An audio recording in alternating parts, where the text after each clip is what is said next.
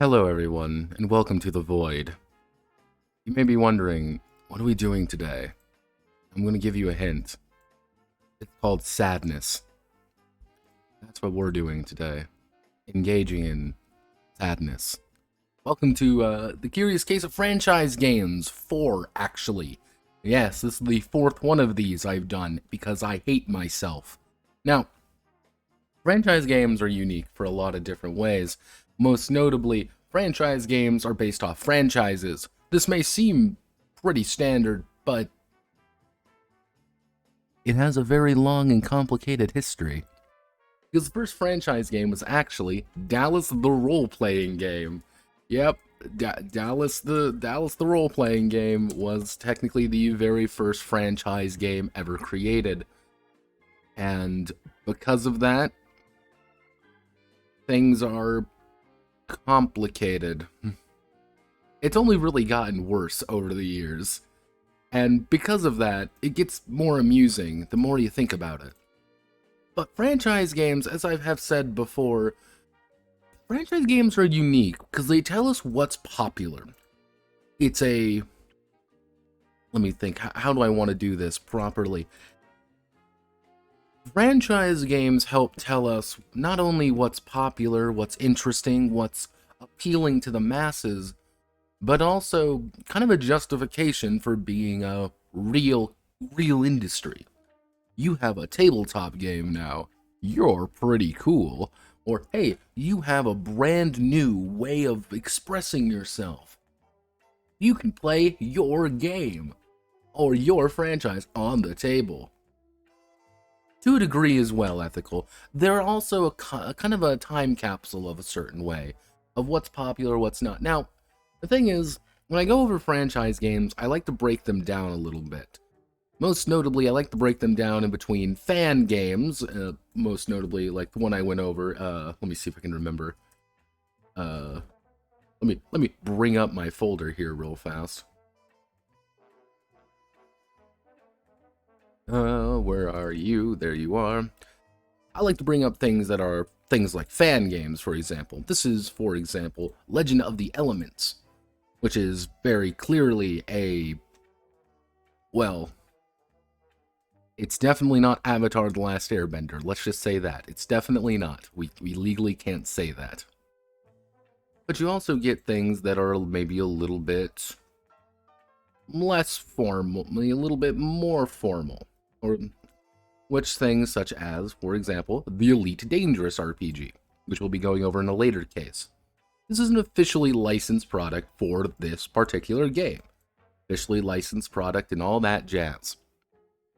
What we're going to be going over today are officially licensed products. These are things that the company has paid for, and it is theirs to do with as they please. Sometimes there is even a little bit of back and forth going on. Maybe you own something that I want to make a game of. So we work together and bada bing, bada boom. Here we are. And let me post this on...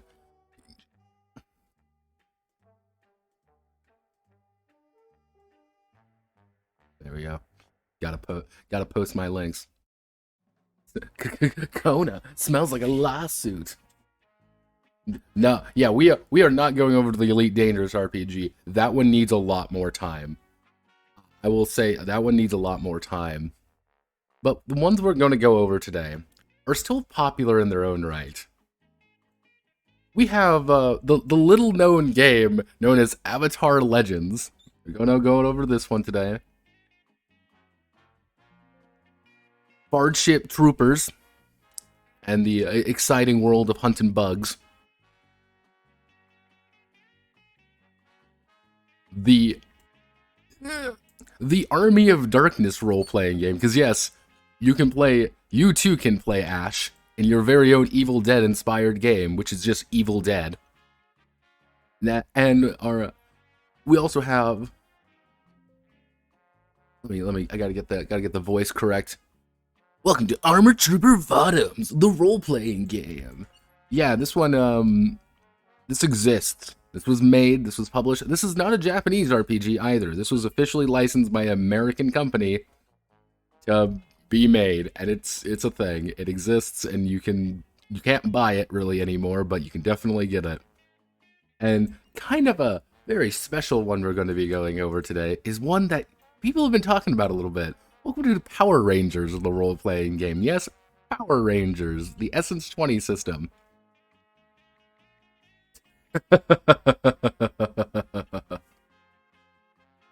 Yeah, these are the ones we're going to be going over today. And I have my elite team of goblins effectively hunting for the Dark Souls game. The very moment that PDF comes out, I'm gonna get it. We will probably do a micro case on it, simply because the Dark Souls RPG is currently a shit show and a half, and I am excited for it. I am super excited because that is going to be a disaster area, and I can't even. It's going to be great. It's going to be fabulous. But yes, this is the games we're going to be going over today, and the one we're going to start off with is this one. Oh boy. Oh boy.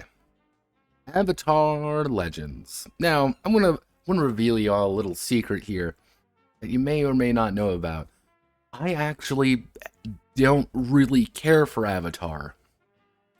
I know, put down your pitchforks, put down your torches. However, Avatar and me, I just never really liked Avatar. I approached it at the wrong time in my life. It kind of premiered at a time I was going through my little bit of an edgy phase, so I wanted to watch cool cartoons, or I wanted to watch cool shows. So it kind of passed over me, and by the time Korra came out, I was kind of like, eh. Which amusingly, by the way, The Legend of Korra came out about a decade ago.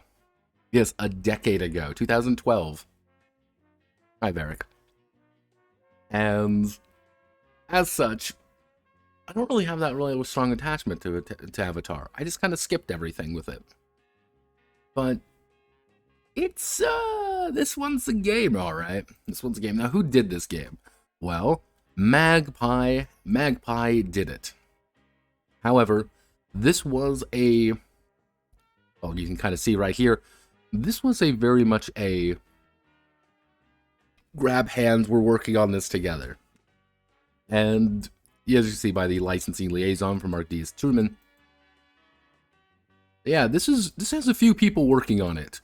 This has a lot of people working on this, in fact. Many writers, a lot of developers, a lot of things kind of just all working together with this one. However, you may be wondering, Notepad, talk about the real reason this is even on anybody's radar. Talk about the real reason. Well, alright, you pushed my hand. Avatar Legends has a very unique thing to worry about. Very unique situation. As you see, it was a Kickstarter. It raised $9.5 million. It is the highest grossing tabletop role-playing game on Kickstarter. Bar none. But it blew past. And this is what you got. Now, for $75, you got a bunch of stuff. You got the hardcover book, you got the adventure guide, you got a bunch of journals, you got a bunch of posters, you got the exclusive dice pack, the exclusive combat action card system, the exclusive dice pack, a map of the 4 nations. Only for $75. And this is just the basic version, mind you. There's more. There's a lot more. This was a very, very big version of it. And you had the special core book covers. You had the digital reward covers. You had all of these backs. And mind you, you're also going to get a bunch of adventure booklets. Adventure booklet 1, 2, 3, 4, and 5. All set in different eras. This is also isn't even the extended play booklet, which is completely different. or any of the other multitude of shit that you can end up getting. This is a lot of stuff. And the core book by itself is going to cost about $50. You know, this isn't cheap. And mind you, there are a lot.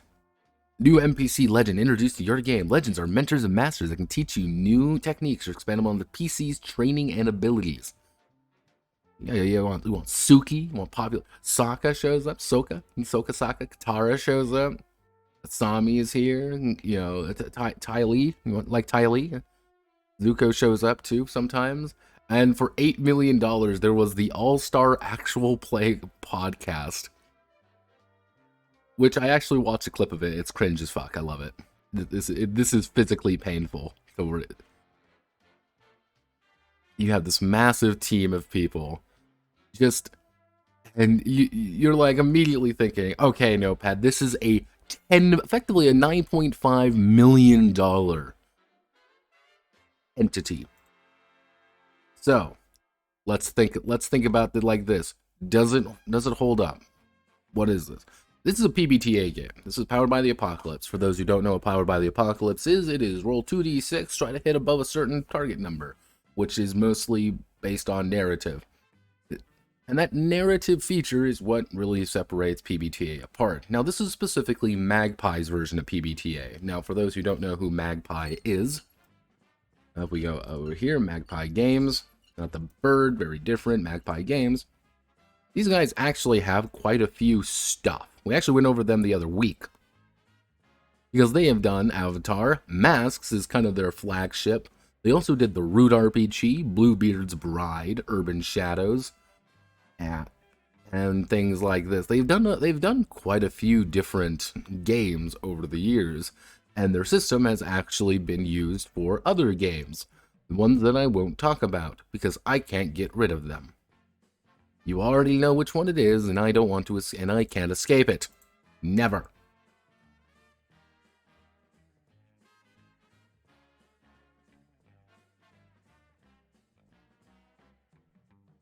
Oh, thank God.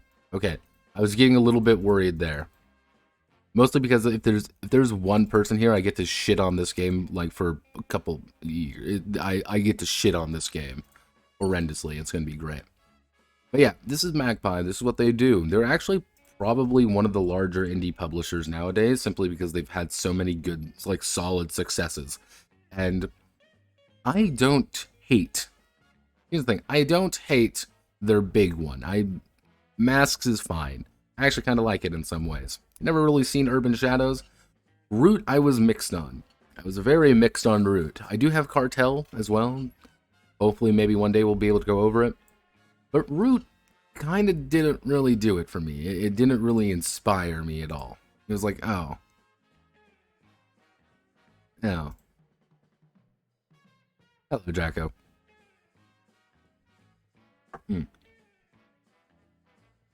I live in Spain without the S. Yeah, I know. I get you.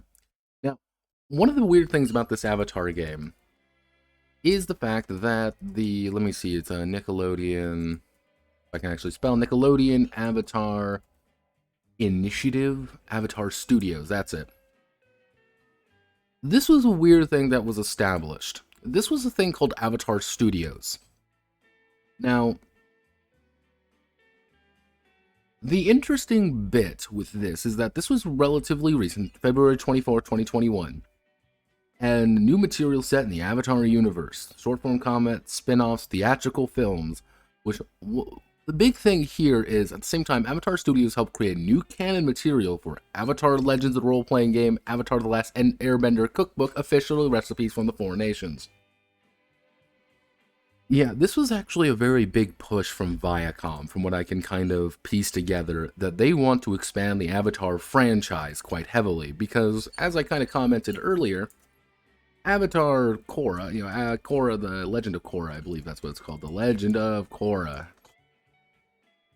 The Legend of Korra came out, actually, over a decade ago, as of 2 days ago. Yeah, this is officially a decade old. This was the last major show that it actually had. There isn't really any other shows, really. outside the M. Night Shyamalan Avatar movie. You know, this piece of art, this artwork with Ong and Co. This is a thing that exists, and they're trying to make a new movie, like Avatar show. New. They want to make a new show, I remember they were talking about. Like a new live action show. They have a bunch of these. Which we're going to get into things like this. But what about Avatar Legends? That's what you're here for. You're here for me to rip into this. You are here to rip into it and yell at the top of my lungs and say, "Ree!" That's what you want.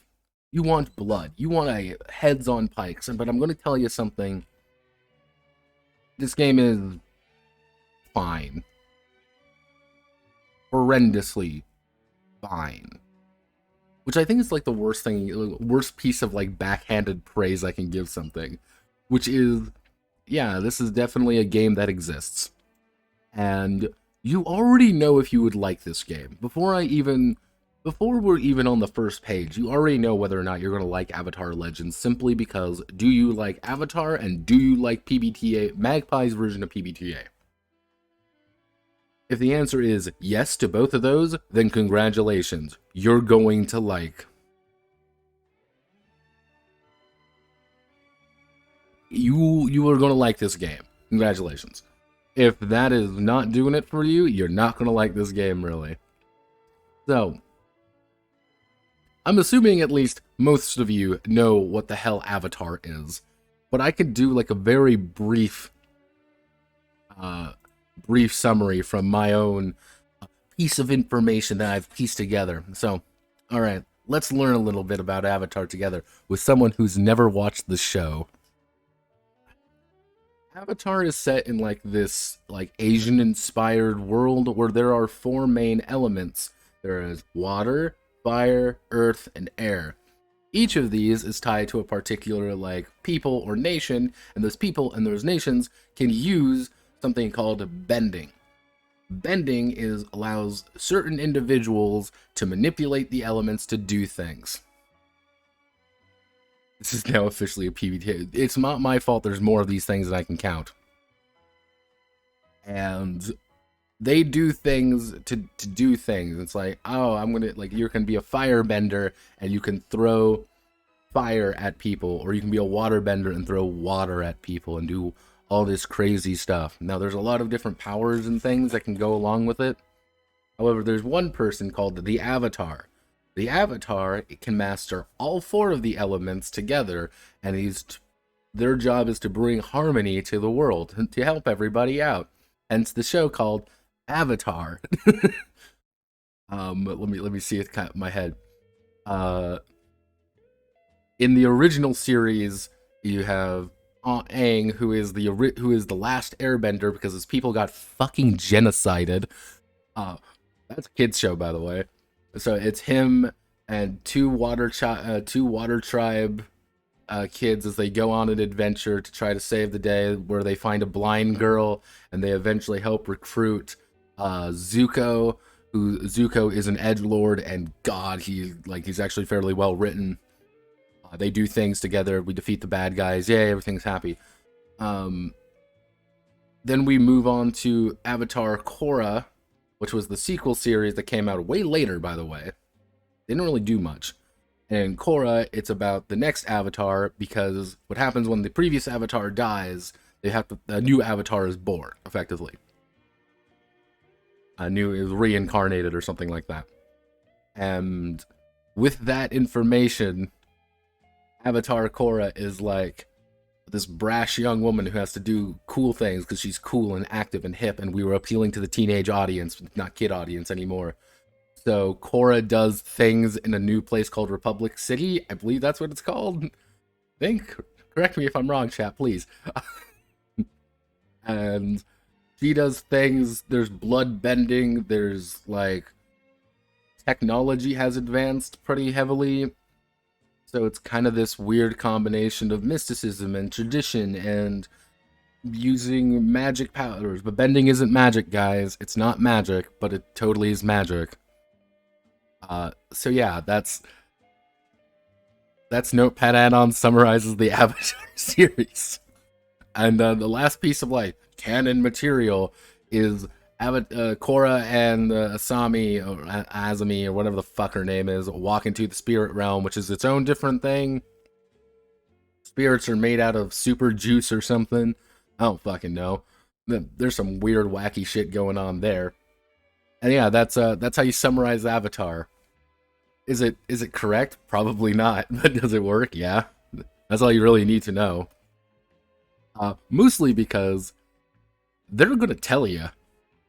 They're gonna tell you all of it. Because you have the Earth Kingdom, Fire Nation, Air Nomads, and Water Tribes. And then these are all the different bendings. Now, this is one strange inclusion of the game. And this is one thing that you kind of gotta... That when we're going through this game, there's like this very strange piece of information. Which is, out of all the bending techniques, because you can be a water bender, earth bender, fire bender, or air bender, you also have two other categories called weapons and technology. These are all on par with one another. These are your trainings. So you could be I'm an airbender and I'm going to airbend I'm going to use cock bending or whatever. Or you can be like a weapons man and you can have like a sword, or you can have a gun, or you like, bend away my 45, you fucking casual. That's what weapons are about. Technology is another like weird one, which I understand why it's present. The idea behind it is that you're using technology to do things. Like smoke bombs and traps, where technologists in the core era might use electrified rod or mechanized vehicles. If you're going to play a technologist, you're probably going to be playing in the Korra era or maybe Aang era. Not really anything else, because technology jumps ahead pretty fast in this series. And then we have to go over everything here. Oh boy, everybody, safety tools! Discipline and destiny. Now, this is one thing I want to just point out now. There is actually not a lot of artwork in this game. Plays Zoko or his girlfriend. Yeah, pretty much. Now, this is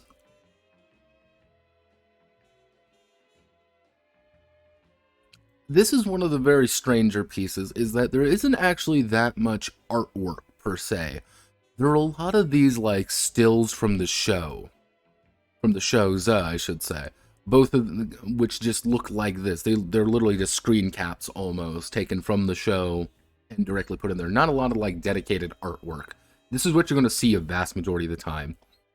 2d6 system. Now, this is when they say the world of Avatar, they aren't fucking around. They're going to tell you all about it. Now, these are all of the avatars. So this is Aang, this is Roku, Kyoshi, and then they don't talk about any of these guys, even though, personally, I want to see Avatar Fat Bastard over here. That's who I'm invested in, Avatar Fat Bastard. Or Avatar, Thick Man Randy Savage, or look at this man, Avatar Fancy Hat. Yeah, no, these are all of the avatars throughout history. Even though these are the only 3 actually relevant to anything you should ever know about. These are the only 3 that are important. These ones don't get names. Don't think about them. Go away. Mostly because they're going to tell you all about it. Here's the full map. Here's, all the various locations. And we have all the different nations. Or the Air Nation, or the Air Nomads. You have all the, let's go over the Water Tribes. And they're going to tell you all about all of the Water Tribes. Let's go to the Foggy Swamp. Let's go to the Spirit Portals. Let's talk about the Earth Kingdom with Ba Sing Se. Or Omashu, the Siwang Desert. Or the Kyoshi Island, before Avatar Kyoshi faced off against Chin the Conqueror. Because this is we're gonna go over some of the odd bits. And then we have the Fire Nation. The Fire Nation was funny because this is the nation. This is the name of it. It's the Fire Nation capital. That's just the name of the city. Fire Fountain City. Yeah, then you have like originally called North Chongling, but they just call them what they are, which is odd. Like you could let this use different names for it, unless there's like some like particular reason for it in lore. I couldn't really find one. I just thought it was kind of weird.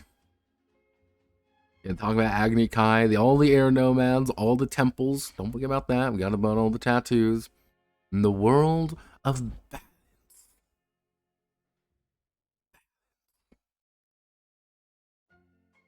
But yeah, no, technically in Kyoshi era, you can get a bronze single-shot hand cannon. So that does effectively mean that by the 100 Years' War, I can just have a gun. Which, I'm okay with this, having a gun. You know, that really kind of does change some of the nature of the world. Then we have the spirit world, obviously, discrimination and challenges. Now, this is... Alright, so this is one of those ones that are a little bit weird. See an ad for Vaporwave Coca-Cola.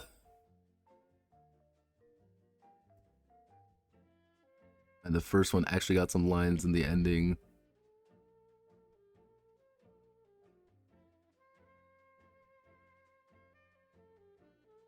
Yeah, this is discrimination and challenges. This is one of those other odd ones where I was like, when I first read that, being like, okay, let's talk about, you know, like, hey, let's talk about fucking racism.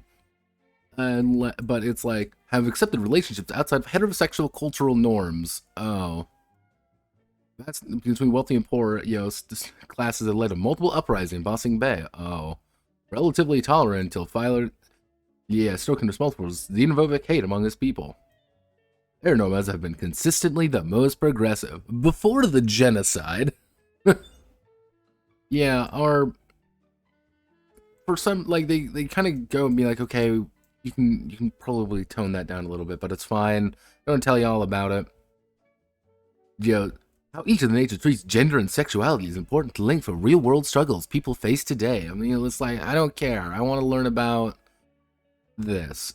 Now, I'm going to break this down with the navigating the eras, because this was a big deal when they were like, yo, you can play in the multiple eras. We're going to have a little conversation about lore. So, you can go to the Kyoshi era. This is the earliest era you can actually, like, they actually cover, which is after the Shadow of Kyoshi novel, which is the events after the Shadow of Kyoshi novel, mind you. After. You battle against rogues and bandits and deal with the governmental corruption as the nations establish their borders. The Roku era covers the time right before Sozin became the Fire Lord, and before his Roku married. Play the Roku era if you want to deal with the tensions between different nations. The 100 Years' War. Focus on the time before Avatar Aang's awakening and the beginning of Avatar: The Last Airbender. Playing the 100 Years' War era if you want to rebel against unjust rule. The Aang era. Set after the events of the Imbalanced Comics trilogy, sometime after the end of Avatar: The Last Airbender. Playing the Aang era. And then we have Korra, which covers a period that takes place after the events of the Ruins of the Empire Comics trilogy, sometime after the end of The Legend of Korra. Now, we're going to have a little conversation right now about the nature of lore. Mostly with these two. Roughly speaking,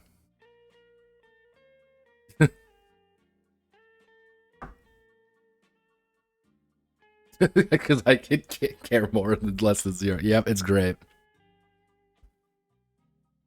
So, why are the monks all the most correct? We don't question it. No time to be specific. Discrimination. Don't question it. It's fine. Now, one of the big things about lore, I would say there are 3. I would say, how do I want to word this? There's 3 steps of lore. The first step is exterior lore. This is watching the show or was enjoying the thing. That is like me saying, hey guys, did you know Darth Vader is Luke Skywalker's dad? he's Anakin Skywalker. Yeah, this lore is like basic shit that everyone kind of knows and you can absorb pretty easily. Surface level basic stuff. Even down to like, let's talk about the themes of Avatar: The Last Airbender. That's surface level lore stuff. Medium lore is, you kind of got to go a little bit more. It's, let's read the comics. Let's read the the books. We want to read the special series. It's kind of like we want to get a little bit more into it. We want to learn a little bit more. Then you have deep lore. Deep lore is the weird shit where it's like, well, in Korra era, in episode 12, scene 22, Korra mentions that she's had a vision about cockbending. And if we go back to the Kyoshi novel, and page 300, we can learn that Kyoshi also knows about cockbending. So using this information, we can combine that the ancient art of cockbending is roughly 300 years old. Or like, it's that tier. It's the, you've gone a little bit too deep into the lore at this point to really understand it. However, each tier of lore, you could say, you're going to lose about 2/3 of the audience. Because there are people who've probably watched the original Avatar: The Last Airbender series and never watched Korra, for a variety of reasons. You get people who maybe read the book but never really done anything else. They don't really care. However, one of the issues is that they're going to go over things that aren't really immediately covered. So unless you know the Imbalance comics, or you kind of know the Ruins of the Empire comics, or you've even read the Shadow of Kyoshi novel, some things are going to be a little bit weird. Even the fact that there is a book called The Shadow of Kyoshi. That's a thing. And they're going to break down, and because they also do know this,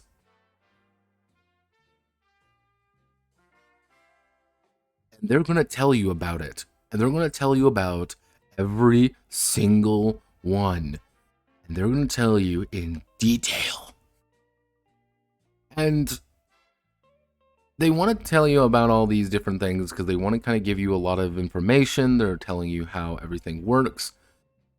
And this is a big section of the book. Like this, honestly, this is actually a pretty good sized section of the book, which is, we're going to talk about every single part of the series, of the world in general, all the different nations, all the different information. We're still going. We're still gonna go. Don't worry. There's still more, everybody. Don't you doubt. There is still more. Because this is what you're paying. Because at the end of the day, this is what you're paying for. And there are no air nomads left because of the air nomad genocide nearly a century ago. Yeah, all the air nomads are fucking dead. Until they did, the mystic art of spirit bending, I think that was called. There's still more. Don't you doubt it. Look, everybody. Look! It's General Iroh. Wow! A devoted, decorated general, first in line to inherit the Fire Nation throne before his brother Ozai. This young man proved himself worthy to be the dragon's Ran and Shah, who taught him to firebend without hatred or aggression. He told everyone he killed the last dragon, earning him the title Dragon of the West. Was clever enough to watch the waterbender's technique and adapt them to redirect lightning through his body.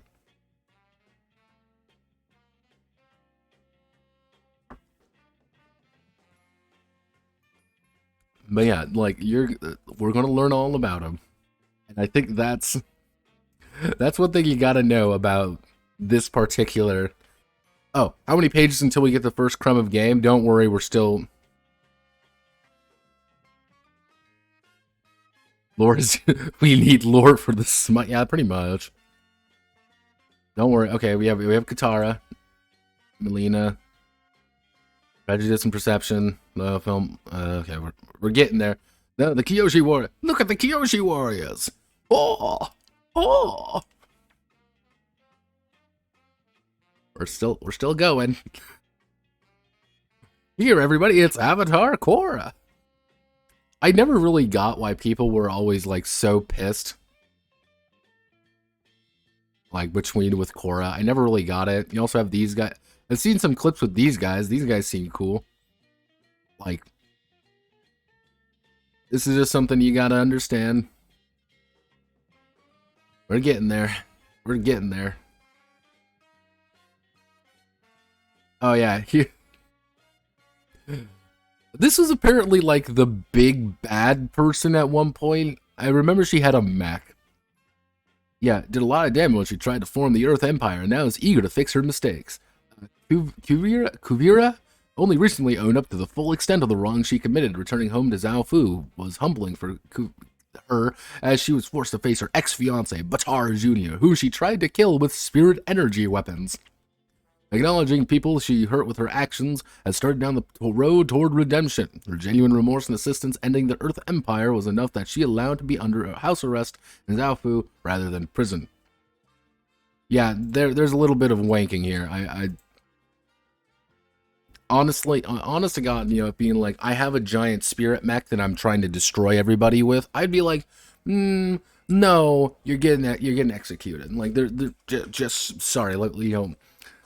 Yeah, let me bloodbend with my gun. Like, don't worry, there's more. Don't you doubt it. Okay.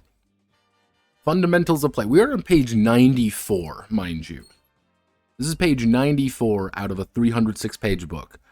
This is all lore information. Some people are really going to like this. Some people are going to say, this is my shit. Other people are going to be like, I don't care. But if you really do care about the lore, if you really do, this is actually pretty decent to kind of give you a good overview of everything. And you already know PBTA. You already know how this works. Roll 2d6, try to hit above a target number. Usually 7 if you want a standard a success with consequences, or a 10 up if you want a full success. That's it. Again, more of this, more not really artwork, but more of just stills from the show. There are moves, don't you forget that there are moves. Yep. Usually the big, like, this one is really dull. Let's just say that. This is a pretty standard set of PBTA-isms. There's nothing really like that jumps out at being like, this is something new.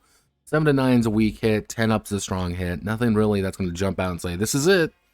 The names have changed, but you already know what it is. Look, everyone, it's the Cabbage Man. Are you laughing yet? And because you already know what it is, that's, like, fine. You already kind of... You know what this game is before you even started. Firearms of inclusivity. Now, core elements. Now, the big thing that you have to kind of manage usually is the idea of fatigue. You know, every companion has a fatigue track with 5 boxes in it. When you mark fatigue, it represents getting physically, mentally, and or emotionally tired, stressed, and worn down. Now, we need to obviously represent this in a better, more thought-provoking way. So, I decided to recruit someone. Say hello to the Fat Boy Bong. Fat Boy Bong is going to help us show us all about the nature of how to be a true Avatar The Last Airbender TM. Now, these are your stats. You have creativity, focus, harmony, passion, and this is your fatigue gauge. Anytime something says you have to mark fatigue, you're going to mark fatigue. And a lot of things are, you're going to mark fatigue, because that's the one resource you really have outside of your conditions. And if these look very familiar, it's because these are from masks. These are almost directly from masks without really any major changes.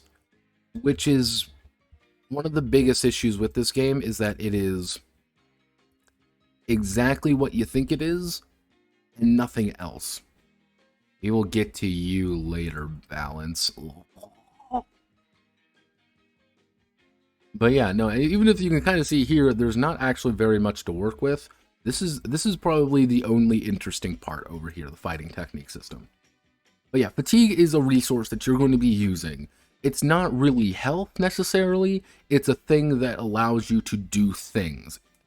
With the big move being guiding and comforting. Oh, don't worry, we'll get to the fucking moves. If you sleep, you're going to recover some fatigue. That's it. That's it. If you travel, you're gonna do that. Look, everybody, it's Avatar Korra, when she got her hair cut. Then we have our very basic conditions. Now, to clear your conditions, this is the way you actually get health. If you've marked all 5 conditions and you have to mark another one, you're out. You just fall over, unconscious or injured, distraught, or trapped. Now, clearing conditions wise is you can either be guided or comforted by an ally to get rid of it, or you can do something. For example, if you're afraid, you can run away from danger or difficulty, break something important, or lash out at a friend. If you're angry, if you're guilty, make a personal sacrifice to absolve your guilt. If you're insecure, take foolhardy action without talking to your companions. And trouble is, seek guidance from a mentor or powerful figure. This is usually going to be almost entirely based around the idea of, hey GM, I did a thing, can I clear it? Yeah, that's close enough. Not my most fun thing that I usually don't like. And they even give it like a little example. Like, oh, well, she's gone. Her sick grandfather passed away. Wish she'd been there for every fiber of her being. Vera clears guilt after she lets the forces hunting her take her captive in exchange for leaving her hometown alone, safe and sound. It's a sacrifice to honor her grandfather at her home. It's the least she can do. So yeah, that's how you're going to be clearing that if you don't have friends. Now we're going to talk about balance. I hate balance. This is the stupidest fucking system that I have ever heard and ever had the displeasure of dealing with.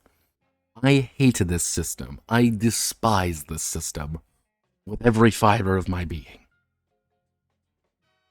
Now, the big thing with this and the concept of balance is that every single playbook has 2 things they have to balance. For example, this is the hammer. They have the balance of force and care.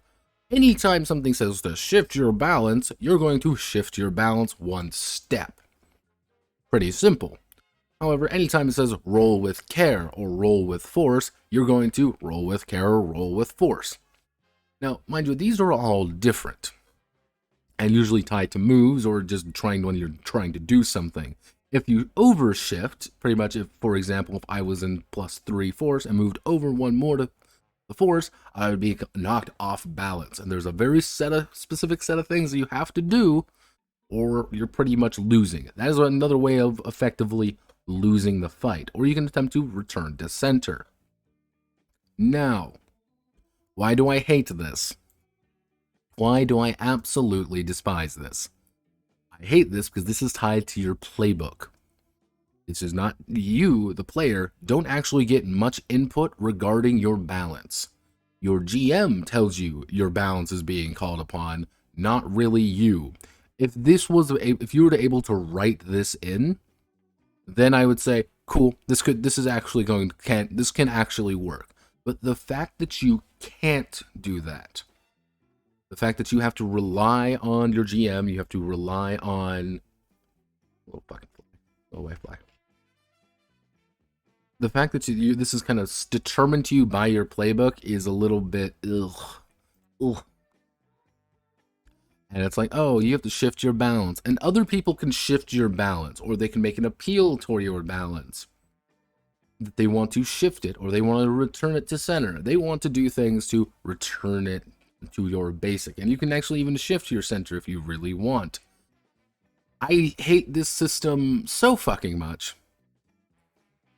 Yeah, it sounds like a karma system, but shitty. It's not really like a karma system. It's more like doing a thing system. Like, oh, well, you're supposed to be more caring, or you're supposed to be more forceful. Now, we'll use this one. Now, mind you, there's quite a few of these, such as the Elder, for example, has humility versus experience. Now, they keep making a point saying, well, these can be different for different characters. But the problem is, are they? Because these are still going to be the same narrative beats for each character, and the fact that other players and other characters can influence this is like, people are going to do exactly what they know, and unfortunately, that's just going to be the most simple interpretation of this. Like, oh, you're the destined. It's patience versus determination. these aren't, I don't really see these as like opposing factors.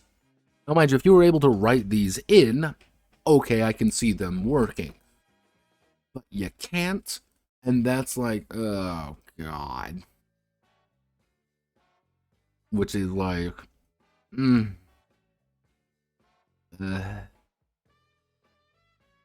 However, we haven't hit kind of the weirdest part yet. This is bending.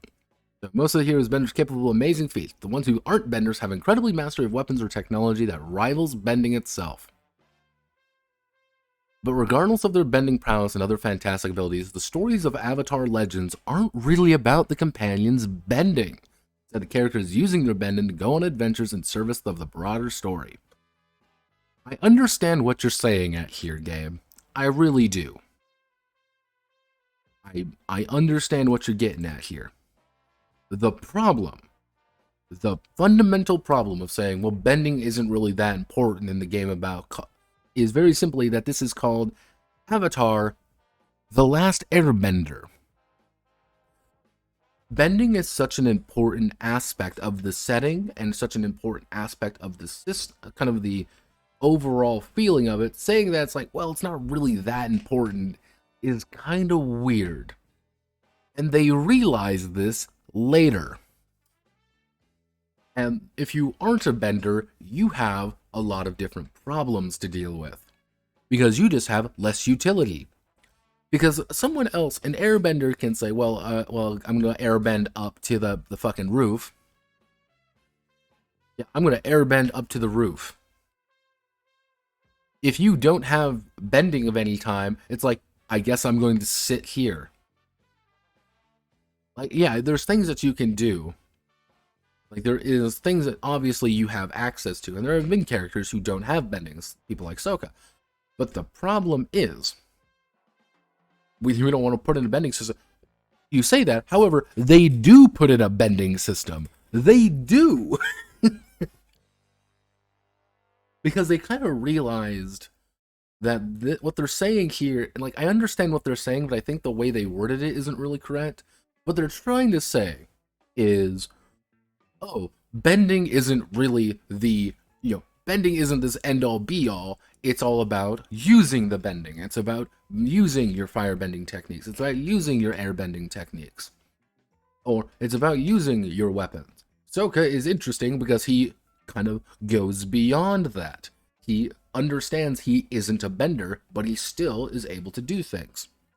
But he also has charisma, and he's an interesting character because of that. This doesn't. Like, it's one of those things like Katara and Aang had just a shit ton more utility than him in 95% of situations, and his entire story is desperately attempting to learn to be, kind of catch up with everybody else. Because he isn't that. He is probably the least competent, least actual, raw ability than the others, simply because he's just a guy who with a sword, rather than, hey, I am a bender who is a one-man, tank, or I can control the literal forces of nature.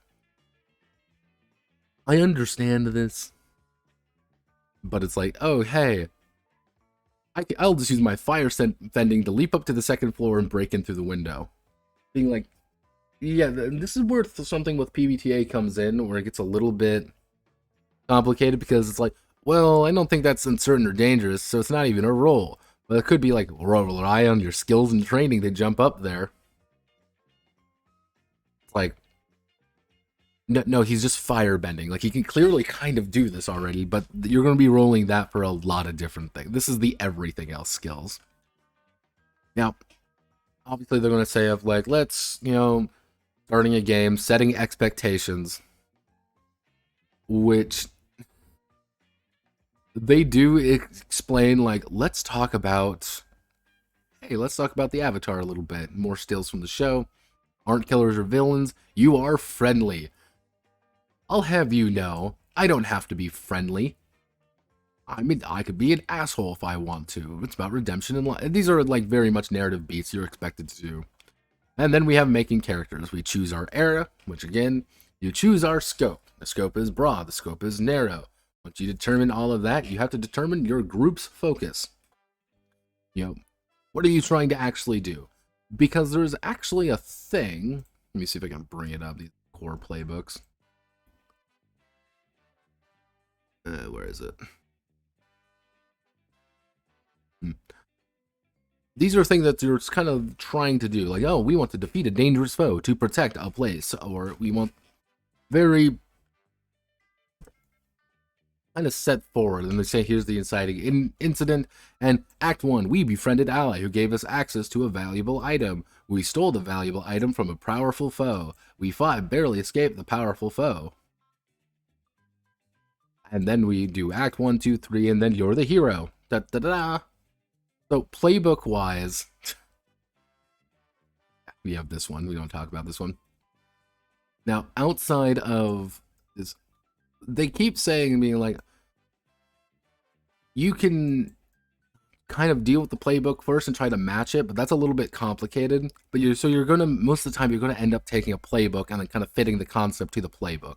So a lot of these are actually fairly constrained in a way, which isn't bad.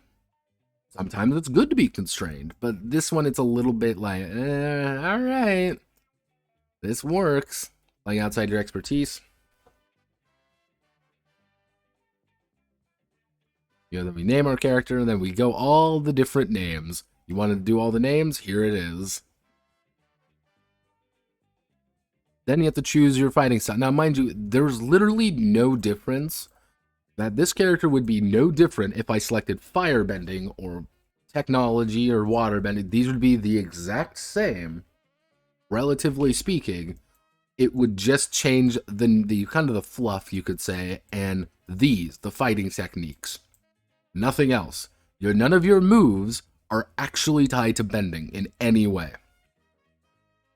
Unless you kind of deliberately fluff it to say that. If you select walls can't hold me and you rely on your strength and training to dangerously smash your way through walls or other obstacles, you roll with passion instead of focus.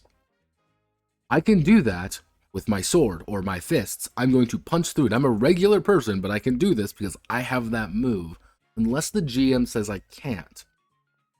Because if the GM says I can't, can the Earthbender do that, though? That's where things start getting a little bit trickier. As a GM, if someone says, I want to try to break through a wall, and they are an Earthbender, would you allow them to do such pretty easily? Earthbender is like probably the most universally useful fucking bending technique ever. Because there's earth everywhere. But if you are a weapons master, walls can't hold me suddenly becomes a little bit more complicated. Do you let them just smash through any wall? Or do you kind of try to force them to roll that a lot more often? Or do you... What's the plan there? That's where things get a little bit more complicated. But yeah, we also have... water bending, air bending, earth bending, weapons, fire bending, and technology. There is a expectation that everybody is going to be a fighter or martial artist of some sort. You cannot play a scholar in this game. Let me just say that right now. You aren't playing a scholar. You are going to be playing a martial arts man who does martial arts things. You can try to play someone who's like a smart person who tries to do smart things for smart reasons. You're not going to do that. There is no way to not be a non-combatant. And then we have our berries backgrounds. These don't do anything. They do absolutely nothing. The demeanors don't do anything. The look does nothing. We have our history questions. Don't really do much. Now, stats are pretty much renamed what you would think. Creativity is your ability to think quickly. Focus to perform difficult and precise tasks. Harmony is your character's social sensitivity. Passion is the intensity of the character's emotions. That's pretty much it. They kind of tie them all together to like kind of a social thing and a non-social. But then you have things like harmony, which is a little bit like, but like focus sometimes can't be used for other things, but then creativity can. It's a little bit weird in that regard. Am I like super big fans of it? It kind of works. For Fat Boy here, I chose to go with this. Making his passion very high, his creativity very high, because the passion is what this particular class is built around. Well, they're classes, let's be honest with ourselves. You can shift your balance a little bit, but that's pretty much it. Now, the moment of balance is this. Every class has a different one. You can knock down every wall in the world, but balance isn't found in conquest and description. It is, though. You know some walls need to stand up to keep people safe. Tell the GM how you put yourself directly in the path of an inescapable threat to completely protect someone or something from harm. If you get that, if you do that, you're going to be able to pretty much fix your balance a little bit. That's pretty much it. Balance out your center in order to actually use the moment of balance, but once triggered, it removes uncertainty from things, lets you grab the spotlight and do incredible things. Effectively, if you are completely balanced and you do the moment of balance, something good's going to happen. You have control over it. That's pretty much it. So you're always encouraged to keep this in balance. You want to keep the 0 normally. Then we have... oh, Jesus. What about bending? Yeah, there's no bending. Again, bending isn't a thing. Not an accident. Bending is a huge part of the game, but it might not show up the way you expect. But it's still important. And this is like one of the things that people are either going to really like or really hate about this game, is the fact that bending isn't really specific. It's very throw up in the air and being like, it just works, haha. It just works, haha. Don't think about it, please, ah. Yeah, do you have to fight? Doesn't mean your character has to like fighting, but yeah, is expected. Role playing, it's expected, and depending on how you like to play, that might be a little constraining. But combat techniques. This is one of the more interesting aspects of the game, and one of the ideas behind combat techniques is that if we kind of go over here, is based on the fighting system. You're going to start with one in learned. If you are one master technique, one learned technique. Technically, I didn't even quite do this. Technically, I did do this correct, but what the big thing is you're going to always have your base one, and you're also going to have kind of one chosen for you. And the more you use the thing, you're going to be able to level it up a little bit, and be able to use it more, be able to do more consistently. But the combat system is actually decent. I like the combat system. It's odd, yes, but it's almost there. Almost there. And these combat techniques are very situated. This is the unique facet of it. If you want to do something unique, it's going to be the combat technique system from this game. Earth questions introduce it. Can I play can characters? No.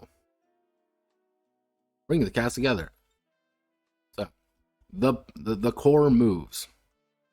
Basic moves, you have your basic assess situation, which is roll this dice to figure out what's going on. Guide and harmony, guide and comfort is the heal you move. If you do the heal move, you can do it. Now, on a hit, they choose one. They embracing your guidance and comfort. They may clear a condition or 2 fatigue, and you may ask one question they must answer honestly. They shut you down. They inflict a condition on you and shift your balance in response. So yeah, if you guide and comfort someone, you can just fuck them up, just fuck their day up. This is how you can attack someone. Yeah, options for guiding and comforting. You immediately inflict condition on you instead. It hurts when you try to help and the other person shuts you out. Yeah, it's... I'm trying to help you heal. No. I'm now angry. I'm now sad. Like, oh, God. Oh, we have the Intimidate move. Intimidate PC. You roll with passion. They choose one. Pretty standard stuff here. Plead. For some reason, they had the, you have to do this. They have intimidating being different than pleading, which is, here's all the different options. Don't need reassurances. Push your luck is the chaos one. You just roll passion and something good will happen or something bad will happen. Who knows? Rely on your skills and training is you're going to roll with focus. But if you do, something good, this is the other everything also happens. So if you're very passionate, you just want to wing everything by complete luck. But if you're actually like really focused, you want to rely on your skills and training. Which, appropriate, but do we need 2 pages dedicated to it? That's always been my question. Like, do we really need 2 pages for this? And the answer is probably not. Where's the bending move? Again, no bending moves. There's no bending moves except when there is bending moves. Except when there is. You know, fire an arrow, push your luck. Come on. Trick. When you trick an NPC, roll with creativity. On a hit, they fall for it.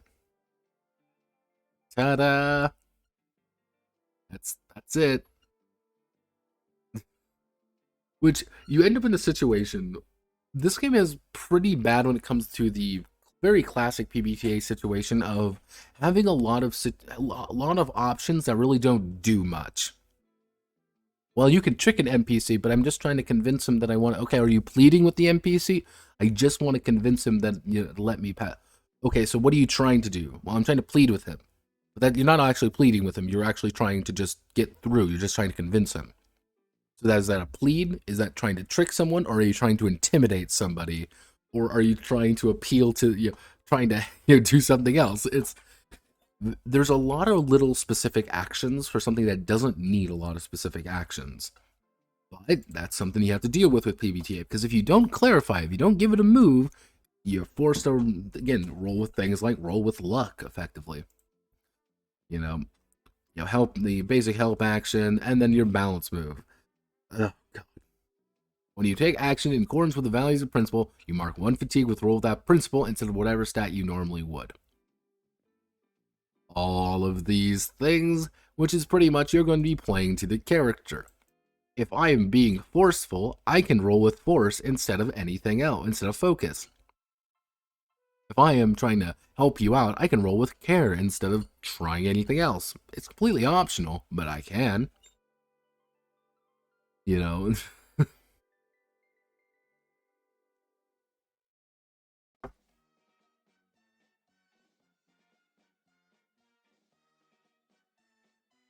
Yeah, this is what I mean by, like, some of your moments that are a little bit odd. Or you get to openly call on someone to live up to their principle. This is another incident where somebody can shift your principles. And they're saying, call someone out, like, oh, we gotta do that. And then you might end up in a situation of, why would he care? Because this isn't something that he is reflecting on, but your principle says you should care. Your character sheet is saying one thing, your actual player might be thinking another, that player might be thinking something completely different. This is why I say, like, you should be able to define your principles, which could be a little bit more interesting, and when you call someone out on it, you clearly know what their expectation is as well as your expectation of them are.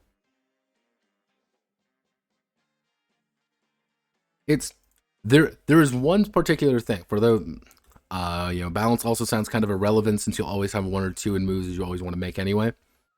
Here's the thing, because remember, if I wanted to rely on my skills and training, I have to roll focus.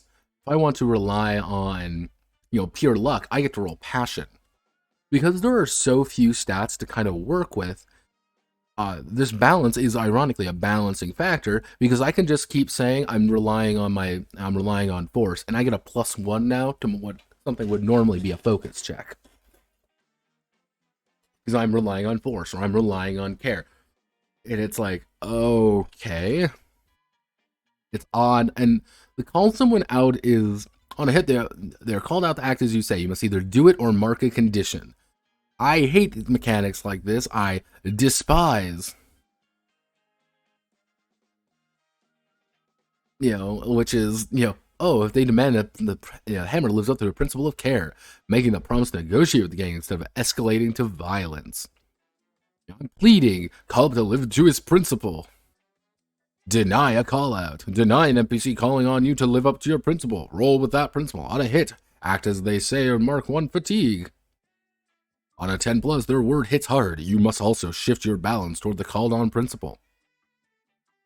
And it's like, oh, God. Like, these just never... This is the one mechanic that I, like, kind of sours me on the entire experience, because it is a fundamental thing.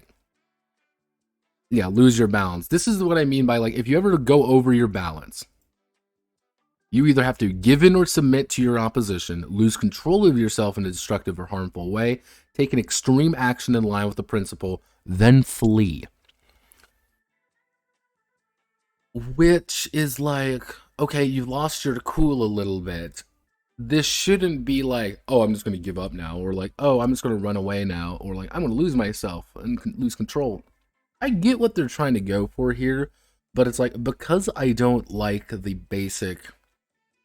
Because the balance mechanic is already kind of wonky, you have to double back on itself a little bit, and then you realize that, like, losing your balance, these options also seem kind of weird. Also, there's our resident crazy bitch Azula. Everybody likes Azula. This is one of the weird things: is my balance goes off the edge, I lose my balance. Even the example here is weird. You're like, I don't want to give him to him. He might just kill me. You know, like telling your friend back to your friends. What if losing my control of myself in a destructive or harmful main way? What would losing control of myself in a destructive or harmful way mean here? I'm already trying to use my training to fight him, and that's not going very well. Might make a ton of sense of the situation. If it doesn't, you should pick something else. Then I give in and flee. It's like, okay, so it's just another health bar. Like, this is just another health bar in some cases. Grief your friends into jumping down a cliff. Yeah, BRB, let me just, gaslight you into learning about it. So you have all our advancement moves. Once you complete a growth question, then you have to do the training moves. Are you training your move correctly? And then custom moves. There's this entire section about custom moves, which I thought was really odd to include, but it makes a lot of sense because they need you to understand that you can make your own moves to get around it. Like, we can't really, we can't account for everything because that's insanity. We literally can't. So what we're going to do is give you the option of, like, here's how we can make a move. Like, here, building a custom move. And it's like, oh, here's the trigger. But then it's like, when you airbend, it doesn't have any stakes and it's too generic. It's like, when you use airbending alone to fly with your glider through danger, it's like, oh. It is literally because they realize they can't put everything in. And they're going to teach you literally how it works. Now we get the one interesting part of this game. The part that I was like, this is actually kind of interesting. This is combat exchanges. Now, combat exchanges are not combat necessarily, but they are pretty much one-on-one fights. It's me versus you, and it's not you get one punch, I get one kick. It is a rapid blast of everyone going, everyone pulls back and tries something new. How this works is actually kind of interesting. You have to select an approach to use and signifies overarching way they act throughout the exchange. You can defend and maneuver, advance and attack, evade and observe. Those are the three things that you can do. I just smacked my microphone on accident. And because those are the three things you can do, you kind of have to make this weird, like, rock paper scissors system going on with it. And because all of them do something slightly different. So but the problem is, you take this interesting system and it's like, okay, when you defend and maneuver, you have to roll with focus. When you advance and attack, you roll with passion. When you evade and observe, you roll with creativity. Or harmony, the PC's choice. So it's like, oh, that's cool. Like, that's fine. To me, anyway, I look at that and be like, oh, like, unfortunately, it's PBTA, but like, there's an inkling of interest here. Because you can always use the basic moves. You know, even on a miss, you stumble, you can shift your balance away from center to use one basic techniques. Mark 1 fatigue for use a learn technique, use 1 practice technique, use 2 basic or master techniques. You know, on 10 plus, so cool, you're able to use a lot of these things, and these actually do some pretty significant things. And you choose your approach, the players choose their approach, reveal what they chose for each PC, resolve each approach. You start with defend, then advance and attack, then evade and observe. You know, like, okay, cool. You roll and see how it goes. The better it is, the better you do. Cool. These are like mini moves in a way. And resolve being taken out or losing your balance. It's like, oh, alright, so this is interesting. And then it's gone, and then it's done. However, this is what they mean. So for example, this is overwhelm. It's an advance and attack. You throw a punch with all your weight behind it, mark 3 fatigue to inflict stun on an engaged foe. So what this is if I roll my dice, so I roll my 2d6, my basic attack. Let's see, and I get to roll with passion, so it would be, I rolled a 9. I can use this technique, or I can use a basic technique. I want to use this master technique. I'm going to take a step forward, and I'm going to throw with a punch with all my weight behind it. I'm going to mark 3 of my fatigue, and I'm going to inflict stunned on you. Stunned is actually pretty bad, because you can fuck some people up. For example, stunned is, you're caught off guard. You can't act or respond for a few seconds until you steady yourself. I've just punched you in the goddamn face. Like, you're fucked. Like, it's time for me to power slam your ass into the ground. Cool ideas, just not really utilized. And then we have all the various, like, statuses and effects and how all these things work. These are what it means by, like, some of, like, the basic techniques. Like, ready. Mark 1 fatigue to ready yourself for the environment. Assigning or clearing a fictionally appropriate status of a nearby character or yourself. These positions. These allow you just to do things, even down to, like, most basic. Strike a foe in reach, forcing them to mark 2 fatigue, mark a condition, or shift balance away from the center, their choice. Mark 1 fatigue to instead choose to hammer them with your blows, forcing them to mark 2 fatigue or strike where they are weak, inflicting a condition. Where it's like, oh, alright, so you're kind of, it becomes this weird rock, paper, scissors situation where if you're,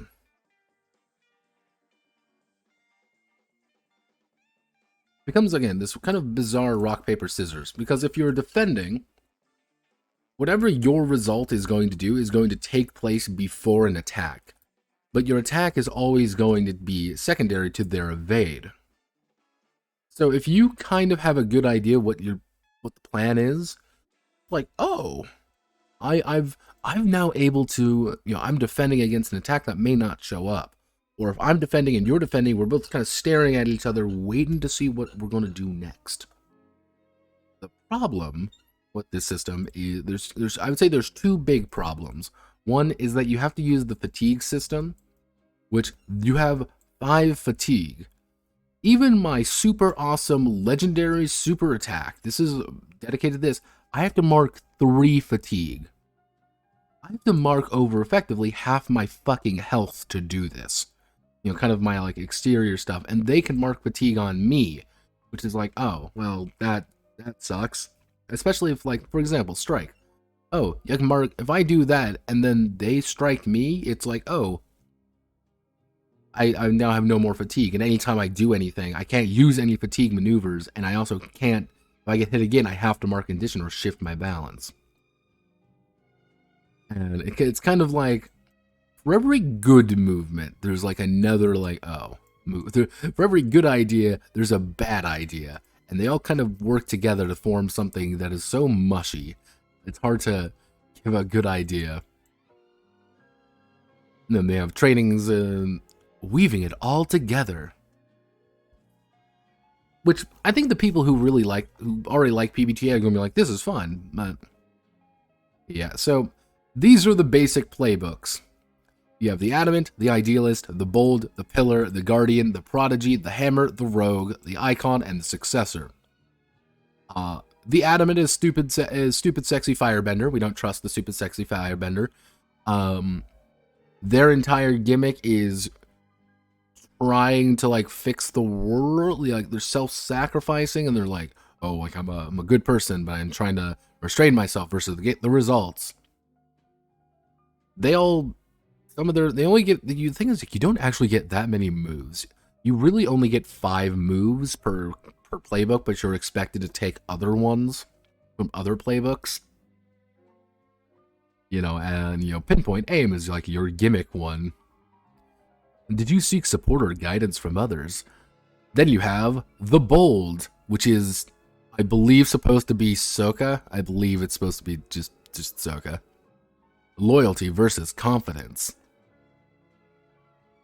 But yeah, I think this is supposed to be Soka, or at least a variety of it, because your best friend is a small, fuzzy, and dependable. Unlike all your other relationships, this one is simple and true. You can understand and communicate with your small companion, and although they may give you a hard time now and again, they're always there when you need them the most. It's the lemur. Did you like the lemur from Avatar: The Last Airbender? He's here. Momo, I think that was it. I don't remember. Yeah, the bold is kind of odd in that regard, because all of these are less than, rather than being the sum of all of their parts, these are like fragments of individual characters kind of broken apart.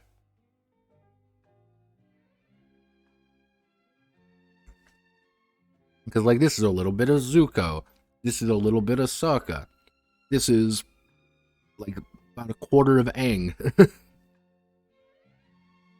Like, all of these characters have, like, the playbooks are variations of that. And it's like, okay, it's, could be fine. Badge of Authority, The Catch Alive, Furrow Brow, Martyr Complex. We have a total of 8 between conditions marked highest principle and fatigue marked take +1 on all ongoing moves. You know, it's like go, and like this is really the only like customized artwork, like they're really dedicated to it, and I like the artwork. I think it actually fits. You know, I chose to play the hammer because I wanted to punch people really hard. Dangerous enemy and a blunt object. Yeah, and fueled my anger. Walls can't hold me. Punch, punch, punch. I'm a sand bender, which is an earth bender, but not. We don't. Momo, yeah, okay. Hi, don't. Momo, I am right. Hi, fleet of pigeons. As I said very earlier, I've never actually watched Avatar. Yeah, Avatar is not really my my thing, unfortunately. I kind of skipped it when I was growing up. But yeah, these are the playbooks, and everything looks appropriate. But if you're the astute observer, may be able to understand what all of these ones look like, who they are, and yeah, when you trick an NPC by assuming a silly disguise or fake identity, mark insecure to treat your roll as if it was 12+. If insecure already, mark 2 fatigue instead. You know, use their momentum. Otter penguins, Ungai, and hot springs. Yip yip. It's the animal one. Look, everybody, he's Aang. Do you like Aang, the Earthbender? Roll versus freedom. Oh my goodness. I would have never thought. Yeah, here is the idealist, which is she a Chuny firebender? Probably. Eye patch kind of giving me a little bit of vibes. However, I do believe she's in fact literally a child with a spear, a firebender, and a Chuny all at once. Perfect Avatar character. You can finally pretend to be the weebs you always knew you could be. We have the Pillar, who is the gang leader. You just have a bunch of guys. You have a squad of guys that follow you around, which I always find it funny in all of these. They're being like, yeah, you're just like, I'm the leader of a squad. Meaningless, like, as a GM, like, why the fuck would I ever I would never let anyone play these, because just managing all that would be a bitch. He's a waterbender. You can tell by how much of a waterbender he looks like. Here's the airbender girl, which when I initially saw it, I'm like, oh, it's like some weird Spanish thing, but no, it's just like, look at that goddamn 11 head. It's great. Let's see, is this system they had our goals pre-made? Is this the system where they had goals to pre-make the characters from the show? No, but yes. I know what you're talking about. It's the ones where they like, oh, you can learn techniques and moves and stuff. I couldn't find those. They're not in this book. They are not in the core book. It's just not a thing. I'm assuming they're going to come out in like the other, like another book. But they just aren't here, and if they are, I must have missed them or something. Or if you want me to be really a little, if you want me to be a little bit sussy about things, a little bit suspicious, is I have a strange feeling they reworked the entire bending system and forgot about them. Or the fact that like they didn't have Toph. You know, Toph, that for some reason we can learn from the literal villain of the series, but we can't learn anything about, you know, one of the major companions of the original cast. No, can't do that. Who cares about Toph, right? Yeah, Prodigy is like the big one. And the big thing is like you have a lot of these principles like excellence and versus community for the Prodigy. You have support versus leadership. You know, forgiveness versus action. Like they say like, oh, well, these principles can embody many different things. So you can have two idealists that are very different. And like, that's correct. But I would never allow two idealists in the same party because you have 5 fucking moves to work with. You have 5 moves to work with, and you're always going to have these principles, but you can't really define them all that well because they're already kind of defined for you. So it's like, oh, you can make slightly different characters, but they're always going to feel the same. Which, some people like that. There's a reason PBTA is as popular as it is. Also, here's apparently...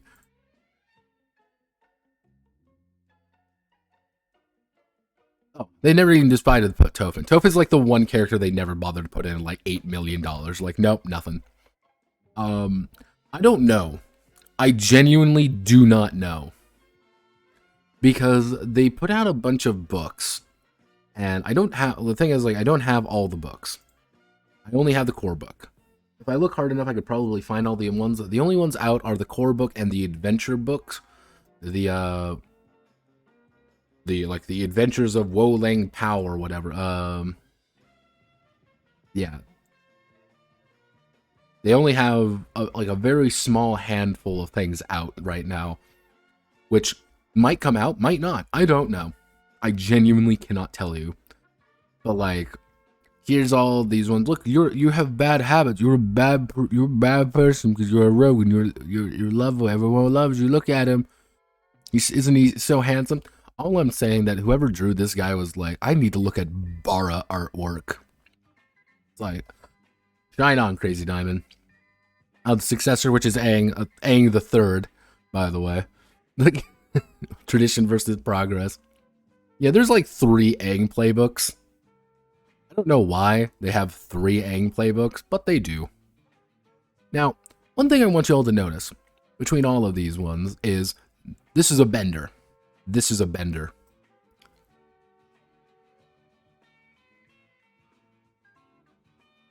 Bender. Bender. This is the only weapon user seen. The Idealist is the only weapon user seen, but we don't even know if that's the case, is that they're the only weapon user seen artwork-wise. They may be a firebender, we just don't see it. It's kind of hard to tell in that regard, but again, we have... Here's another bender. Here's another bender. Initially, I thought this was going to be a fighter, but nope. Another bender. This is the only other one that I think is supposed to be like, it's technologist person, because all they have is a stupid wingsuit that looks ridiculous. What I'm trying to get across here, more than anything, of all these different benders, is that they can say all they want. That It's, we're in this together, everybody. You know, all you weapon guys and technologists are just as valid as the benders. But you're really not at the same time. You really aren't.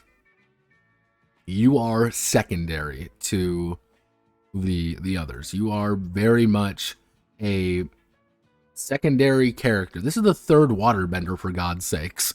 Like, if they did 2 for each, there was 2 fighters, let's say there was 2 fighters, 2 technologists, 2 firebenders, 2 waterbenders, 2, okay, I mean, the math doesn't add up, unfortunately, but that's kind of the issue, is like, they overrepresent benders quite a bit. When they keep saying, don't worry about the benders, don't worry about the bend, you know, you're just as valid as the benders, just as valid as the benders, but you're really not. It's an airbender. I can pretend, but that's kind of the issue, where it's like,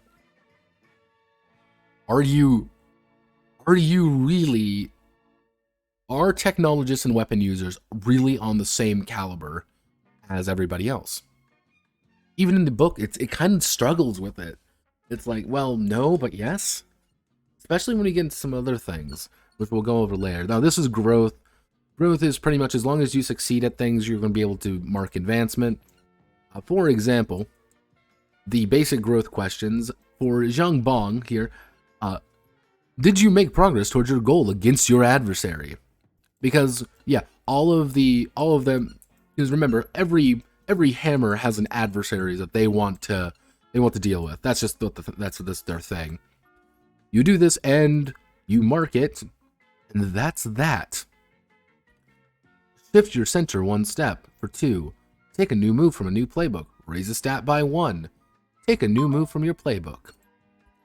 And it's like, oh, okie dokie then. You're gonna get a few of these, but like at the end of the day, like, already growing a great deal, and the story is likely coming to a close. You know, raising stat by 1, you only raise stat to maximum +2. And growth of some moves, playbook like raise stat to +3.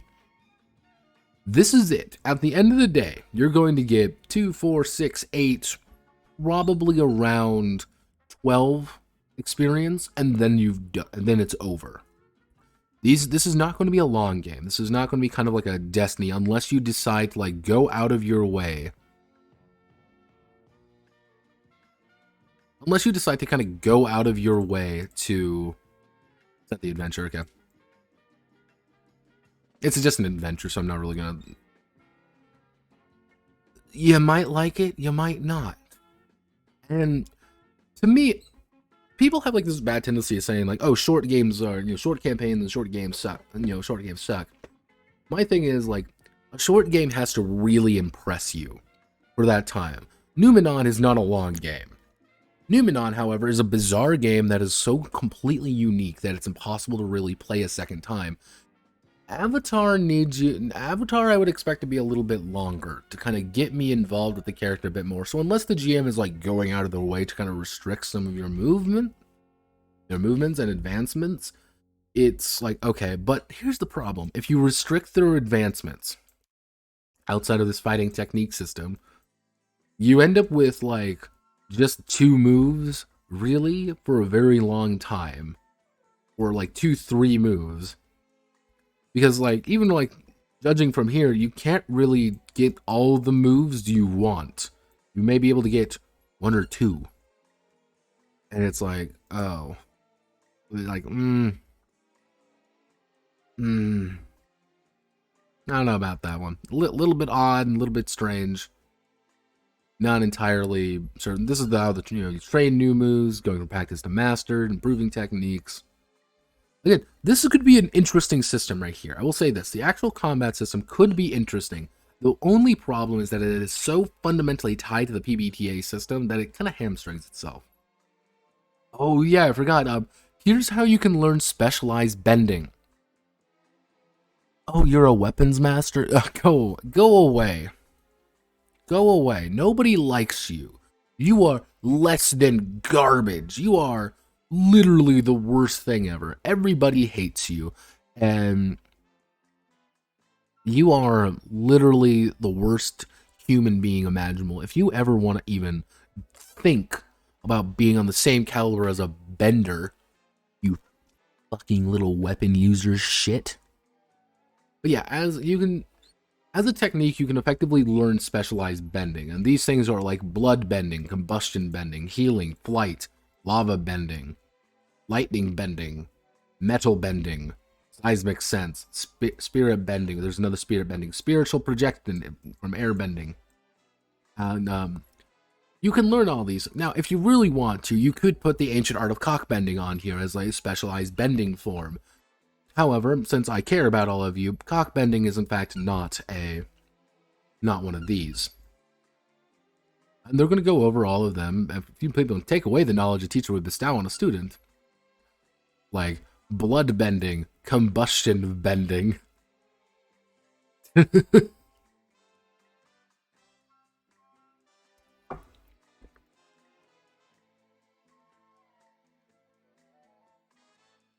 Yeah, it's like, oh, want to learn lava bending? Then you have to learn then you have to learn the specialized bending. And if you're not really learning it well, you can be kind of locked out of it. And you can change your character, because this is the only way you can really do things when it comes to certain aspects of it. You can shift your center off the edge, which is a no-no, and you shouldn't really do that. But you should also totally do that, because they can't really shift you away from it now. Let's see, retiring a character, making a new character. Then we have the basic GM section, kind of going over all the various parts. Agendas, how to make the world feel alive, baselines. Where was the one? Pretty much standard enemies are a little bit different. And because how they work is that they only have a single principle that they have to live up to. And their big thing is to pretty much provide a very simple way for them to do things. It's not really supposed to be like oh wow, I've never seen this before. No, it's very simple. Name and description, what drives them. They're very basic fatigue, and the second their fatigue is done, they're done. NPC variations, minor NPCs. It's like, yeah, an earthbender will hurl rock, a firebender will throw gouts of flame.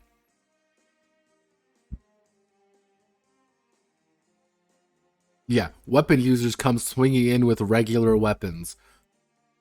You disgusting weapon user, you. Major NPCs kind of do bigger things than they usually have more.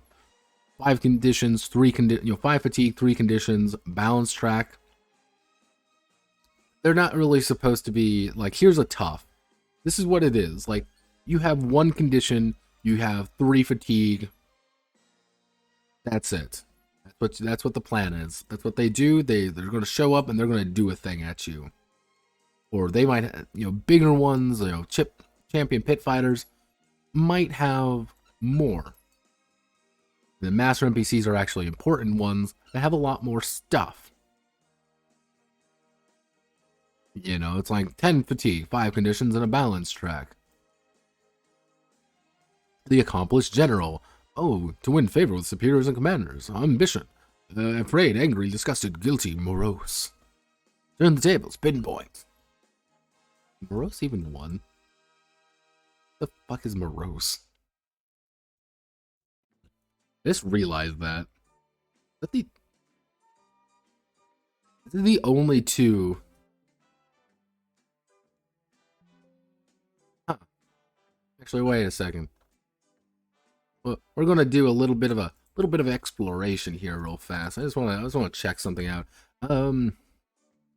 We want to do. It would be. How do I want to word this?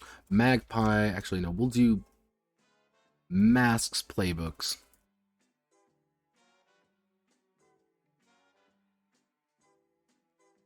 I don't want to actually buy masks. Why would I ever want to do that?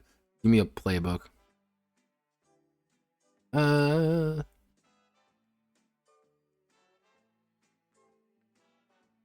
Don't care, don't care, don't care. Just give me what I want.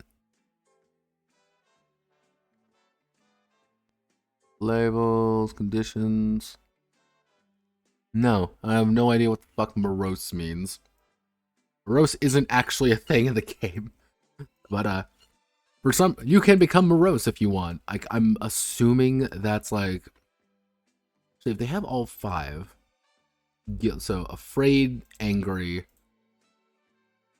guilty, like, disgusted? I guess those just aren't... I guess they just aren't really that much of a problem. I guess conditions can be anything. I just kind of realized that. I was like, wait a fucking second. Yeah, they don't really talk about that very much. But yeah, and that's a thing that you can do if you really want. Groups of NPCs, and treat them a little bit differently. Legendary NPCs, 15 fatigue, 8. All avatars are legendary NPCs, and most are their companions. Are Agni, Sokka, Bolin, Spirits of Rava, Katu, Ko, and the Feast Tailor might also be considered legendary NPCs. Let's see, NPC behavior, balance, managing bending. Again, managing bending, but also, it's not important. Remember that, it's not important. Doesn't include spell list. No, no, no, no, no, no. No, no, no, no. Don't think about it. Please, please. I'm begging you. How fights kind of play out. Oh god. Let's see. Seasons and campaigns. This is pretty standard stuff when it goes to GM sections. Nothing too exciting there. Do a big threat. Have pace things properly. Do a finale. Here's a new season. Running adventures. Create adventures well. Make sure you do all these things. Here's adventure tools. Here's a clock, because you always have fucking clocks. Don't tell about flashbacks. Flashbacks are important. Basic adventure hooks, core adventure hooks, the vengeance, and using this adventure, and then all that jazz. Now, this is what I mean by, like, there's no actual... You do not, as an indebted, that's kind of weird. Again, okay, whatever.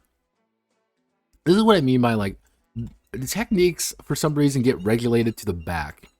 And there's quite a few of these, and this is like one of those things where I like this system, because there's some which can be kind of interesting. Forceful blow, swing at an enemy with all your might, sending them flying, mark of fatigue, inflict 2 fatigue or 1 condition on your target, push them to a new position of their choice.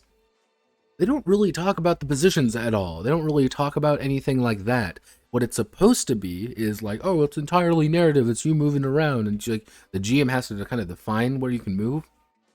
This could actually be kind of interesting, where you're forcing people to move, like you're trying to knock them off a stage or something, or you're trying to knock someone into a wall to do extra damage. And it's kind of, and you have this moment as a player where you're looking at it and you're looking at your options and you're like, okay, I think that they're going to defend this time. So if they're defending, I'm going to observe. And it's kind of that we stop and we hit it there and they pause. You pause and you realize you just eyed each other up and you're trying to figure out what the other is doing. You're like, son of a bitch. You pull back for a second. We gotta look here. We can do this. We're thinking now. Like, I'm gonna defend, but he's going to attack, and we both attack. And it's like, okay, we're going back and forth. It's gonna be actually really interesting. It just isn't doing that. Because a lot of these do boil down to, like, next time you inflict a condition or fatigue on them. Next time you put a condition on them, give them fatigue, or do something, or change the situation in some way, or shift balance. Those are what a vast majority of the techniques are. Those are what they boil down to. Yeah, PBTA is boring, and that's why I've gone over 2 hours of it, because I want to show everyone what this game is. This is a $9.5 million fucking game, and this is what you get. Now, when they say bending isn't a thing in the game, bending, there is bending right here. Everything you want is right here. Oh, carefully and stealthy, extend a sheet of ice beneath your foe. Crushing grips of the seas, flow as water. And then a weird amount of blood bending technique. There's 2 blood bending techniques in this game. I don't know why there's 2 blood bending techniques, because it's supposed to be very rare and for fucking evil people. But you have them. what I'm assuming that this is, now, and mind you, there are more. There's, you want to do lava bending, you want to do metal bending, you want to do fire bending, air bending techniques. This is what it means by like, oh boy, bludgeon, parry, boom. This is a weapon attack, and you still have to use kind of like a thing.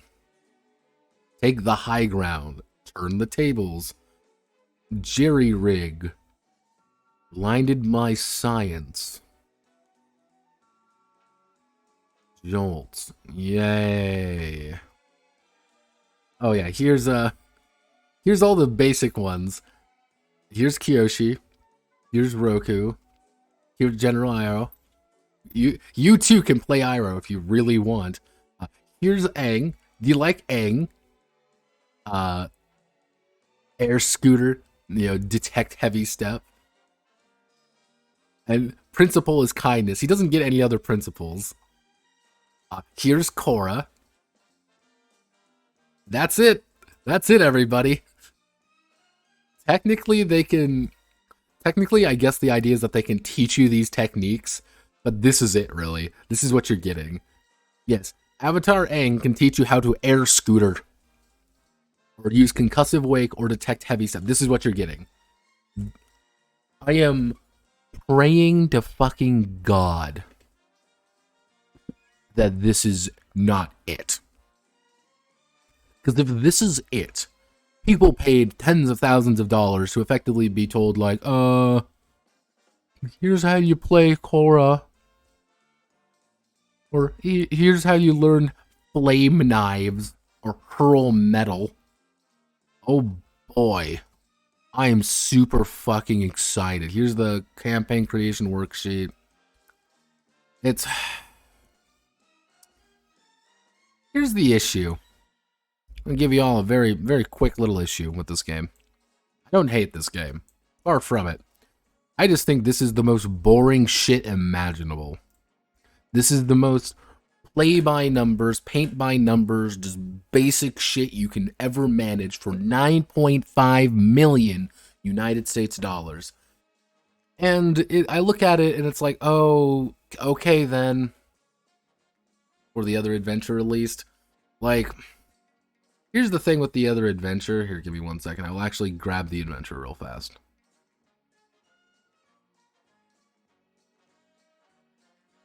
Let me see if I can actually get the other adventure. Another very important thing. Because all the other adventure does is give you a handful of new playbooks, which I may as well do a quick once over on. Give me 1 second.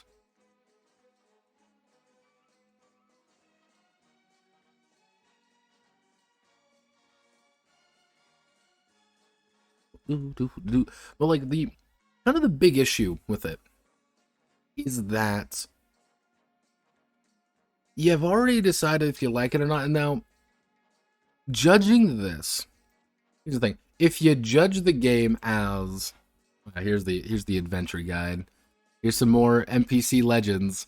Oh boy, yep, this is where everything is, isn't it? All the 4 new playbooks. Oh, they put everything in a single thing. That's what they did. That's hilarious. Did they do it? Please tell me they didn't do it. Yep, they totally did it, everybody. This is literally how they do. That's how they take. This is how they're going to do it. Oh no.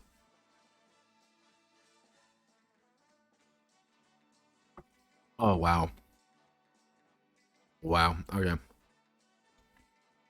Sorry, I was having a stroke there for a second.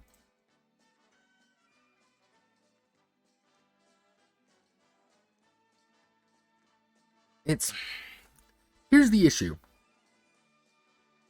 This is a game designed by committee by a bunch of people with the intent of selling.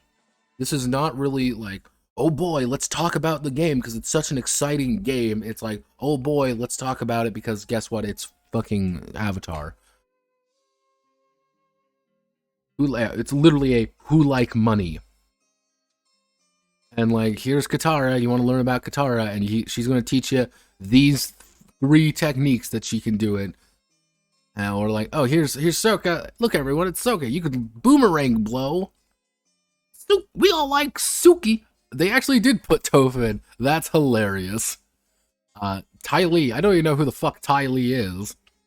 All I know, it's like, apparently I've seen, there's here's Zuko. Like Zuko, he's gonna teach you all these things. Here's a Sami. We like a Sami. This person's a war criminal. Tenzin's cool, I guess. I don't know who the fuck Varric is. He can teach all these things. Like, yeah, nothing, Oh, wow. Oh, wow, you look rough, kid. The Elder. Alright. Alright. The Foundling. Yeah, because the Foundling, the idea is that you're pretty much, like, from two different cultures. That was the idea. And then the Razor, which is you assassin man, do assassin man things. Yeah, not exactly, yeah, that is $9.5 million for you. His wife. I want a boomerang blow.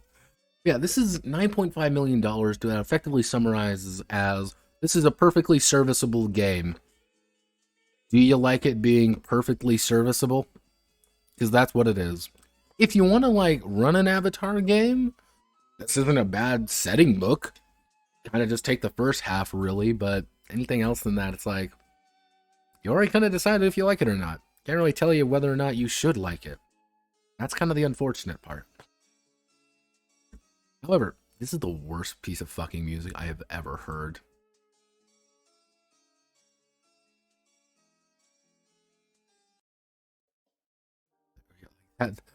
That was just grating. However, our next game is a little bit different. It's a little bit stranger, everybody. And it's a little bit stranger, a little bit weirder, for one very particular reason. Because it's time to get a little bit groovy, everybody. I got my boomstick. Yeah, welcome to Army of Darkness. Is Army of Darkness, the role-playing game, is a game that exists where you too can play Ash in the Evil Dead franchise. Now, everybody raise your hand if you know about the Evil Dead franchise. Ding, ding, ding. Do you know about, like, the 3 movies, including the one where he goes to the past? Yeah, this is a Sam Raimi movie, way back in the day. And if we hit that, I actually did it correctly. So, the actual Army of Darkness series, or more accurately, the Evil Dead series. Army of Darkness came out in 1992, and it was a sequel to, which this is where things get a little bit weird. It was the Evil Dead franchise, because there was Evil Dead, then there was Evil Dead 2, which is effectively a remake of Evil Dead, then Army of Darkness, but then Evil Dead, the 2013 version, came out, which was completely different, but the same thing at the same time. A little bit weird. It's kind of just a thing. There's also a television series called Ash vs. Evil Dead. Never saw that one. I heard that it was kind of bad. But yeah, it kind of established a cult following, which one of the big ones that's got a little bit wackier over time. The original movies came out in the 80s, mostly 81 for the original version and 87 for the remake sequel, which is completely different, but also the exact same. And the Army of Darkness came out in 1993. However, we're not looking at the Army of Darkness proper. This is the Army of Darkness, the role-playing game, which came out from Eden Studios back in 2003. Yes, 2003. Older ones. Now, if Eden Studios sounds a little bit familiar, these guys have done quite a bit. Most notably, All Flesh Must Be Eaten, which is probably the thing that you probably know them best about. Now, All Flesh Must Be Eaten is this is the zombie game. This is probably the ultimate one, which about every single kind of zombie adventure that you could physically have. Combined that with, for some reason, they did the City of Heroes role-playing game. right here.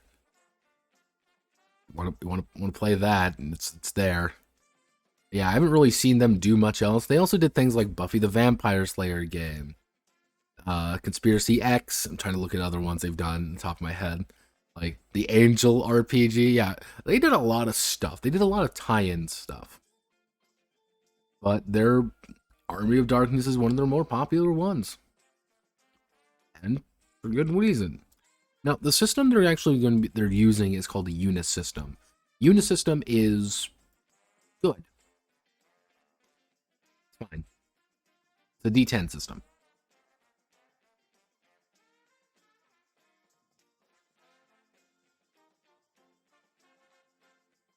Sam God Raimi. I didn't care for the TV shows. Let's see. Normal franchise, many reboots, cause the original was low budget flick. They got a load of money from it, so they just went big zombie boning. If you look hard enough, there's probably an expansion book for it, not gonna lie. But yes, this is Army of Darkness, specifically about the third movie where Ash goes back in time. Because that's a thing that occurs, which something we all have to just live with. And of course, I'm going to bring in our main man here, Henry Pro Tutor, to assist us in telling us how to play Unis system. And actually, what I'm going to do is we're going to hit moving on to Army of Darkness. Going to label that, make sure everyone knows. Now, Army of Darkness.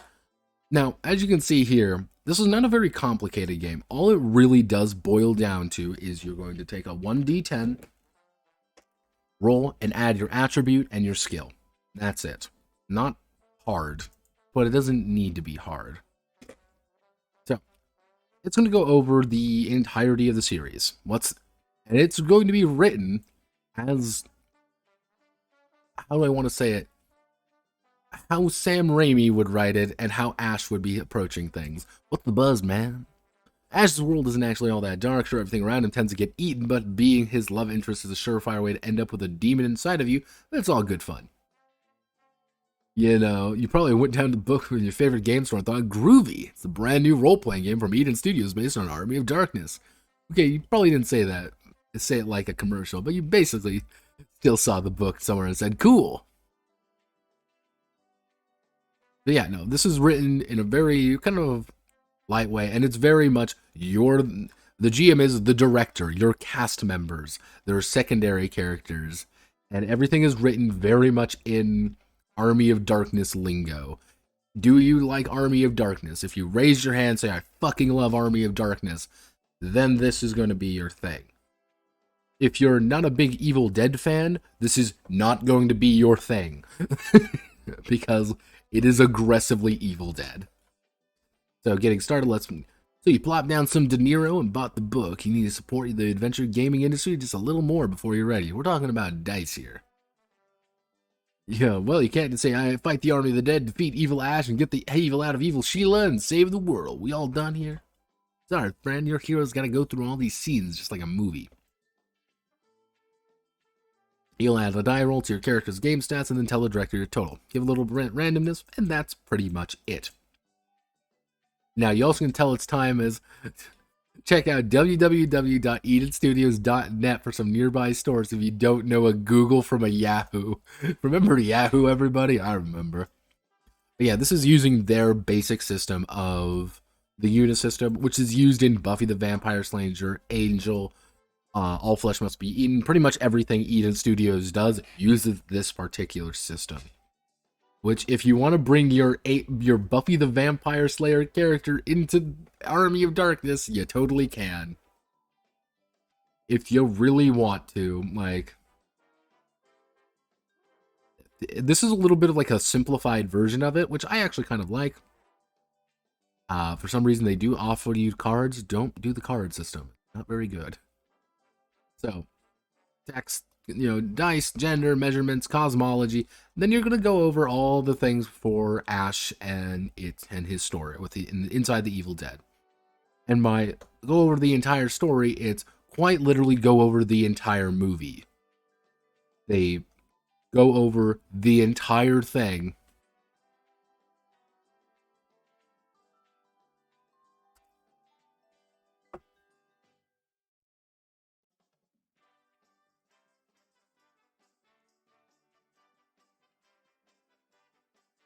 He seals himself and drinks his 6 drops. And back in his own time, back at S-Mart, he's doing nothing wrong when a Deadite shows up in aisle 9. The man's still whipping out the lever-action rifle and riding a shopping cart toward the she-bitch. Fires a long way and blasts all at the thing to perdition. His final line of the movie, hail to the king, baby. Now, this is the idea behind Promised Ones. And you pretty much have 2 different kind of character types. You have heroes and what do they end up calling them? Let me see. Give you a groove on. Where is it? Oh, primitive screwheads. Yeah, those are your 2 different kinds.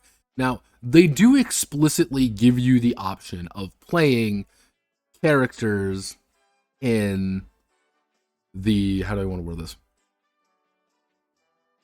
You can play Ash if you want. They do actually have stats for Ash. They have stats for Arthur. They have pretty much everybody in the movie has stats in one way or another. So if you want to play Ash, you can play Ash if you really want to, including Blacksmith. I don't know. You can play Ash, Arthur, Henry, Sheila, the Blacksmith. They keep going over the Blacksmith for some reason. I don't know why. Like, I remember him being like, I don't remember him being like that fundamental to the plot. Now, yeah, I know. It's also, anyway, we're talking here, some things definitely not Sam Raimi, Bruce Campbell, MGM Pictures history here. They pretty much say, like, you're free to kind of change things if you want. But also not.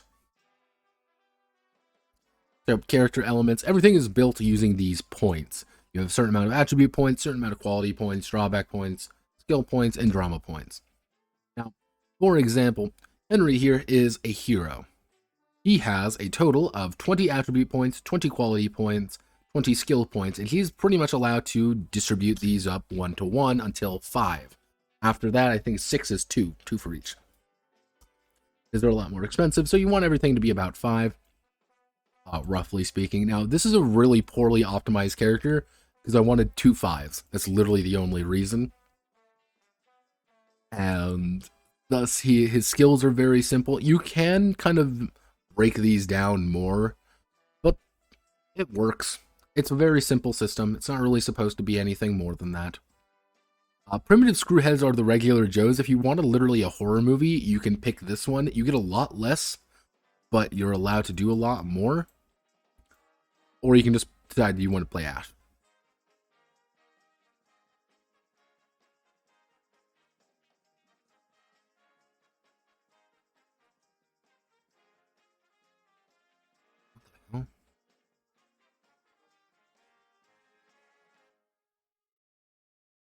Alright. So, yeah, buying attributes, pretty standard stuff. These aren't really that complicated. You already know what all of these do. Oh, wow, you don't know what fucking dexterity does or intelligence? Wow, okay, maybe your intelligence is fucking 1. But generally speaking, these aren't really that complicated. Unisystem is a very simple system.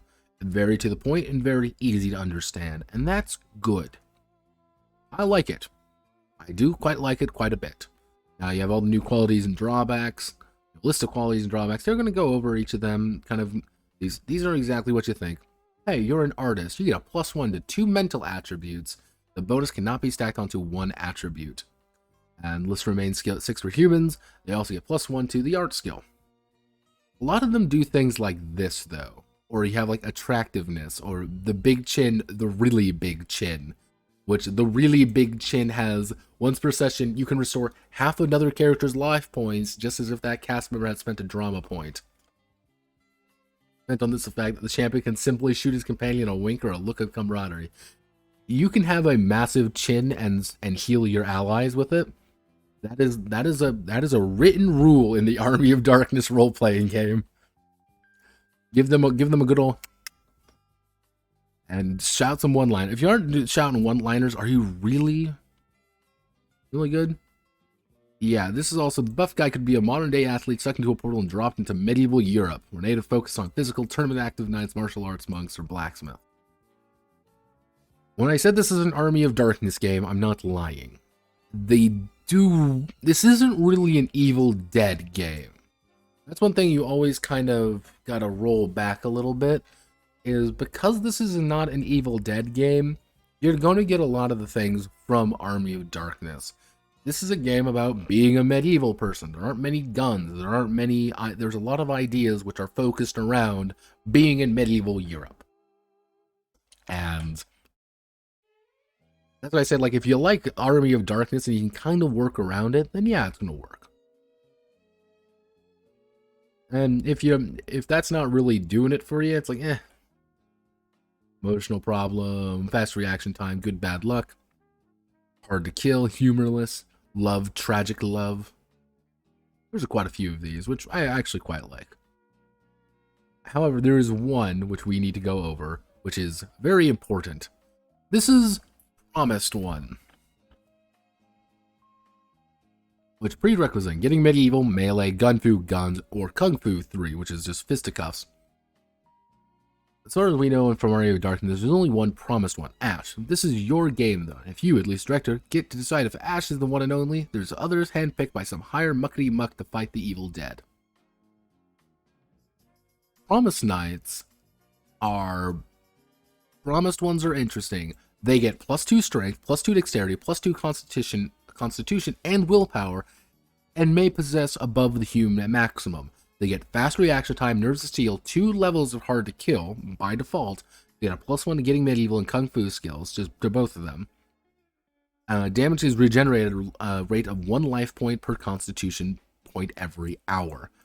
This is a weird one because it is literally saying, as a character, like, you're going to take this if you are playing a good character. If you are playing the Promised One, this is way more than worth 16 points. This is insane.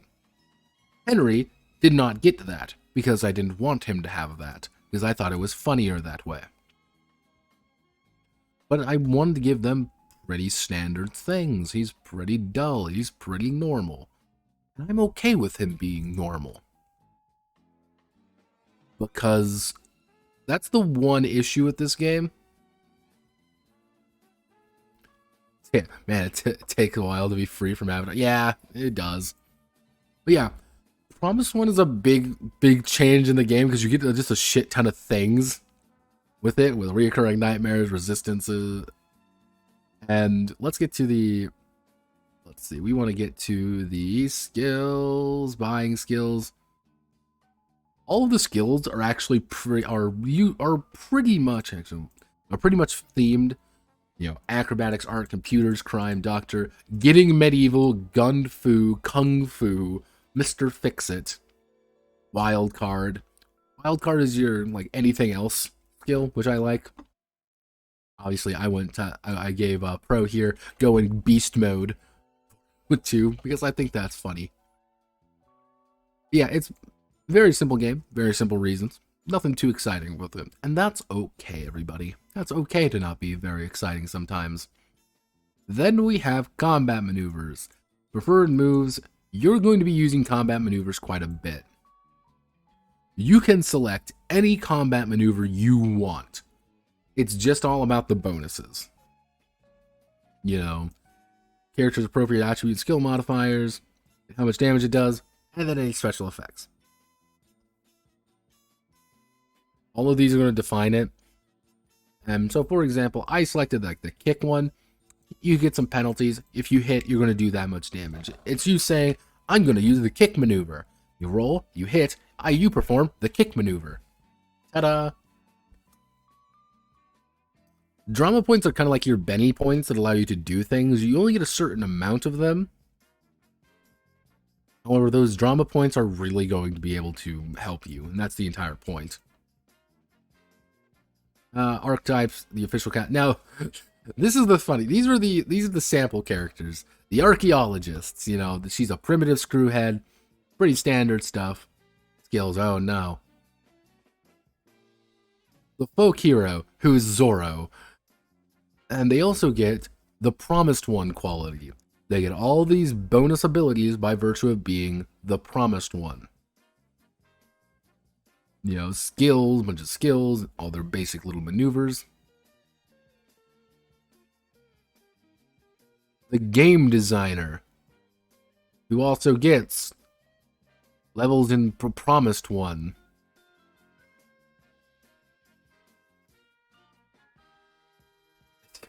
Yes, they put themselves in this game. Yes, you can, this is it. This is an option you can pick. The promise, like right here, all flesh must be eaten. I don't know why this is here. A little bit pain. A little bit of pain. The gladiator, he's the promised one as well. The gunslinger, you guessed it. If you said they're the promised one, you were correct. Hollywood Dick, guess what, everybody? It's the promised one again. Night Stalker, you're gonna be amazed when you learn that this is in fact also the promised one. Primitive Screwhead, the race car driver. Cool. Like, here's actually one, like, this is the odd thing, because, like, I like these characters more than the, like, sample ones. They don't really give a hero example that isn't a promised one. Except much later in the game. If they didn't, if they had some that weren't promised ones, I think I could deal with this a little bit better, but they don't really have any. It's, hey, you are always going to be the promised one. That's like, this the optimal thing to do. Which is like, oh, that's kind of, sample character-wise, kind of weak.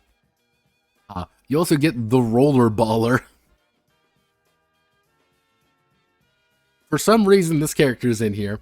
I have no idea why. But here's a cyberpunk rollerblade derby girl. She's in this. Cool. Den of Viking, also promised one, very essential. Written entirely. Yeah, I have come from the fjord to fight the evil. I first saw the evil in my home in Norway. The mother was cooking in their kitchen in our hut. When their neighbor started screaming, I ran outside and stood by my papa and saw Goodwife Olfsson's floating in the air like like dear seagull. I grabbed my trusty axe, saying, Goodwife Olfsson, put down the Jimmy and stopped biting on his head. Miss Olfsson just jump and scream some more, saying she was going to swallow my soul and all that there. Then she bite little Jimmy real hard until he screamed for his mother. Yes, this is how it's written.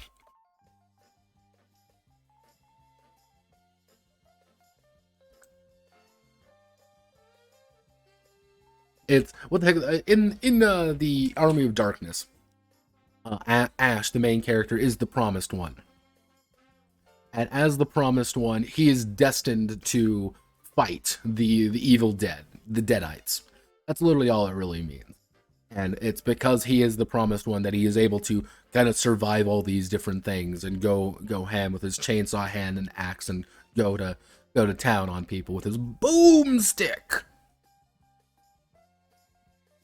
They put it in here to be like you can play Ash as well, just to kind of representing how powerful he is by virtue of just being the promised one.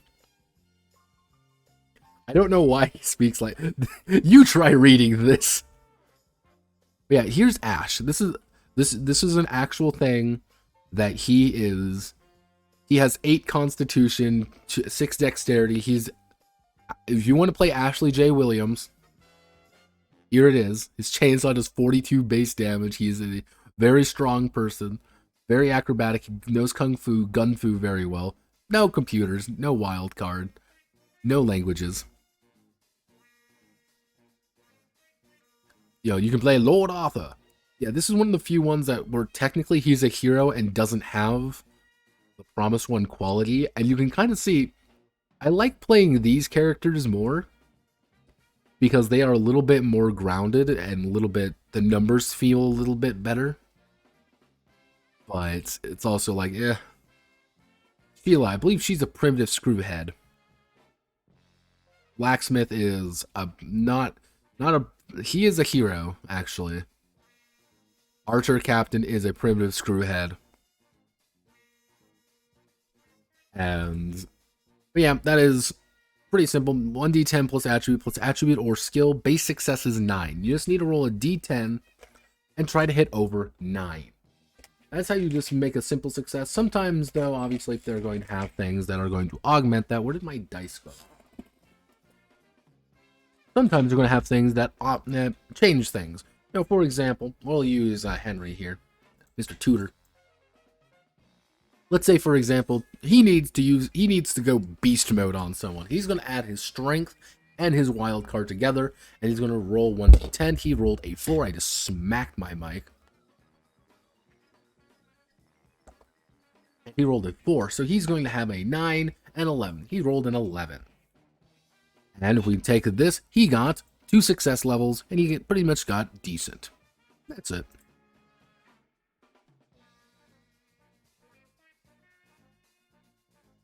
He's a Viking. He is a DMPC. It's not really. They actually even talk about putting like people like Ash off to the side. Like, how do you deal with Ash going away? And the answer is usually he's asleep, or he's not there, or he's not present. And that's kind of always the problem when it comes to franchise games, is that you always have to deal with the fact that there's canon and there's characters who do things. Which success levels, he's talking about things like they're pretty much the higher you roll, the better things are. That's really all it boils down to. If you hit just 9 dead on, you're going to succeed at it, but it's pretty much just going to be you succeed at nothing else. If you just blow past it and just make it insane, you're going to be able to do something way more impressive. All these various unskilled but game, working together, ability scores, pretty standard stuff. The Wise Man, the Quick Sheet. These are what a standard character is going to look like. What a standard NPC, I should say, anyway. And it's anytime they need to make a check, usually, let's say for like muscle or something, they're going to just roll a d10 plus whatever their ability score is. Rather than anything else, they don't really have skills or anything like that. They just have these. That's just what they're going to do. Pretty simple stuff when it makes making NPC characters, which I like. Movement is mostly done on a kind of theater of the mind, mostly because just the nature of this kind of game. You can become panicked, you can fear tests, keeping it lively. Now, combat is pretty simple. It's you add everything together, you get your basic initiative, then you can choose to do combat maneuvers. When you perform a combat maneuver, you're going to do something. Not exactly the most complicated thing, but it's like, let's say, for example, the chainsaw ballet.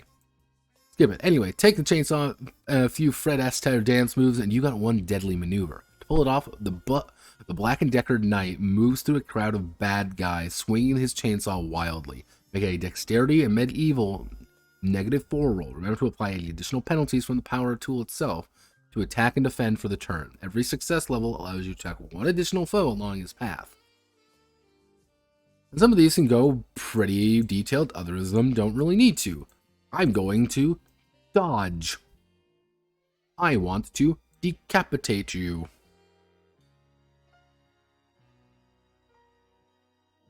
As long as you can pull off the maneuver, you can perform the action. That's pretty much all it boils down to. And generally speaking, I like this game. It's unisystem. It looks like we have quite a few still to go, but a lot of these are additional actions, multiple opponents. Let's talk about ranged weapons. How much damage does it do? Damage is mostly broken down into like bash and slash damage. If you do bash damage, you're going to take life points normally. If you take slash damage, you're going to double the damage. So for example, I would take 15 slash damage. I would in fact take 30 damage because I'm not wearing any armor. Which is why slashing damage is pretty dangerous. But if you're fighting someone with like naturally really tough skin, they might be able to ignore it. Especially if you get things like bullet damage. It's where they can just yeah. Ooh. Doubling against melee type individuals after armor is subtracted. Fire damage, the simple option. There's a lot of options and things here when it kind of boils down to how much damage things are going to be doing, but you're going to be doing fairly consistent damage as long as you're just doing actions. I want to attack you. Cool. You're going to attack me. Do you hit? Yes. Do I use a maneuver? Yes. I want to do something. I want to blank it. I want to break. Or I want to not get away. I want to hit you. That's really all it is. It's usually opposed checks. It's usually the relatively consistent version of it, or they're just going to have like a 2-hit score that you need to hit.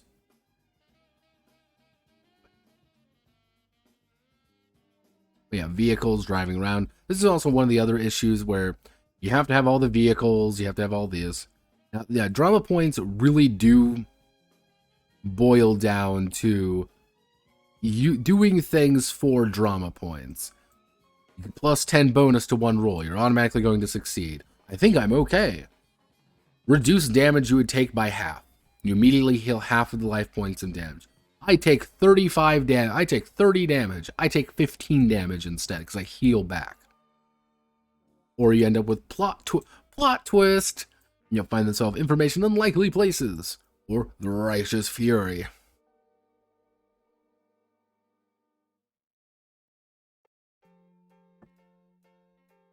Yeah, like, you want to burn your drama points to do things.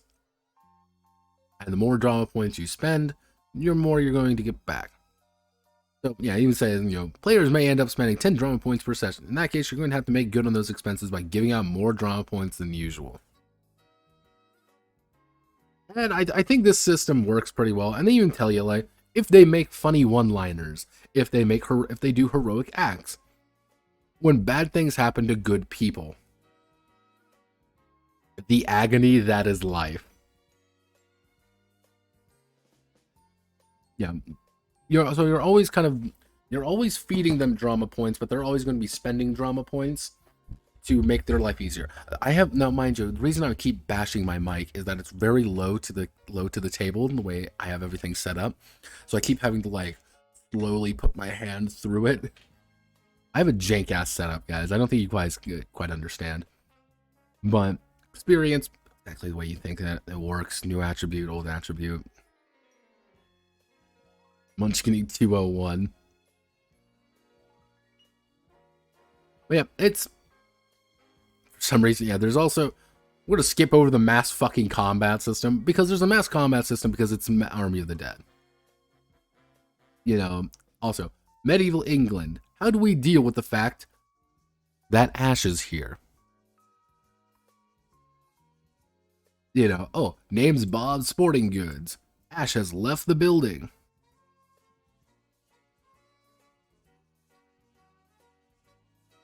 Forget Ash. Be careful of this option because your cast may be much more competent than Ash.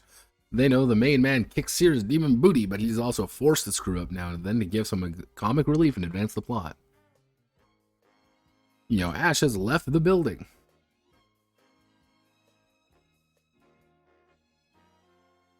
Yeah, they kind of go over a couple different things and like, let's talk about, problems here and problems there that they, because it's a game, payback's a bitch, cast option. Do you like this kind of games? I would say the game mostly worries about you playing the agony of life is me in this moment. I would say the main issue with this particular game, it really kind of does boil down to, let me see if there's anything too exciting in this game that I haven't gone over. Yeah, really.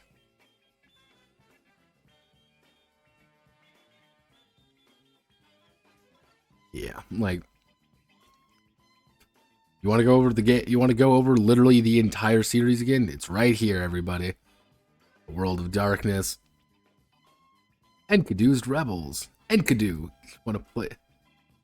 Have no fear, everybody. You can play Dark Ones. Ancient Samaria. Go back in time. Or do this. Kill demons. War as hell. The heroes. Typical soldiers. Otta Squasny. SS Commandos. Beyond the Blue. Hitler's Hordes, Death Heads. Yeah, you want to play Uber Deadites? Yeah, there's a lot of options. Like they give you a lot of options, and I do enjoy this, like this particular aspect, I should say.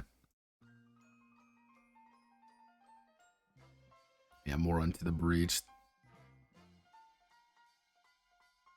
So, yeah, you have all some basic options here. Here's the card game. Here's all their other games. But generally speaking, scroll all the way up, back up here. Army of Darkness is pretty good, with the big caveat being, the Army of Darkness game is good with the caveat being, do you like Unisystem? Do you like rolling a 1d10 plus whatever your modifiers are in an attempt to do things? This isn't gonna win you over to Unisystem at all. This isn't gonna make you say, oh my god, this is the greatest game I've ever played, and why isn't it in my life before? No, it's not gonna do that. What it is gonna do is gonna give you the option to play effectively World of Darkness if you really want, but it's World of Darkness where everyone looks at the camera and gives you a big ol' wink. And to some people, that's gonna be fine. That's what they want. And if you really like the Evil Dead, you really like the setting, the humor, the ideas behind it, then it's gonna work. You're gonna like it. Flawless? Of course not. But it's everything you want is there, and there's a lot of support for Unisystem already, so you can always port other things into it. So it's not exactly complicated to actually edit. So that's pretty solid. As like a setting book, like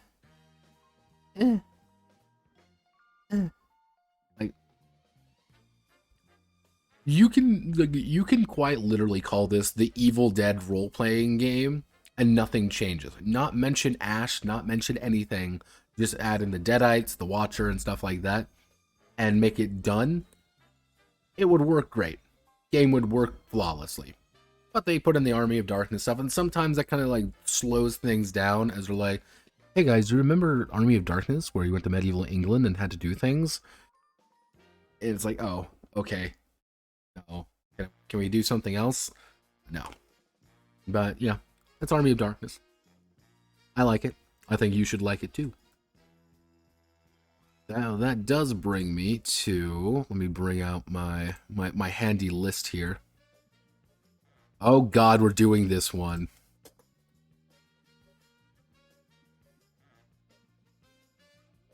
So I'm going to type that in there, and give me 1 second, because I'm going to... It's time, everybody. It's time for...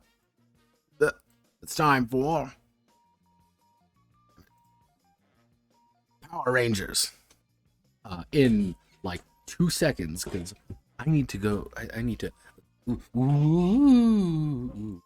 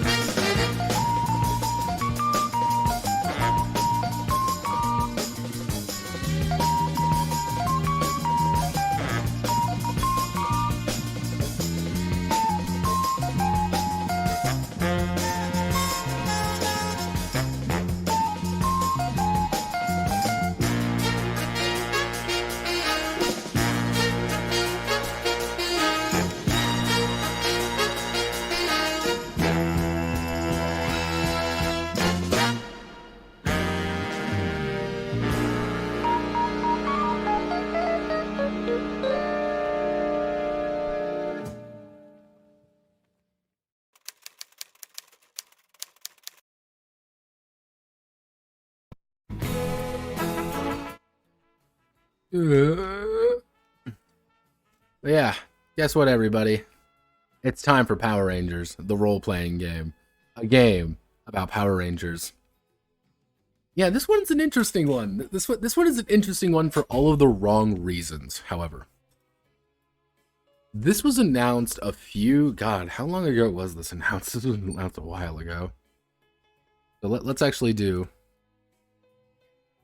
Power Rangers, the role-playing game. Gamwe. So Power Rangers the role-playing game is by a company called Renegade Game Studios. Renegade by themselves actually hasn't done that much in the role-playing game sphere. But what they have done has been relatively interesting. Notably, they're the publishers for Vampire the Masquerade 5th edition, as well as getting the G.I. Joe license, as well as the Power Rangers license from Hasbro. Their only other major game is things like Kids on Bikes. You know, this small game that won like a Gorillion Awards because it's Kids on Bikes, even though I don't think Kids on Bikes is actually a game at this point. I genuinely don't know if it is a real game. I always hear like back and forth on it. And their other one that people talk about quite a bit is this small game is Alice is Missing. This one also won a million billion. About the disappearance of Alice Briarwood, high school junior, sleepy town of sleepy Norther California town, not Norther California town of Silent Falls. Thus to each other as they unearth clues about what happened to Alice. Very artistic, very arty. I keep debating on whether or not I want to go over it. Mostly because it's just kind of hard to go over. But yeah, Renegade's been kind of on a weird up-and-comer recently, over the past few years. They've got a lot of deals. Here's the Altered Carbon RPG, for example, and their other big game, which is Overlight, which I still need to go over, but I like just genuinely, it burns my eyes, okay? It burns my eyes. They also got the Transformers role-playing game, which also uses the Essence 20 system. Because that's the big thing with a lot of these Hasbro games, is that it's using this thing called the Essence 20 system. Now, Essence 20 is actually relatively new. This was first announced on August 26th of 2021. The actual Power Rangers game only came out only relatively recently. Where's the thing that says where it came out officially? I don't even know yet. Where are you? Like, yeah, this game did not come out recently. Like, this game came out excessively recently. I think, no, it came out about like last month, I think. And yeah, it's $55 for the hardcover.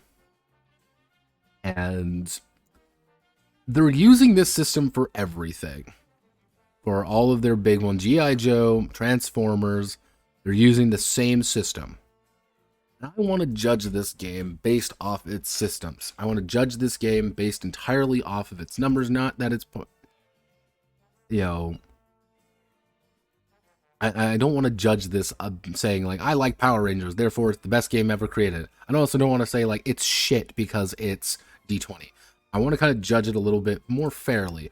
But people have been kind of going to ham on this game a little bit, for a variety of reasons. Now, one thing I can respect is that technically there was no Kickstarter or anything for it. The only thing they really kickstarted was their other licenses, because that's the big thing, is they do board games a lot. You know, Rise of the Psycho Rangers, which is Heroes of the Grid.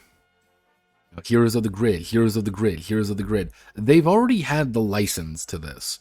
So I'm not like entirely like, I never could have seen, how could we not have seen this coming, Renegade Game Studios? Being like, you totally could, because they already own the fucking license to all of these.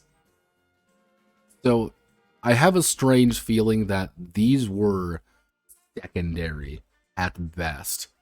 They want you to buy Grid Santa versus Hexamus, the G.I. Joe deck building game, the Transformers deck building game, the Power Rangers deck building game Zeo Stronger Than Before. That's what they want you to buy. The deck building bonus bot. This is where I think they make a lot of their money more than anything, are these. Not necessarily their RPGs. I think those are secondary, those are bonuses. Which does make sense of why they probably shifted away from 5e. They shifted away from 5e to instead make this kind of bizarre, frankly bizarre system. Like, but you can also totally see it. Yeah, no Power Ranger one. We are. I'll have you know, this is corporate range. I am corporate ranger notepad. I'll have you know, because this is the biggest problem with this game, is that it is very paint by numbers. It is very standard, and that's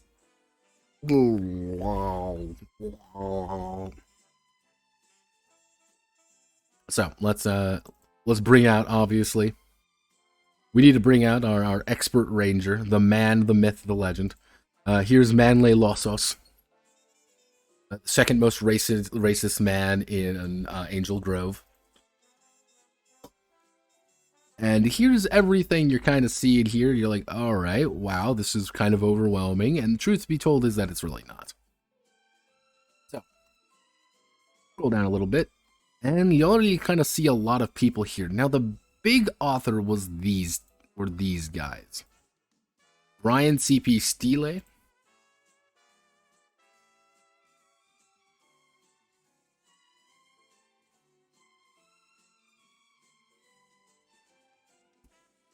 This was one of the main designers of this particular game. You kind of see right here, this is what he works on. And he does actually have a Tales from a Professional Nerd. He's the one who wrote the Power Rangers game. I'm also getting... And this is what he does. Tales from a Professional Nerd on. Uh-oh. Oh, no. I wonder, does he talk about Power Rangers at all? Why do they all look the same? Why do they always look the same, guys? Ooh, notification. No, yeah, no, gotta shill myself a little bit. Brand new G.I. Joe role-playing game.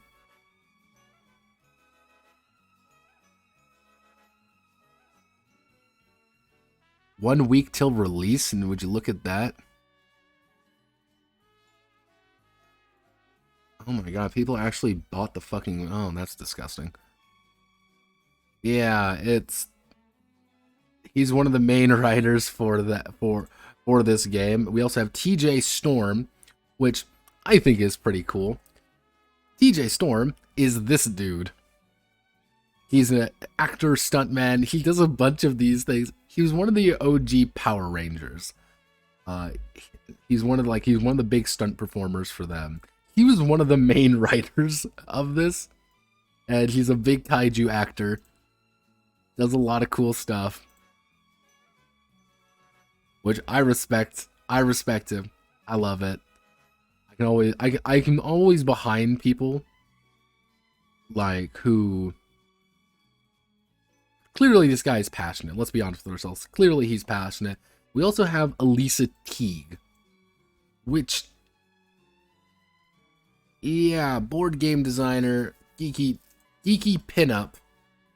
This is Elisa Teague, you know, senior producer of RPGs, Renegade Games, game designer, Puzzle Shark, RPG writer, Girls on Games author, Star Wars aficionado. That's even the worst part. She, her, BLM. She's got the whole 9 yards in there, and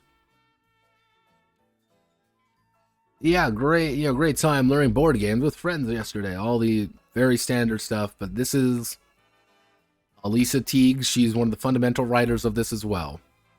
Big thing in Renegade. Let's see, what else has she written? The Kingdom Hearts Talisman Edition.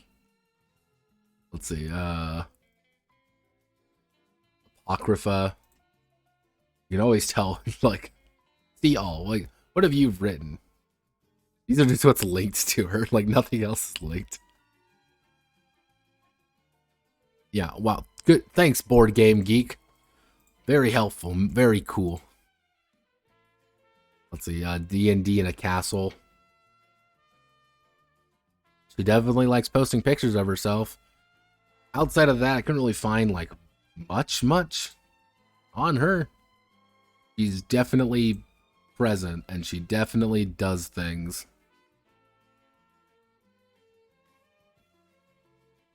That's all I can say. She exists. All of them kind of exist. But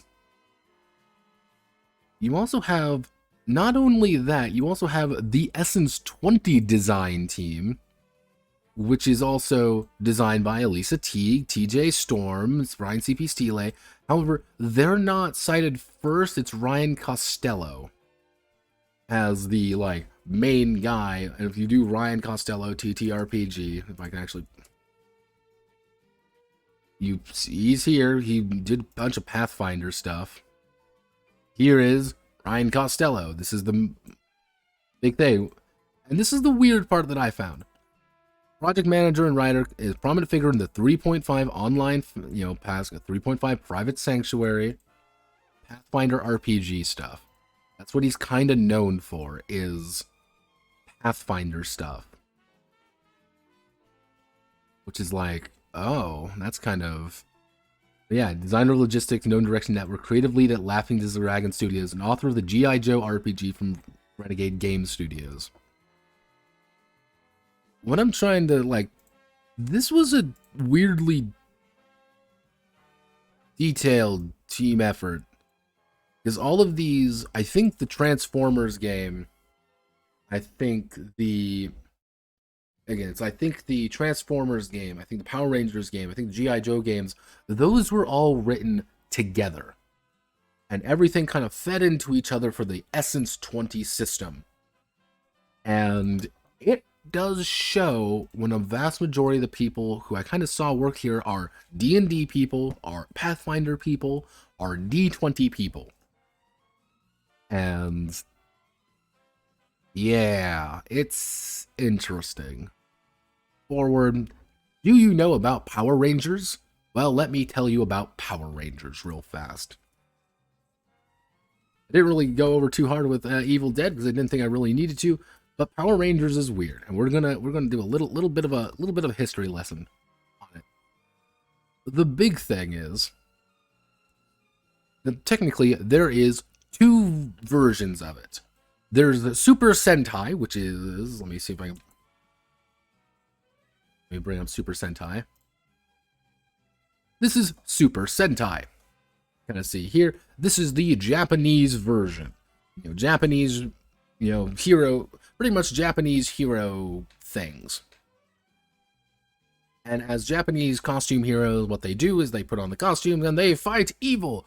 And very Tokatsu, but it's usually aimed at a younger audience. That was the big thing with Super Sentai.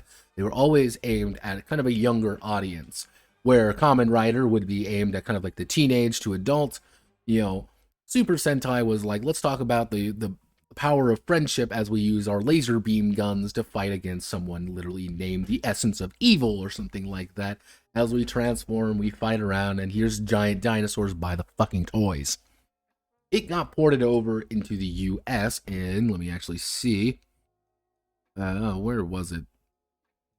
Pretty much in the I believe it's 1993. Yeah, it's older than I am. This was the American version. This is where something gets really weird. Where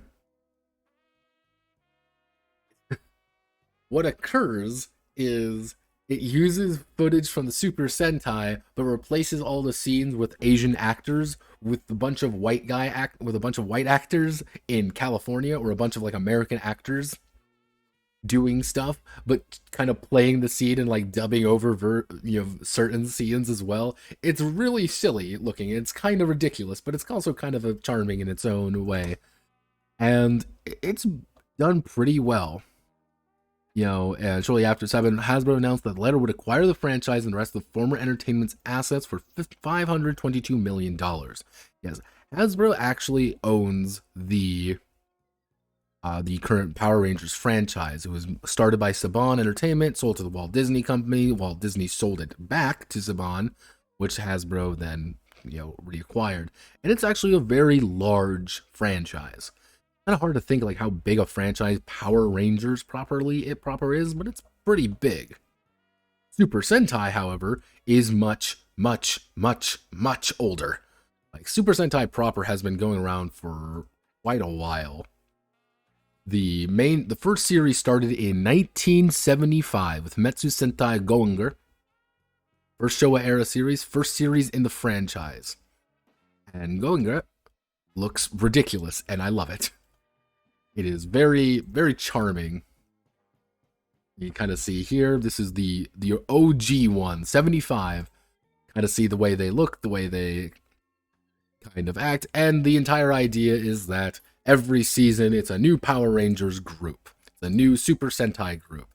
And they change, things occur, and, they debut new things, they have new things, and at season 16, the big thing is season 16 is when the original Power Rangers series occurred. There were 16 seasons previous. And first series, the debut combining robots, and only a team leader changed mid-series. Marvel Comics failed to pitch to adaptation. First series to debut, Black Ranger. First series debut in Orange Ranger. First series to debut a giant robot. All of these were slightly different, and things changed. Things were adapted. The Korean Power Rangers, Jungle Force Korean Power Rangers. Some of them were adapted, some of them weren't. The current one that people here in the States know is Dino Fury, in which they are dinosaurs. That's the current one that we all know of. However, they are currently on Avatoro Sentai Dawn Brothers. Avatoro Sentai. Let me bring up. This is Dawn Brothers. Dawn Brothers is ridiculous, and I love it. It's silly. It's kind of wacky. Usually, the entire pitch of these series is very simple. There is a villain, they're trying to destroy Earth, enslave Earth, or steal Xeon crystals or something, and it's up to the Power Rangers, or it's up to the Super Sentai to save the day. They fight villains, they kind of do toku stuff, and ta-da. Things have gradually morphed over time to aim to a more younger audience, or then they also do crossovers with Kamen Rider, with the usual idea being that you start off with Power Rangers, and you eventually evolve into Kamen Rider. And then you kind of keep with the franchise effectively. There has been pretty large deviations depending on where you are, and everyone has an opinion on it. Personally, I love it. I think it's great. It's great in its own terrible way.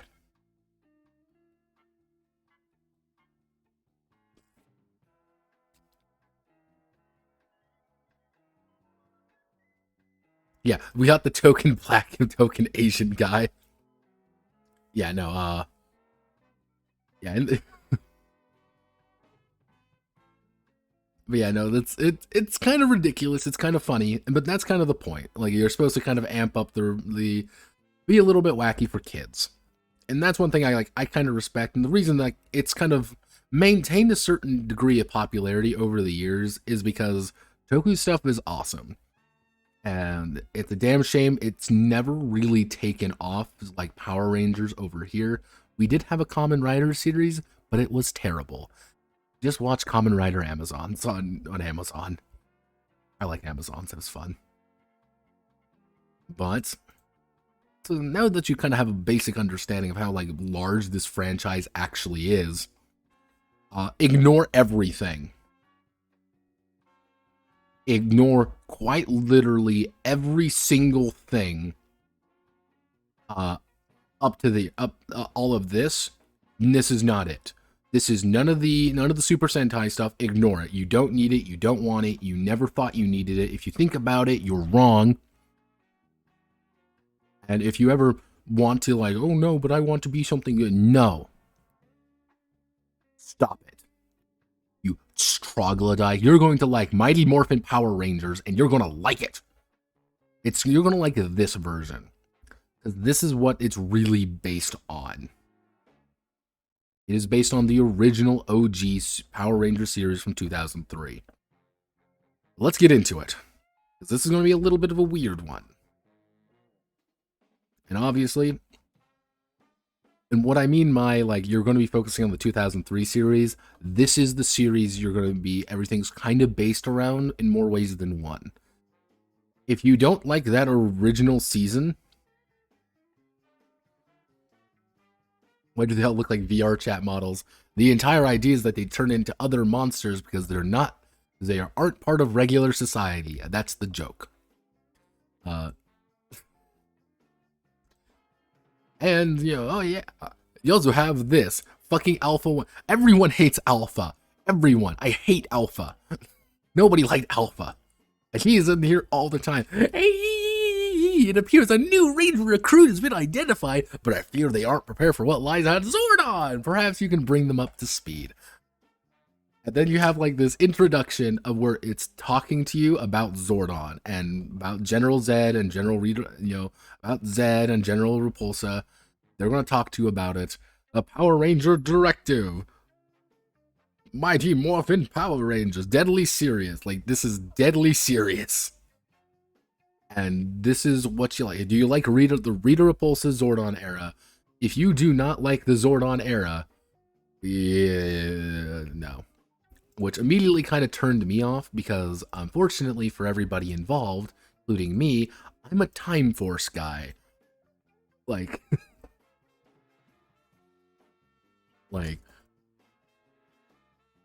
Time Force was cool.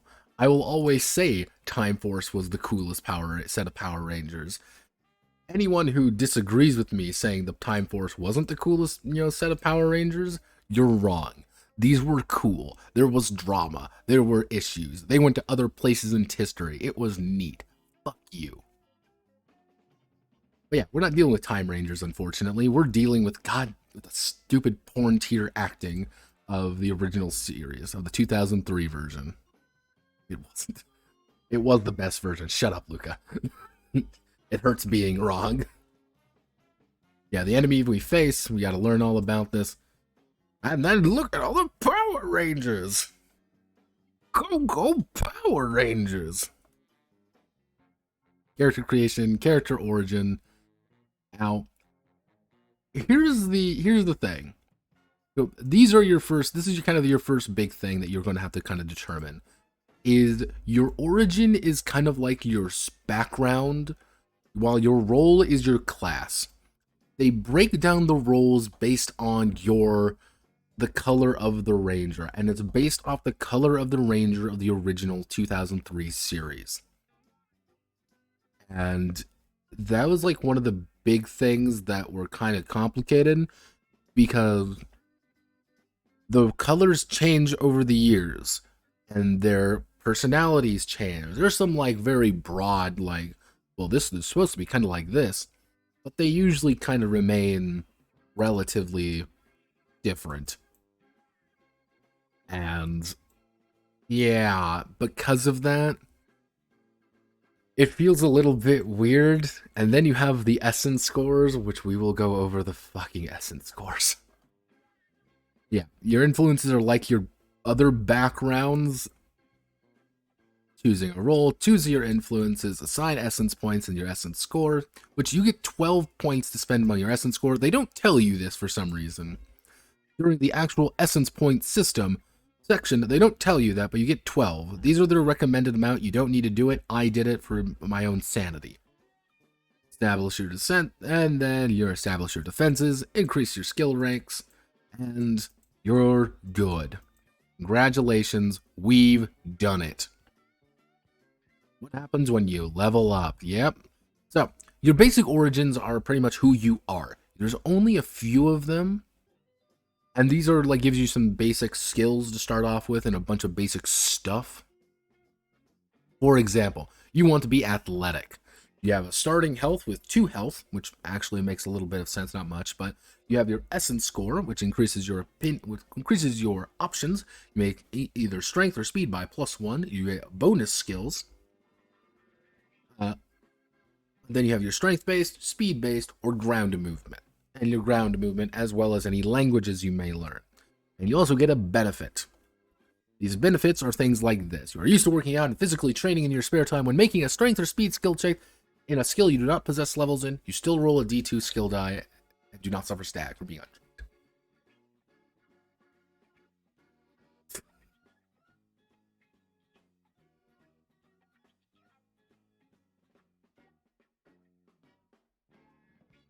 Racist, yep. Yeah, we do have our pronouns and we do have that. But these are what a vast majority of, like, these are what you're pretty much the first thing you're going to be introduced to your characters. Like, who are you? And some of these are, well, pretty boring.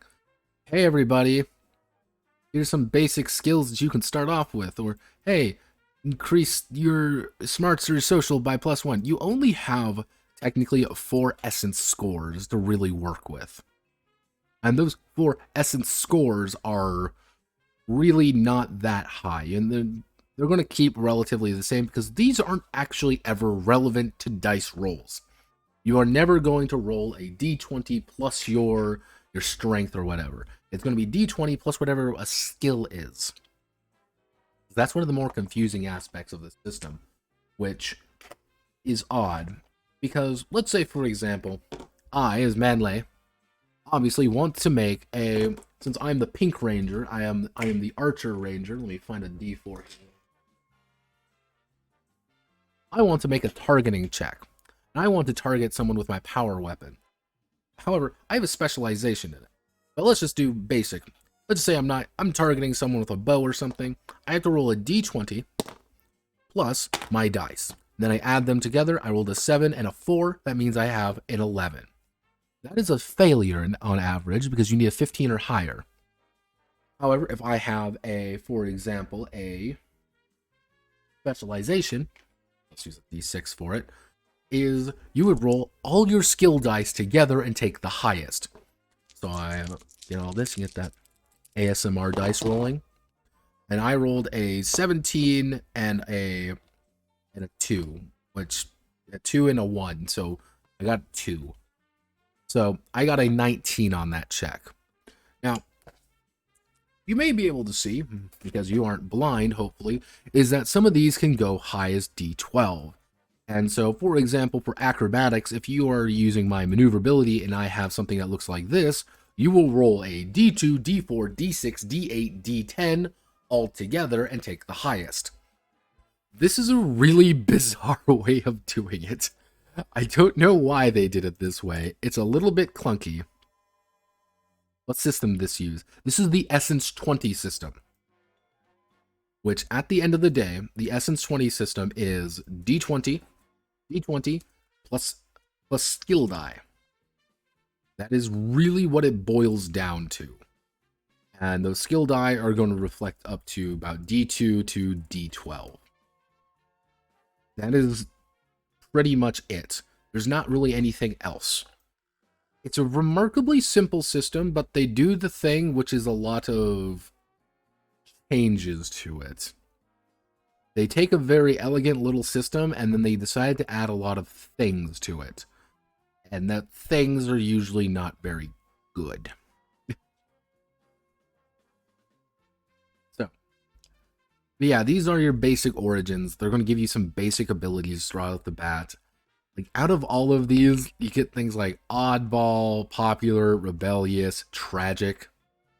Also, just to confirm with everybody, the artwork is just scuffed as normal, by the way.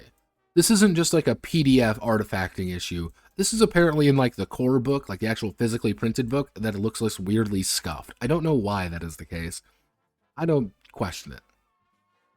And then we have the Power Rangers. Also, we don't talk about how technically the Green Ranger and White Ranger are together in the original series, because both of those are Tommy.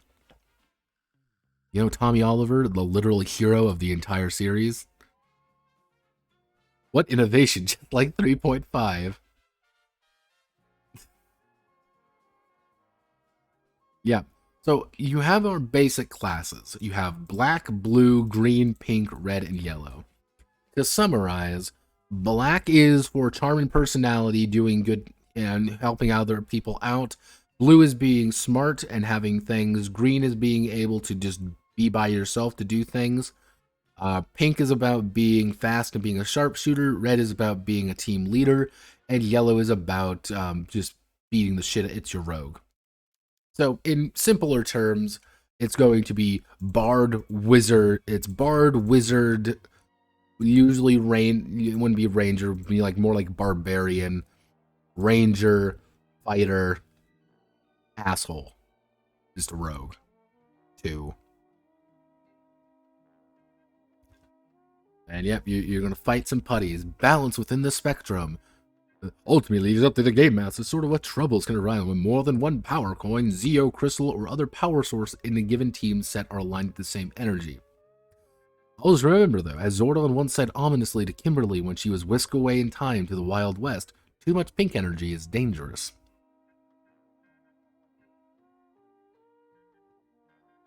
Here it is. Yeah, no, the Black Ranger is literally supposed to keep everybody happy and keep everyone organized, and we're all good leaders. You're the secondary leader, and this is what happens when you level up. This seemed familiar. It seems a little bit familiar to anybody. Because when you start, you're going to get your personal power capacity, which is pretty much your like power points. Usually a special resource of some kind or an effect ability. And then 2 essence score increases, which is you're always going to get 1 at the end of the day. So your strength increases by 1, social increases by 2, and then every level you're going to get new things. You technically don't unlock your Zord until 3rd level. Yeah, you don't get your super cool, awesome robot till level 3, which is like, oh, why? Why? I like, like, oh, cool. Like your first like session or 2, you're not going to have your Zords at all or anything, unless you deliberately decide to do that, which is going to be weird. And you also get your feats at 4th level. They're not feats though, but they're totally feats. Either perks, extra attack, grid features, grid powers. The grid powers aren't actually that useful. They're like feats too. They're like spells. You got this. General perks, Zord features, heart of the team. Yeah. Here's your basic trainer in light and medium armor. You get some basic skill ranks right off the bat. Get some power capacity, grid equipment.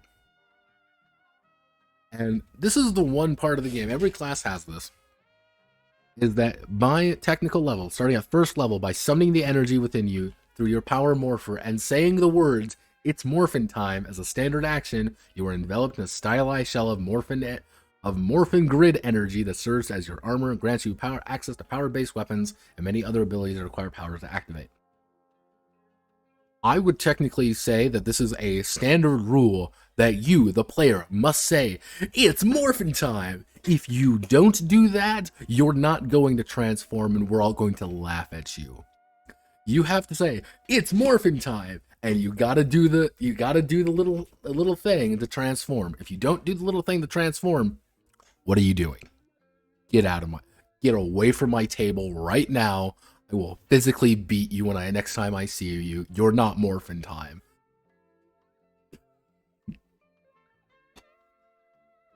That's my homebrew rule to make this game infinitely more entertaining.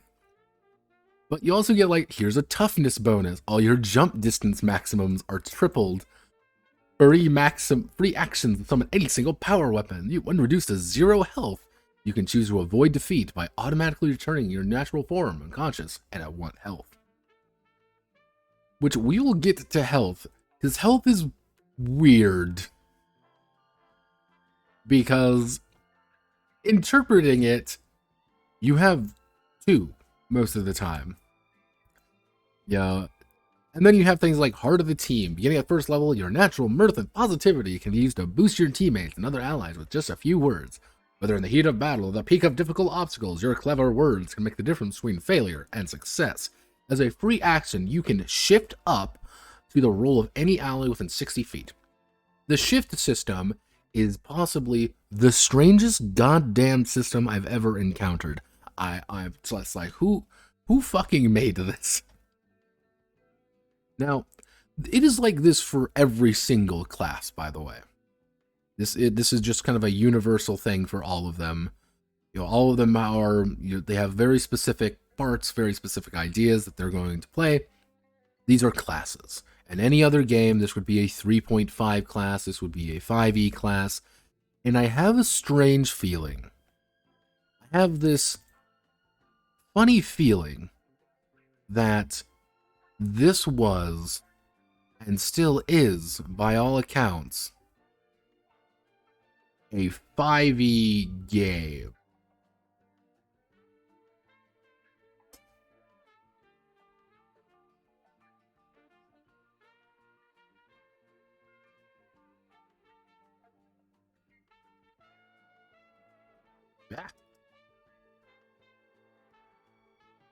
Yeah, this is by all accounts a 5e game. Because you have things like all these stats and you have all these things, but then you look at it, you're thinking, wait a second, was this like originally, like, because originally this is going to be a 5e game, but it changed. Now, my theory is as follows, effectively. I think this was, oh no, Geopad is going into the back rooms. I think at one point, yeah, no, I've been going over PBTA stuff too much. I have to be sent to the fucking Shadow Realm where I belong.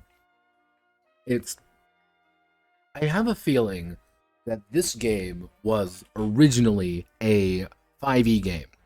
And I think that 5e version of Power Rangers, the RPG, was completed. I think it was completed at a time. And I think there is, probably on someone's computer at Renegade, a 5e version of this game. But they realized, probably with some early playtesters, that it didn't work. That it was broken, it was a mess, it was a fucking disaster. So Hasbro, they presented it to Hasbro. Probably Hasbro said, this is terrible. We are not going to put this out. Rewrite something. And this is the bandage solution. They already had this table already written out. They already knew what they were going to do, but they were like, fuck, okay, I guess we're changing everything now. It's not all like the little proficiency bonuses anymore. It's personal power capacity. It's not, it's not like these little modifiers. It's all based on those particular things that were already present, and this is just this entire system is a band-aid on top of everything. That's my theory, anyway, is that this was a panic fix, not a real game, in case if that makes any sense. Also, this is the Blue Ranger has stopped fucking around and he's ready to fuck your day up. Zord, well, it's kind of what their Zords look like. The Green Ranger. Yeah, the Green Rangers here is just a starting option. So if you want to play a Green Ranger, also, that's not a Green Ranger, everybody. That's the White Ranger. But yeah, you can play the Green Ranger in here if you want. And they do encourage you to be a dick. They do encourage you to be an asshole and be solo and be cool. They want you to be Tommy. That's the big thing. They want you to be Tommy Oliver, and you're gonna like being Tommy Oliver. Here's the Pink Ranger, which by canon there is only one female Pink Ranger. There's actually they're not female. There's only one male Pink Ranger. By technical canon. However, the one male Pink Ranger fucking dies in space. That's canon. The comic, he fucking dies in space. Let me bring up the Pink Ranger who dies in goddamn space. Like, male Pink Ranger, because I actually googled it. Like, male Pink Ranger, yeah, Daniel O'Halloran. Yeah, Daniel O'Halloran gets attacked, and his visor breaks, and he suffocates in space.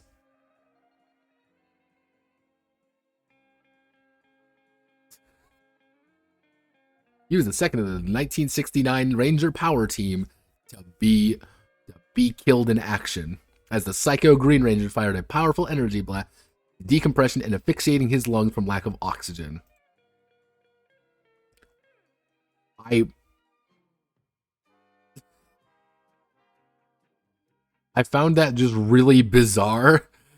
It's like, yeah, it's just like, yeah, for some reason they put this, like, this was an essential part of it. Like, we need to put this in, that this guy just fucking suffocates to death. It's like, it couldn't be like, oh, he gets like blasted down.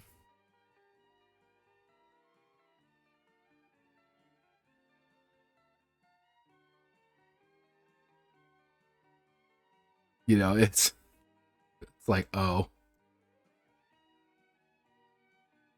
god, it's Stempo. Everybody, look at It's Stempo and make fun of him before he's banned for being a fucking goblin. God. Here, give me 1 second. Manage suspicious user. Actually, no. Ban It's Stempo. God, what a fucking... Yeah, give me 1 second. Report It's Stempo. Let's see. Evading spam malicious links or bot account. This is a bot account. Wanted me to buy subs. I wanted me to buy subs. It's cringe. There we go. Reporting to the Janny. Janny, wake up. Gotta clean something up. Yeah, this is the only pink, the technically only canon Pink Ranger who just dies horrifically in space. But yeah, Pink Ranger is the fast one. That's what they do. They go fast and they shoot people with a bow or energy weapon in general. And I can only assume they also have, like, by default, the skirt, because that's what pink people wear. The Red Ranger. Guess what, everybody? Follow me, Weapon Master, and all that jazz. It's like, yeah, Yellow Ranger, otherwise known as the token Asian one. We don't talk about that, do we? It's morphin' time. Advanced range. Now, this is the other weird thing. This is the Advanced Ranger Spectrum. There are a few rare colors of Ranger Spectrum that manifest only in specific situations. You have to take a perk to advance to this. You have to take a perk to switch over. Now, in future publications, will allow for other, even rare spectrum for silver, gold, phantom, and purple rangers and more.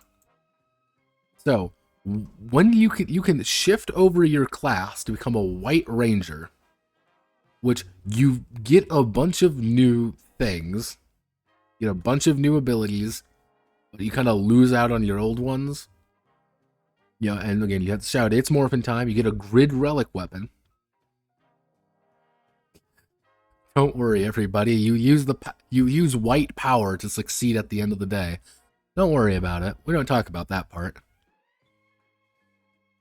General perk sidestep at all costs. Influences. Yeah, this is another weird one. These are like 5e backgrounds.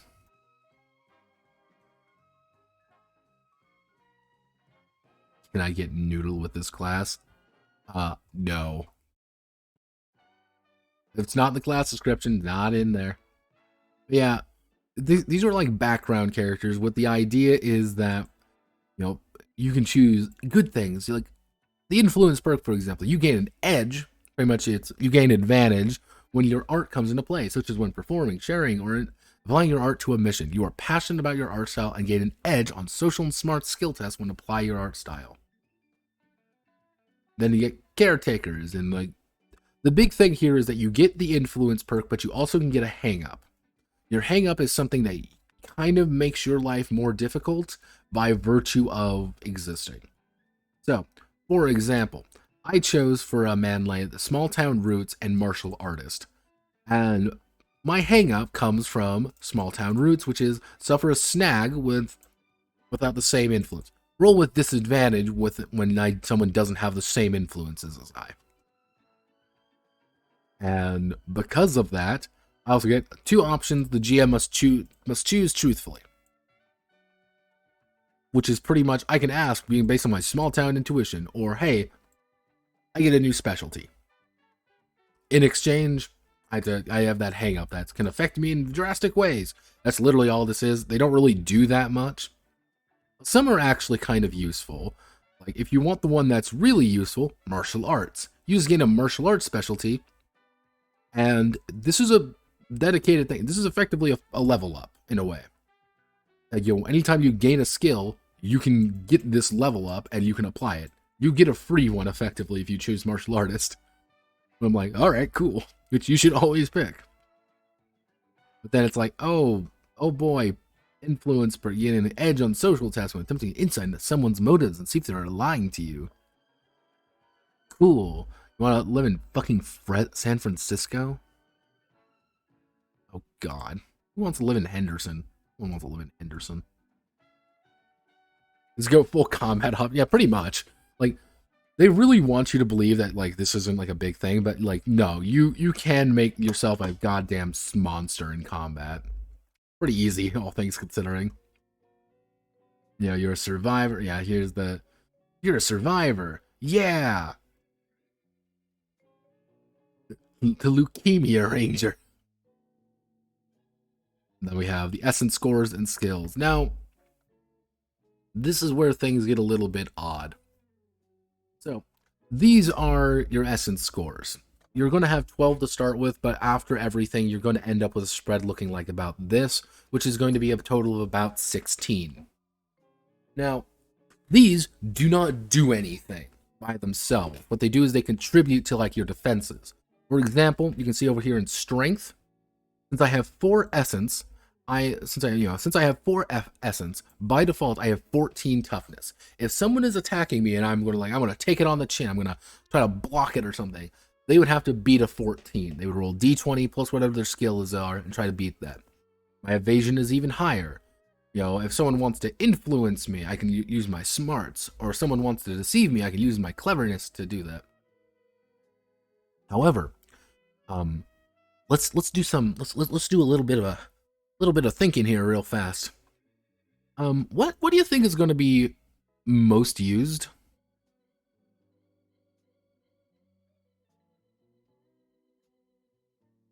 I'll give you a hint.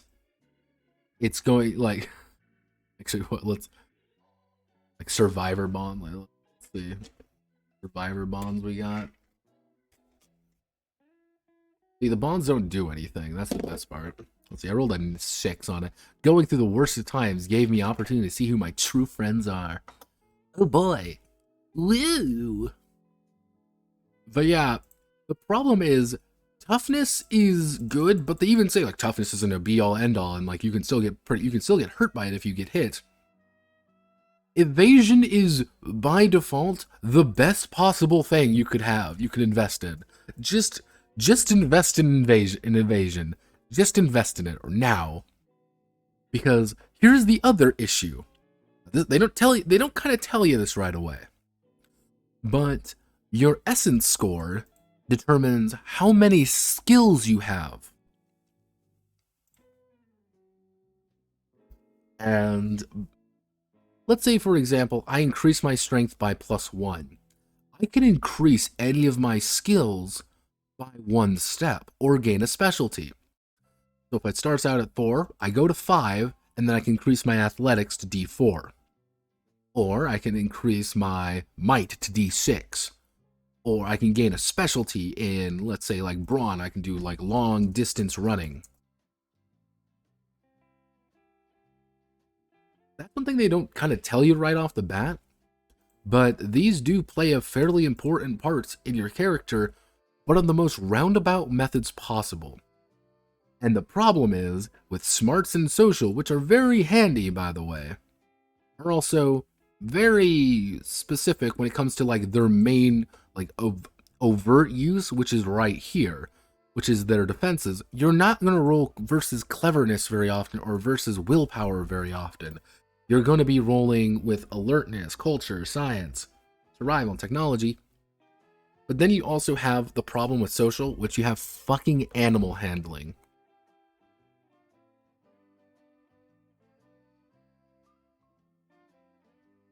Well, yeah, Varric. Well, you should be reading meandering thoughts constantly. Come on, Varric.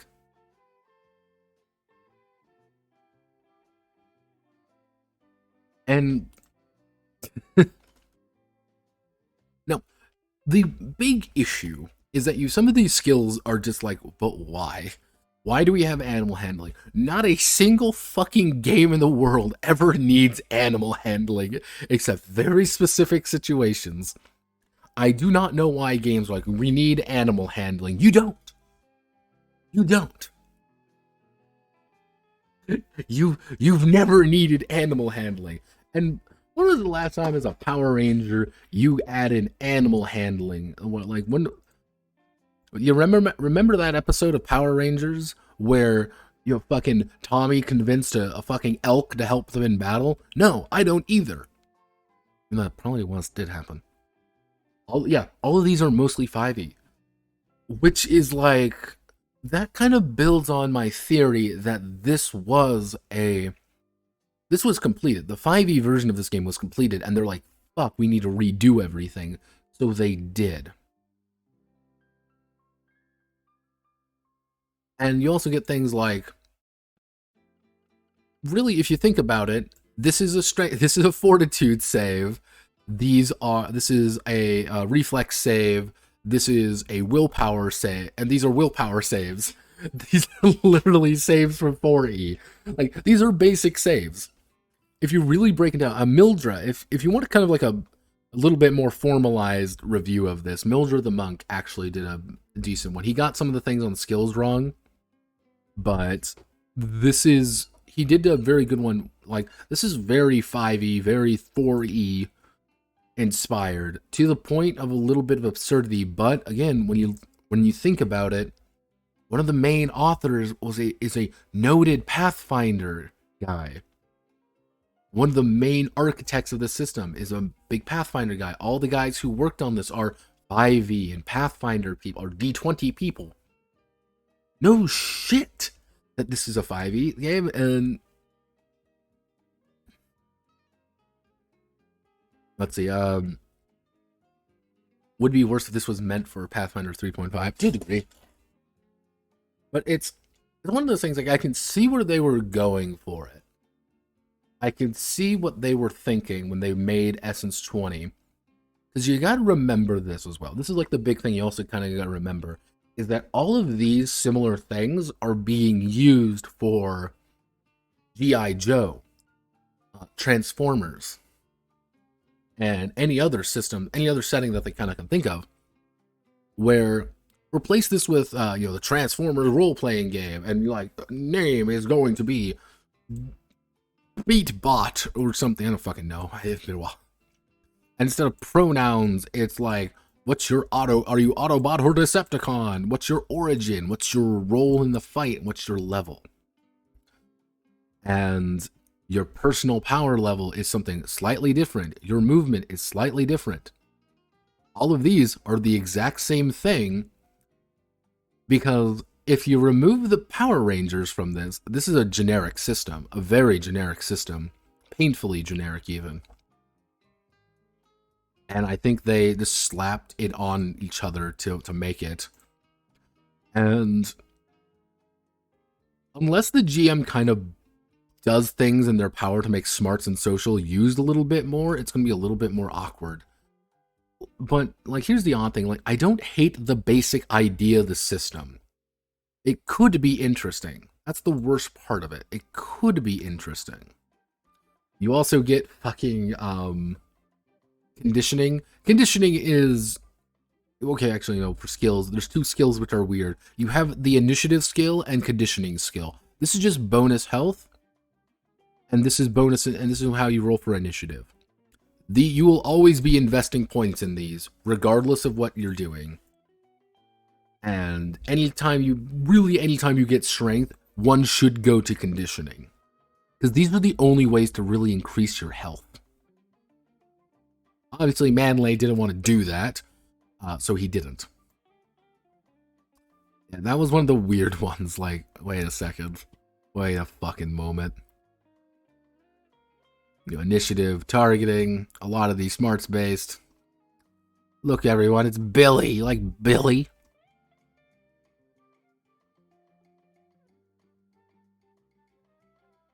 Stare in the eyes of God, and God looks disappointed.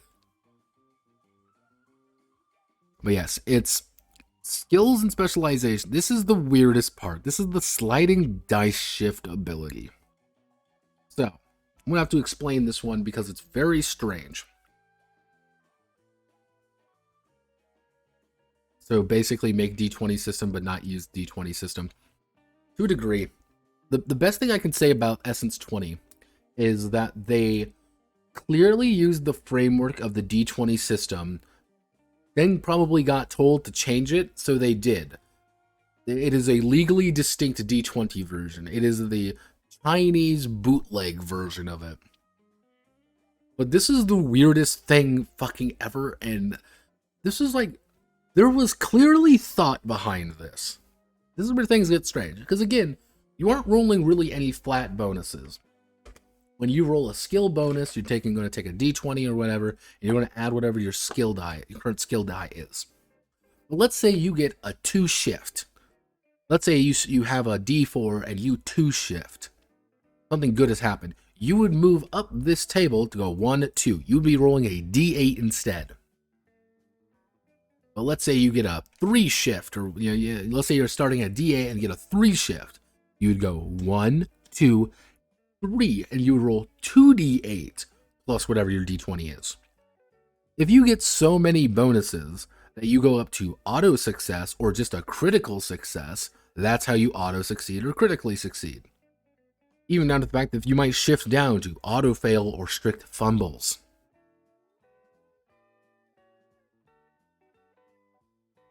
Which is interesting. Shift skill, outlining special dice shifts for user grid ability special effects. Once applied, everything is calculated at once. So you might have a 3 shift up, and you have a D4. 1, 2, 3, you're rolling a D10. That's it. If you have a 3 shift up, 2 shifts down, it's like, cool, you have 1 shift up, you go up to D6. That's pretty much it. That's pretty much how that actually functions. However, this is where things get weird, because they keep having the D20 isms in there, because you have snags, and I can't remember what the other one, the proper term for it is, but it's roll 2d20, take the highest, take the lowest. They keep having advantage and disadvantage in the game, in addition to this. And it's like, yeah, edge, that's it. So it's like, wait, what?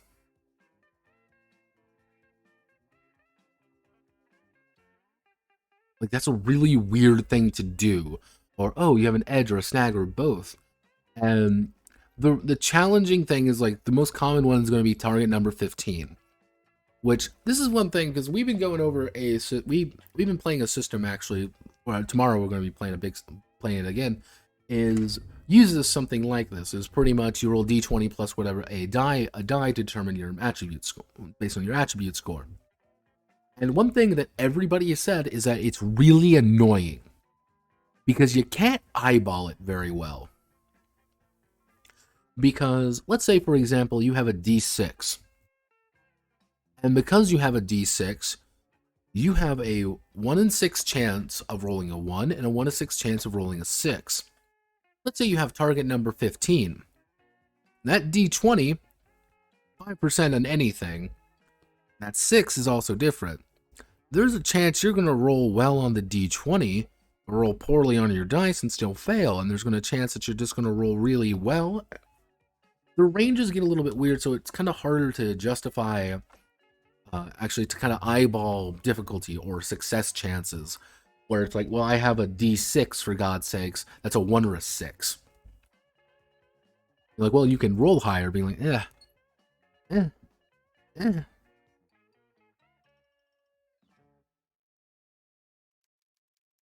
And then you have the fucking rolling with specialization. Oh, sweet jeez. Okay. Rolling with specialization. Went over this before, but we have to go over it again. Highest result of all skill dice from your modified level down the dice staircase. So if you have, let's say, for example, something like this, you're going to roll for every single one of them. That there's a chance you'll be rolling, I think the largest amount of dice you can physically roll. Let's think this. So this would be 2d20s. So this would be 2d20s, the d2, d4, d6, d8, d10, d2. There's a chance you will be rolling 8 dice and have to interpret the results of such.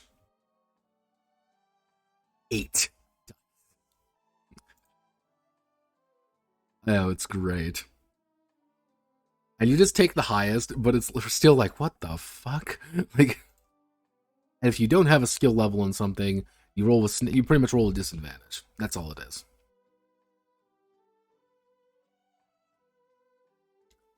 Now, oh yeah, there's also critical failures. Because don't forget that. So, if the result on a d20 part of the roll is a natural 1 and the skill test fails, is a fumble. So, normally, most of the time that you're probably going to fail. If you do roll a 1, it's a critical failure. You can also just auto-fumble by just not having enough enough skill dice in something. Like, alright. And a critical success is the result of skill dice, not including the d20 result of the roll, is showing a highest number value on one or more of the skill dice, and the skill roll is successful. So, for example, you have a d6. If you roll a 6 and succeed the check, you've scored a critical success. However, if you have a d10 and show a 10, you've also critically succeeded if you succeed the test. Do you see a problem with this? Do you see a small, little...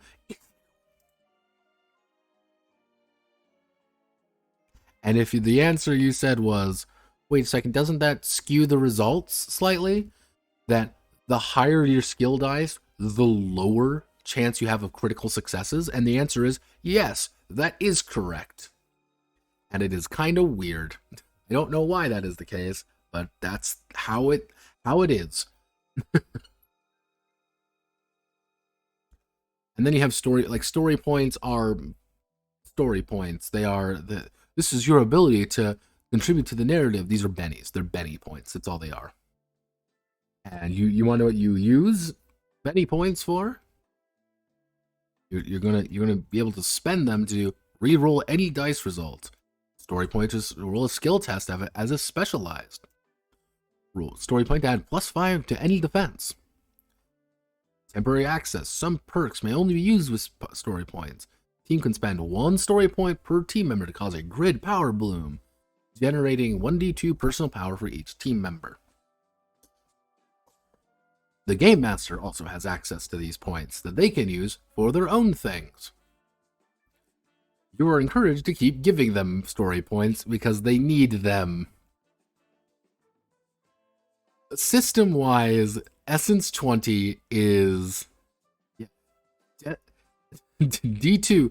D2 is technically the OG. If you are really confident, having a D2 in a skill is technically better than having a D10. You have a lower chance of success, but if it's a small TN, you might be better rolling a D2. However, there is also one very, interesting note with this.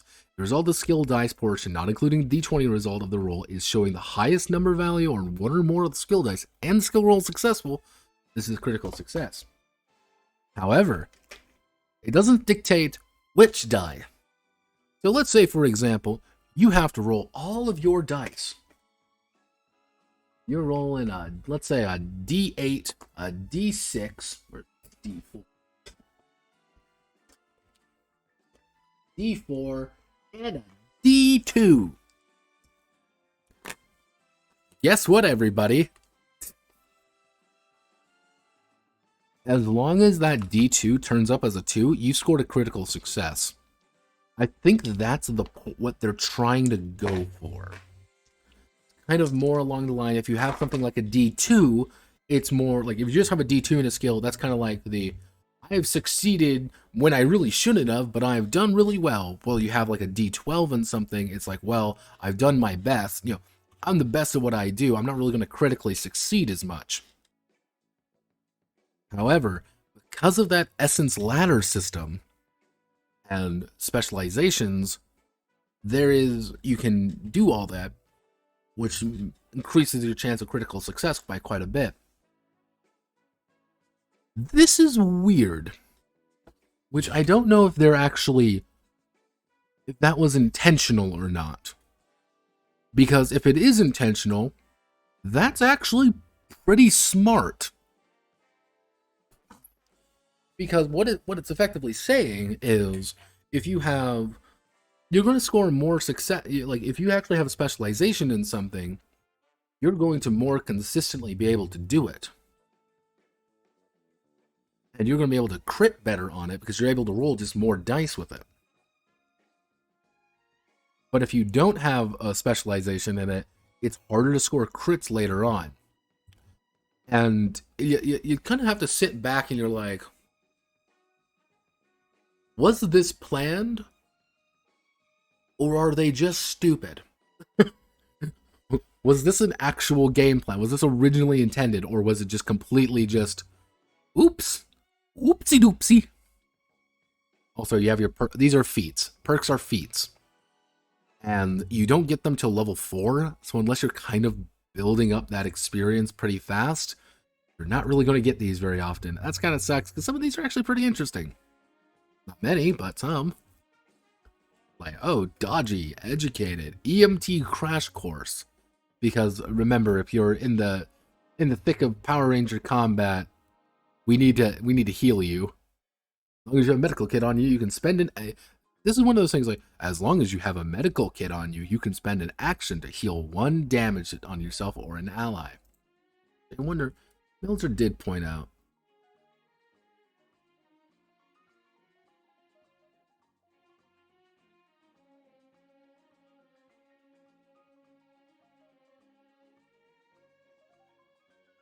No, doesn't look like it is. No, we don't want to do.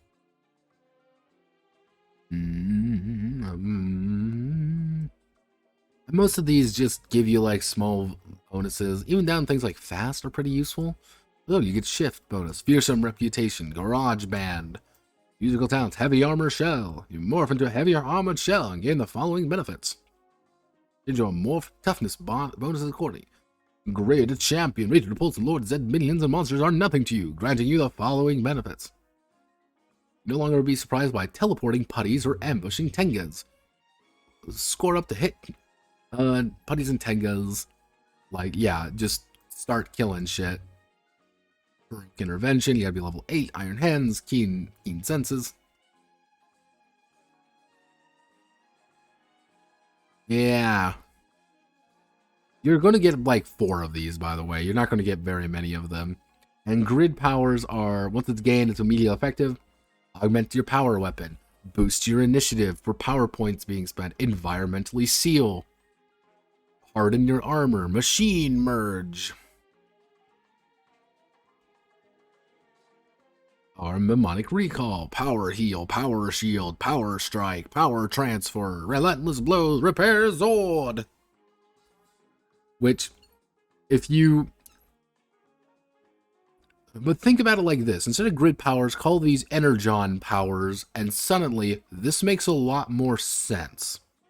I think the Power Rangers version of the Essence 20 system doesn't really do its justice. Equipment is possibly the most boring shit imaginable. It's pretty standard stuff. I have to do this version as well. It's, yeah, for like weapons and things like that. Most of them, I don't know.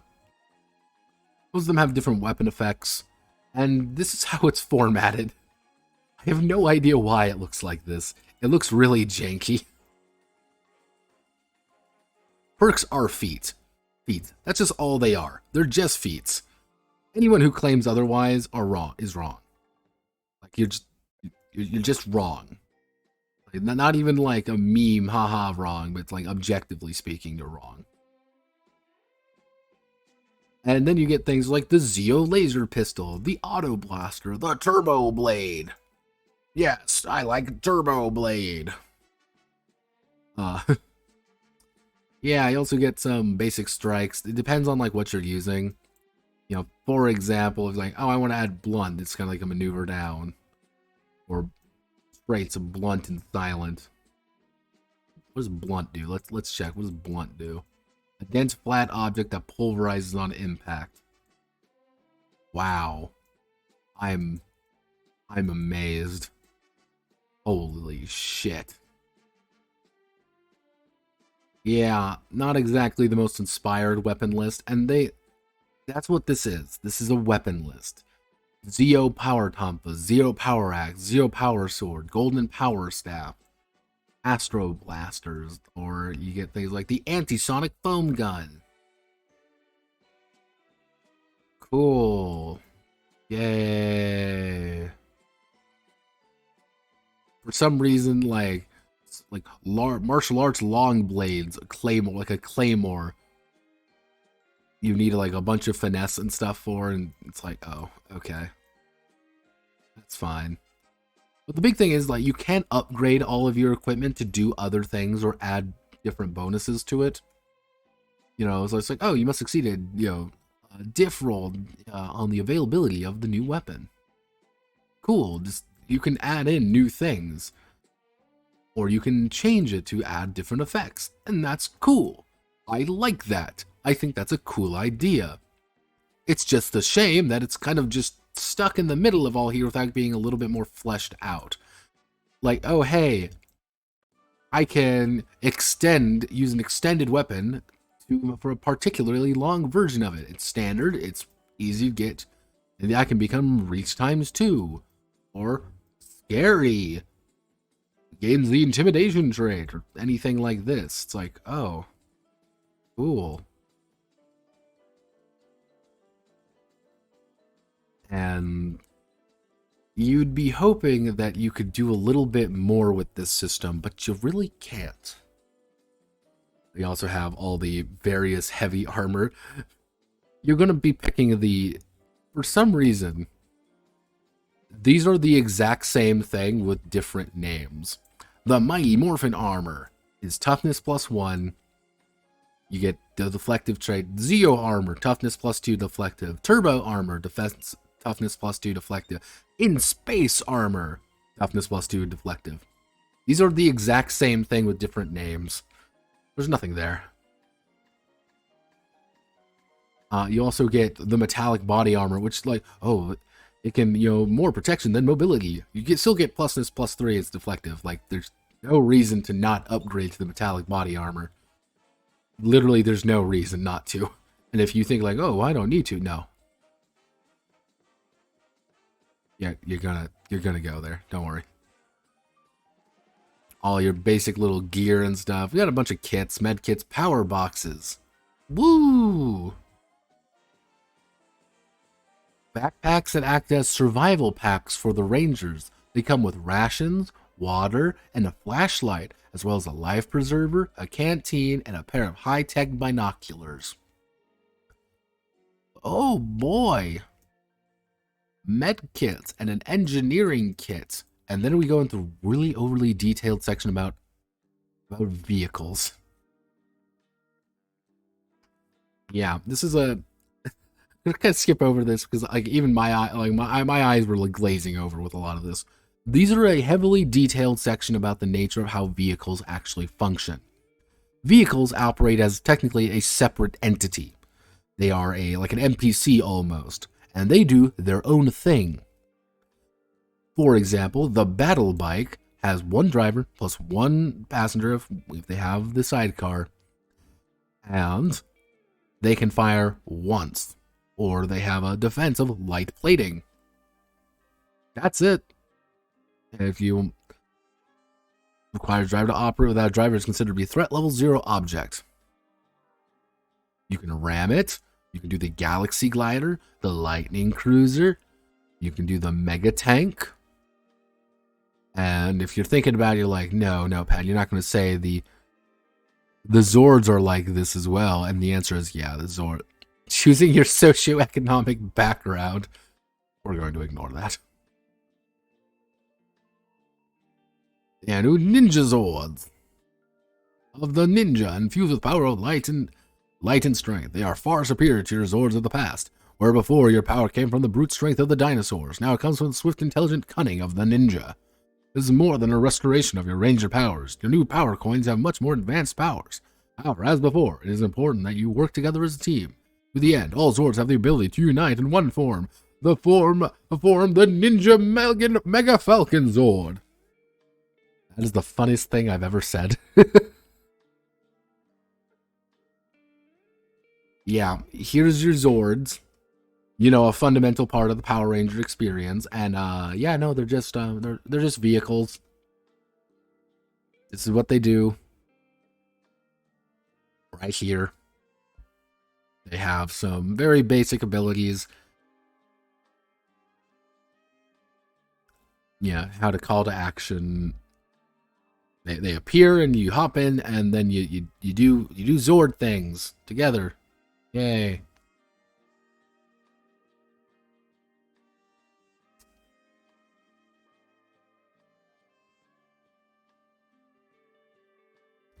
You can this is one thing of that system I do kind of congratulate on, that you can actually customize your Zord.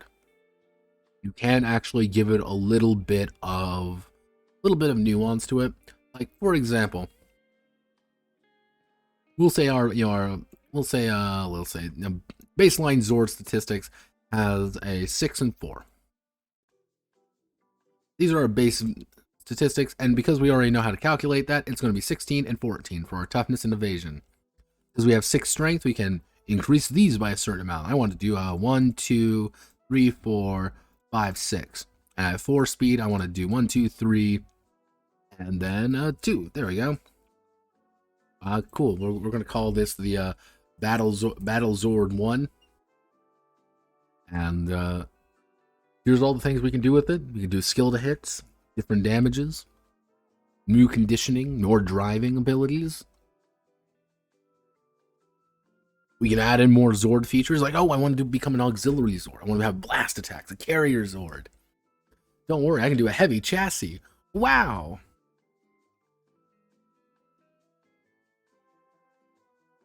Hope you can just... Zord has been joined with the mighty power of Ninjor, and it's infused with light and strength, transporting it into a new animal form and granting it one of the special powers. Yeah, no, this is a... Oh yeah, I forgot there's the Combiner. Oh Jesus. Okay, yeah, Combiner is weird because you pretty much are...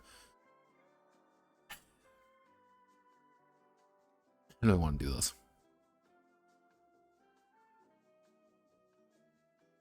You were combining everything together to form your Mega Zord.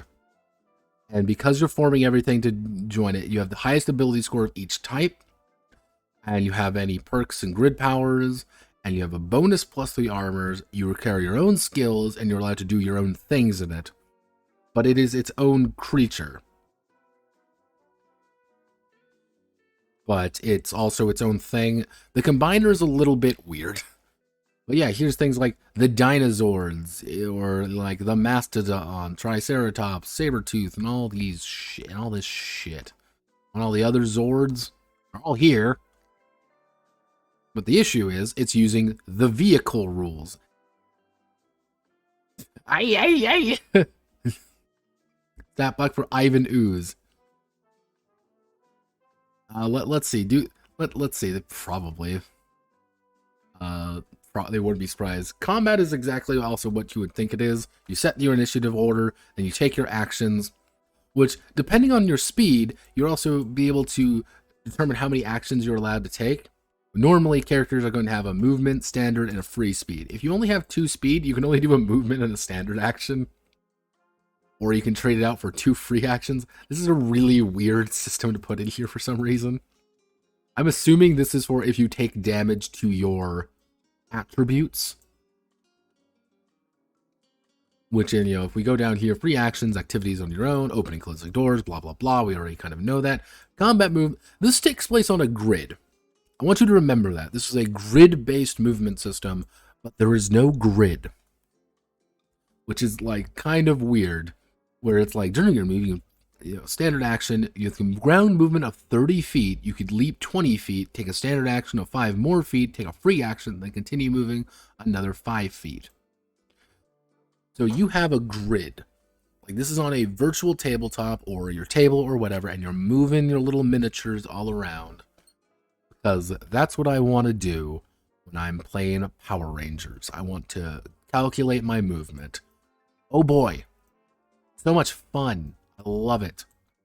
I adore it. Your map footprints. Oh, I love Sexu. Sexu. Ay. For games like this, movement should be measured in explosions. Yeah, sorry, you have a spark pack per, spark packs per movement. Like, this is what I mean by like, this game was already written for a 5e game, and this is just on top of everything else. And it's like, do you like that kind of thing? If the answer is absolutely fucking not, then it's going to be a little bit more painful. And you're not going to like it as much. It's like, oh no.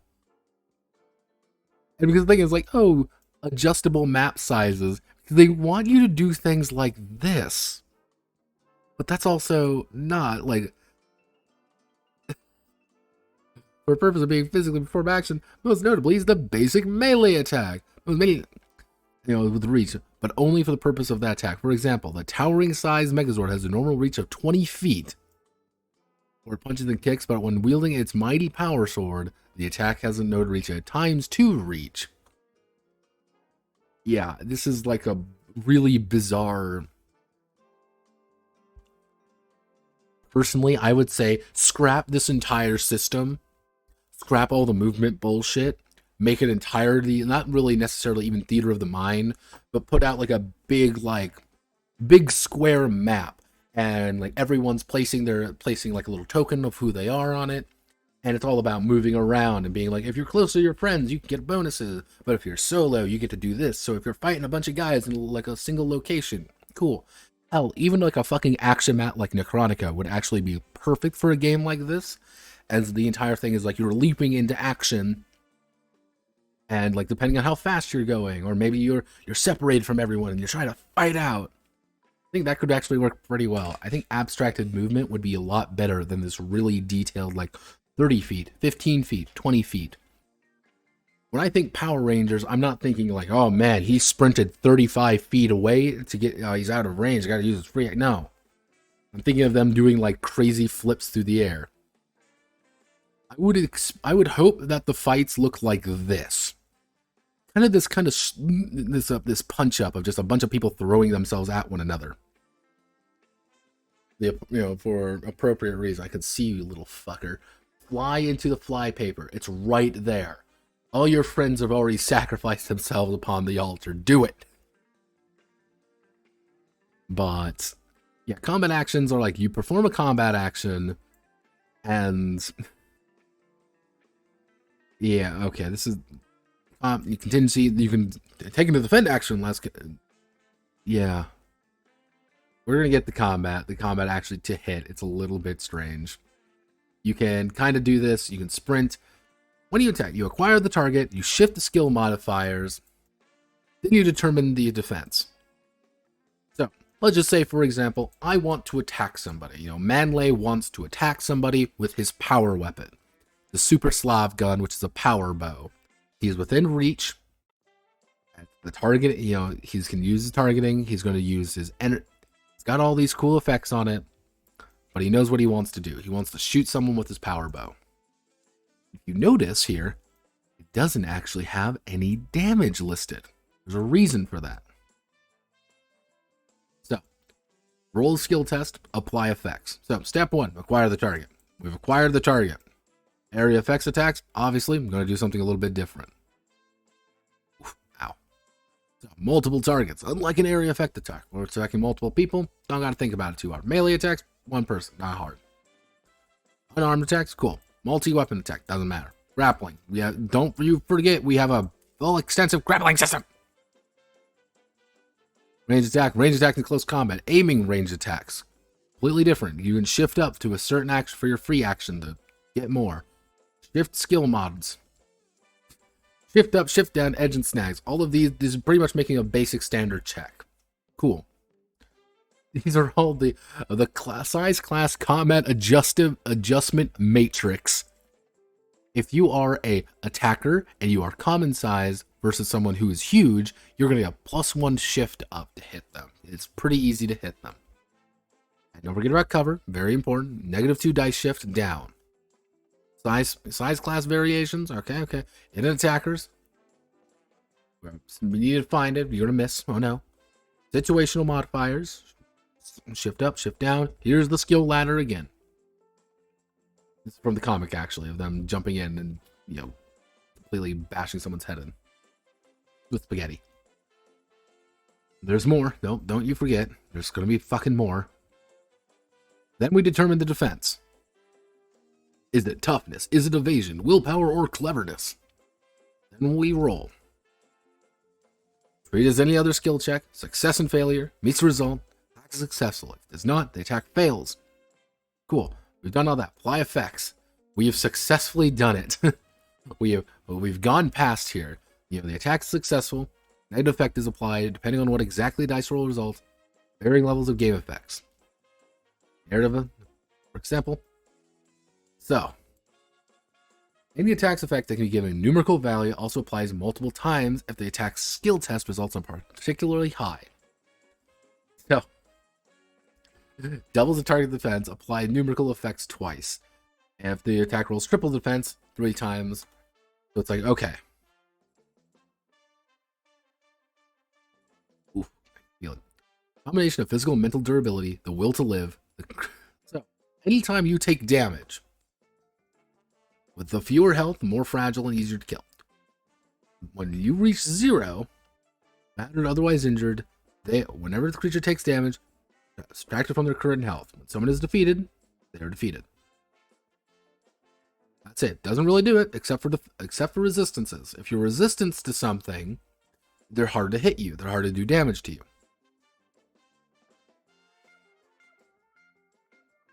Ooh, I feel it right there, but. So, combining all of this together, I determined that damage here doesn't actually do anything.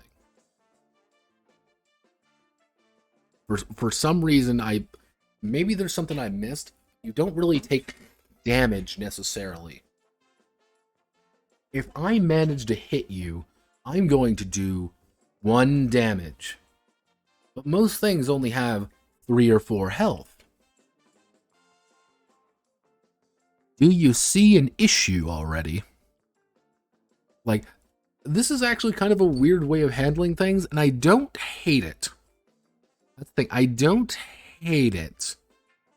You know, you kind of been knocked down. So here's all the fucking vehicle combat shit. Like, oh boy. Like, I even looked around. Like, this damage-wise, it's like, oh, half damage. It's like, I looked around. It's just like, wait a second. It just reduced from my health. Not any damage or anything like that. Except some things do have damage.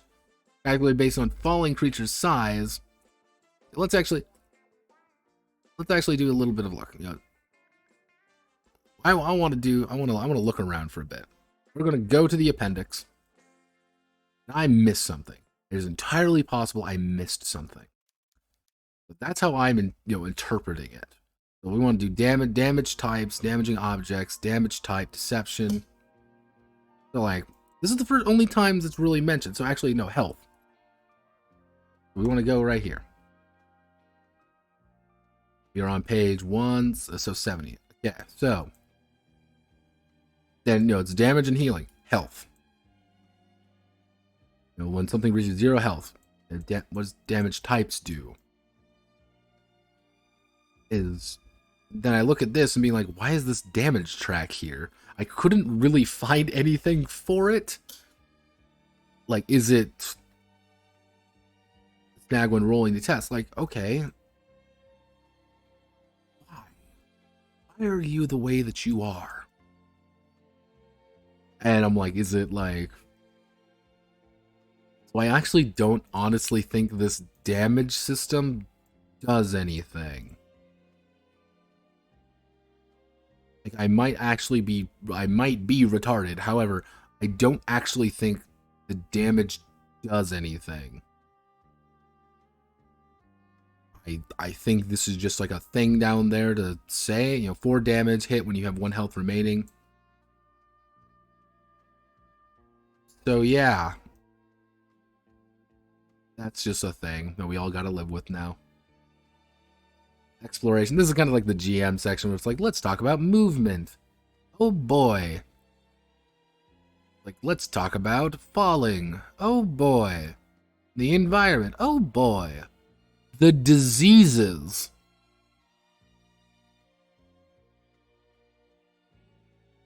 For some reason, there's a diseases thing. I have no idea why, but it is. Right there. The locations of Angel Grove. This is just Angel Grove. The entire location section is very much the, like, do you want to talk about Angel Grove, California? If you don't want to talk about Angel Grove, California, then this entire section is kind of useless. This isn't Japan. This isn't kind of anywhere else. It's just that. And then we have the threats. Here's Chunky Chicken. This is supposed to be like it says threat level. There's no indication of what the fuck threat level actually means. It's just kind of like a general thing, I guess. Here's his skills. He gets a +4 to his brawn. He knows the putty language. He has his giant melee weapon. Note there.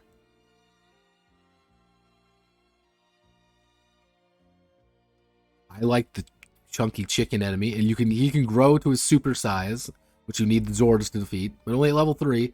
Finster.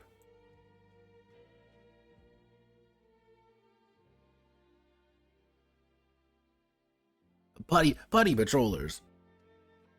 Yeah, they get 1 health, and if you hit them, they're just going to explode. Unless they're Z minions, the Z putties. Then there's the. And they also have Pineapple the Clown. Yeah, Monster of the Week. Pineapple the Clown may turn into his monster form. He knows to piss as a move action. Once grown, you may inherit all his stats from his new form. Yeah, the clown can turn into whatever the fuck that is.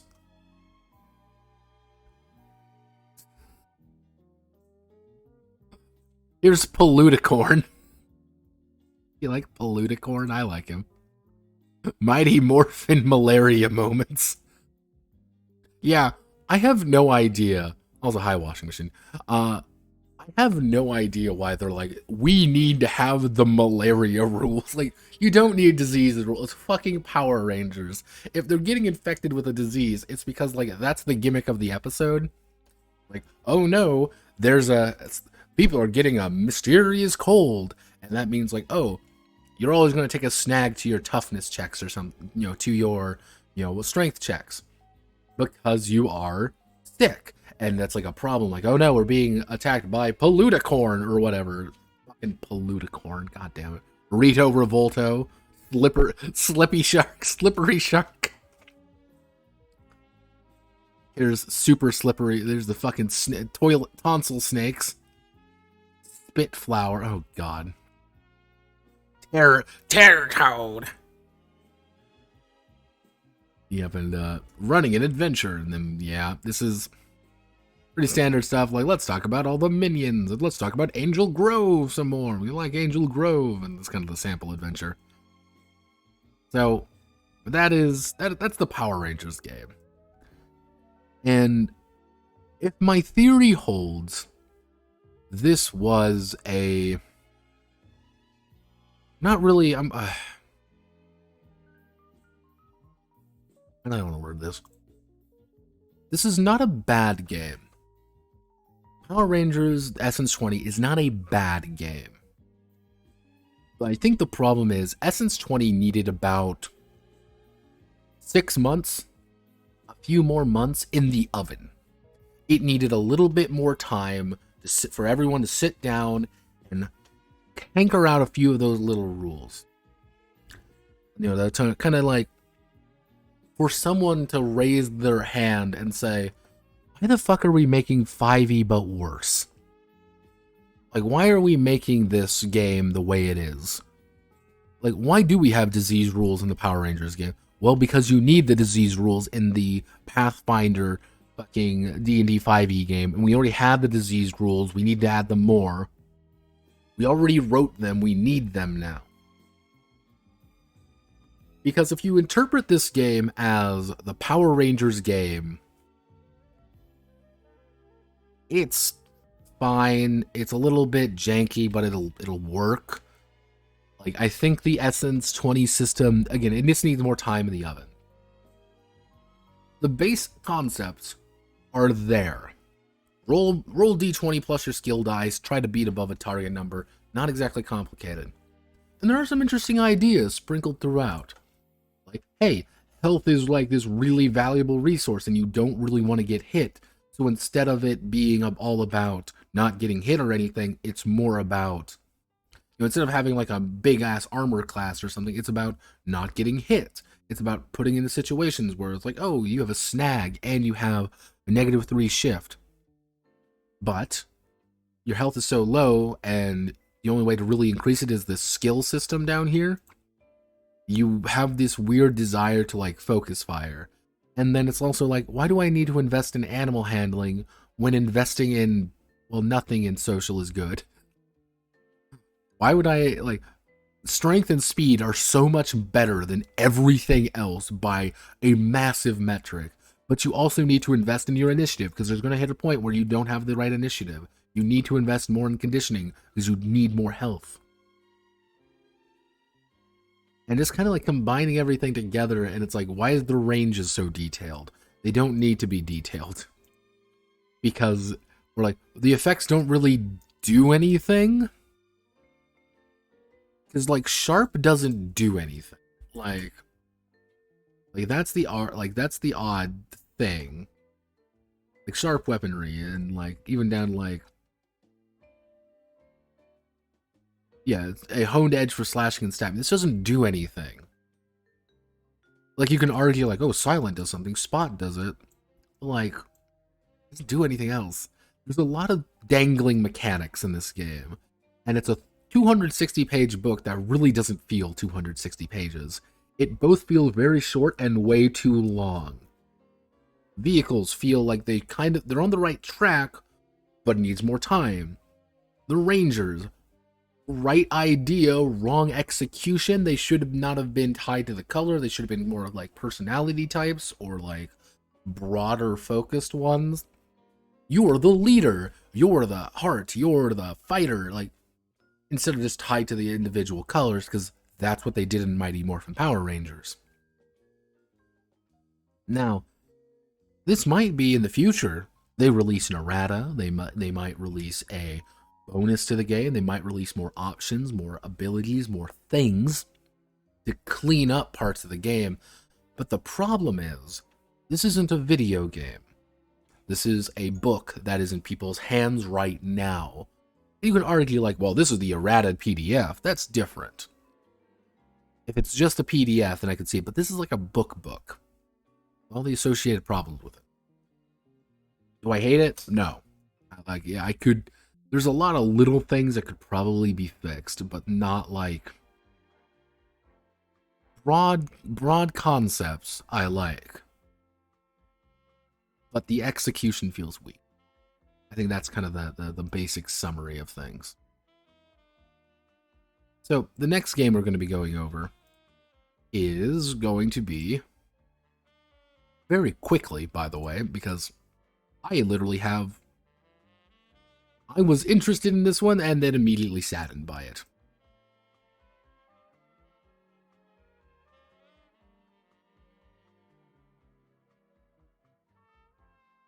This is Armored Trooper VOTOMS, a role-playing game. And for those who don't know, VOTOMS is actually a mech franchise coming out of by Sunrise, and it is a fairly detailed thing about the struggles of a single man and his, well, life. Just the struggle of existence that is being Shariko. And hello, phone. Everything that goes wrong and can go wrong has gone wrong for this man, and the problem is everyone pilots these things called, well, they're VOTOMs. The problem is these things are tinder boxes which will explode. They are death. These things will kill you. They are expendable, they are fast, and they are designed to be kind of mulched at some points. But it's been so long, it's so big, and it's a very dramatic series. Very fascinating series, even. VOTOMs. Not bottoms. Jericho does literally everything except bottom. But there's one problem with this particular game. And it's not like all the details, because they go into very close details. It's just the fact that it's system. So, who made this game? Well, it might surprise you, but Any Mechanics did. But not really. Any Mechanics didn't actually write this game, because Any Mechanics is actually a subgroup. Are you more a top or a bottom? And if we go to Armored Trooper Bottom, the role-playing game, this came out in 1997. This is a 24-year-old game by our Talsorian, otherwise known as the Mike Pondsmith experience. Now, Mike Pondsmith, you probably know about him because he's the guy who wrote Mechton in 84, Cyberpunk in 88, and also Castle Falkstein. He also did that one, but most people know him for Cyberpunk and Mechton. And he is the biggest fucking weeb ever. And he managed to score the license for a lot of things. He was very popular back in the day. Probably the 90s is when he was kind of the most popular. Over time, not as much.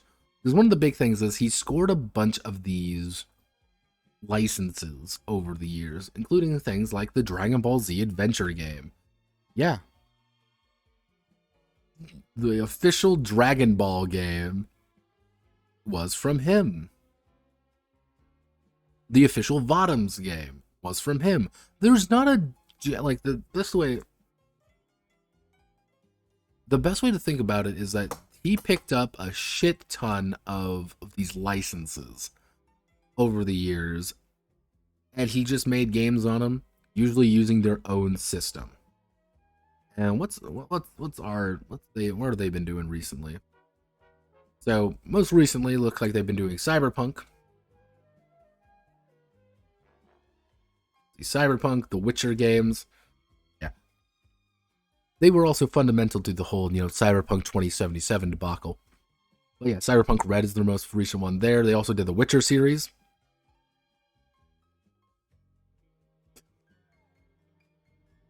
You can buy easy mode if you want. Here's they're the ones who did this one. Let's see. We can also do Mechton, Teenagers from Outer Space, Cyber Generation, and Castle Falkstein. All of these are things that he's done. Now, most likely you've probably never seen this one or the Dragon Ball one because he lost the license for them over time. And that's pretty much all I can say on him. The big thing, though, is that this game is using the Fusion rule set. What is Fusion, though? Fusion is a...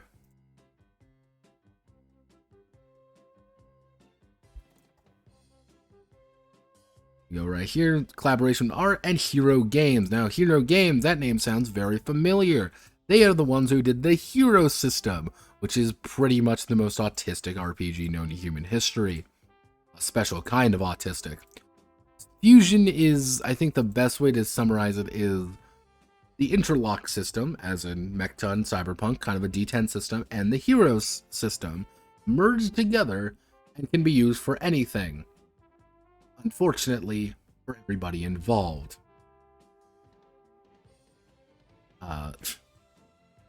We've actually gone over the action system a little bit before.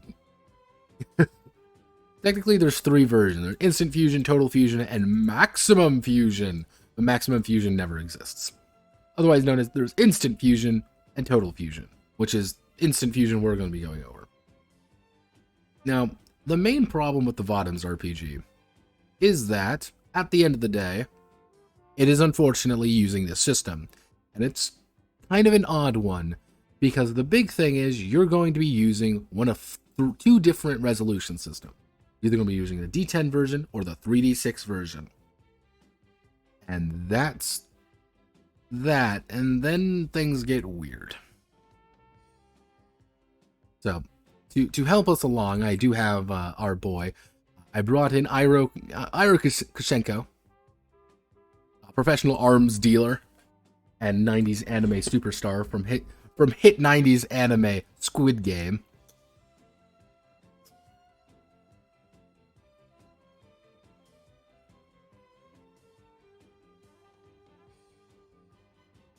Yeah, no, Mike is a good guy. Mike is a very fascinating human being. And the problem with Mike is that everything he touches turns to fucking lead. Yes, here is the most basic looking character possible. You may see I just literally put it in here because they expect you to put this in here one for one. I said, no. Now, here's the big thing, is they're going to go over the entirety of the VOTOMS history. They're going to go over all of the various things, including the language, all the technology, all the military life, and all of the major characters. And here's the main character. Here's Trico. You can play him right now. He has all his stats right here. He is a fucking Superman. Can do literally everything, almost flawlessly. And here's his kind of girlfriend, Fiona, who does amusingly have addiction Shuriko, or addiction Jirium.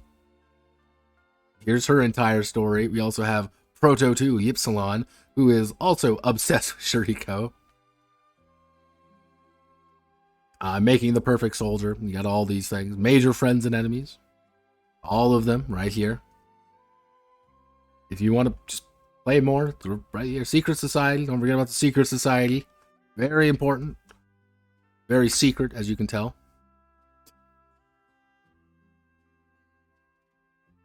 Here's how you build armored troopers. All of them. And they're going to go over every single detail about every single one of them. This is Scope Dog tech. Scope Dogs are the main ones. Polymer rigging solution, sensors, central computers, a technical glossary. Gliding or standing boost, swamp clogs, roller true descent mechanism, which is the most amusing looking diagram ever. I don't know why I find it so amusing. It's just funny to look at. All the various weapons, all very important. And then we're going to go over all the Scope Dog and all its various armaments and all its various abilities and everything else with it. Because, now, I want you to note right here, 40 OP. These are called option points. At character creation, you get a certain number of option points. These are how you buy. These are pretty much how you buy equipment, how you buy skills, how you buy everything. Now, someone may be able to tell you this pretty quickly. You're going to be spending 40 of your initial points on buying a fucking mech, because we're playing fucking VOTOMS. So when it says like, oh, you have 80 points to spend, you don't actually have 80 points to spend. You have far less. This isn't even going over things like Red Shoulder Customs with 110. Or, Perfect Soldiers, or, Dog Series variants, or any other variation of any of these. All of these cost option points that you already have very little of. And scroll all the way down. Don't forget about the Secret Society ones. Or secret societies. Valorant, Quent ATs. Here's all the various markings for every single one of them. for things like, oh, here's the armor thickness of the ATH-14SD. Let's do the scope dog. Where's the scope dog? There we go, scope dog. Empty weight is 6,387 millimeters. Let's see, armor thickness 14 to 16 millimeters. Gliding wheel speed in kilometers per hour is 82.6 to 41.4. Oh, we also gliding wheel horsepower of 230. Gliding wheel torque, kilograms per meter. Kilograms is 51.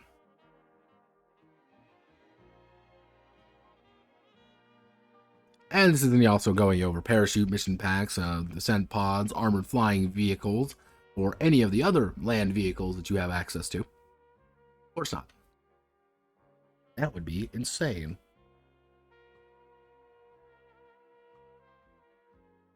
All the aircraft, all the spacecraft, all more spaceship, more special ships, and even a full method for you to build your very own AT. And every single thing that you could ever want right here. Let you build your very own from the ground up with all the fucking autism that goes along with it. Every bit of it. It's great. And don't forget, all of them do something slightly different. Ever so slightly. Construction of a standard turtle. 14 waterproof. And VOTOMS, let's see. We're not done yet. Here's the entire series of it. We haven't hit the game yet, by the way. Let's just scroll through here real fast. We don't need any of this. We're almost there, everyone. Almost there. Almost there, we swear. Okay, so this is the rules. We are on page 118 of 176. I already kind of went over it. It is roll 1. Roll 1d10 plus all your skills.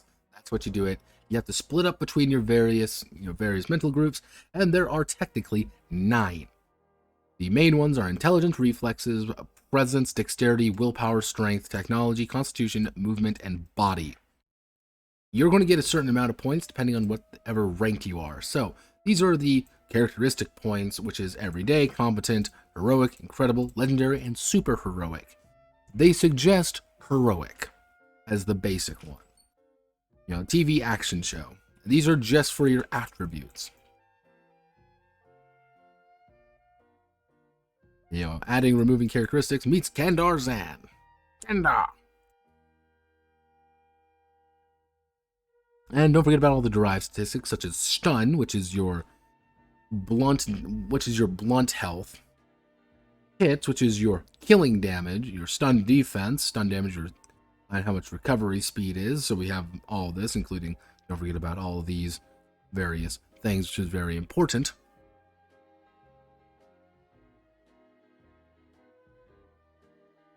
And then we have then you have optional derived statistics, if you feel like. So optional derived characters not present in every fusion campaign. Armor Trooper VOTOMS uses luck. In an Old West campaign, for example, you don't never need for defense against lasers. You're just using this one, but you have the option for endurance, energy defense, speed, and humanity. If you want. Or you don't want to. Your choice. Which is kind of the issue for this particular game. There's just a lot of shit with it. And, I could go over a lot of these, but, this is possibly the dullest fucking thing ever, because this is a generic system with VOTOMS kind of pushed on top of it.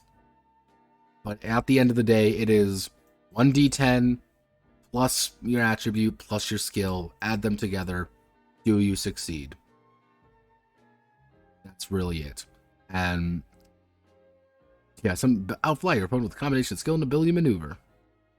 Yeah, you want to dogfight? Yep. They're trying to maneuver and trying to do all these vehicle things. Rules of play. Are you clear? Can you smack it?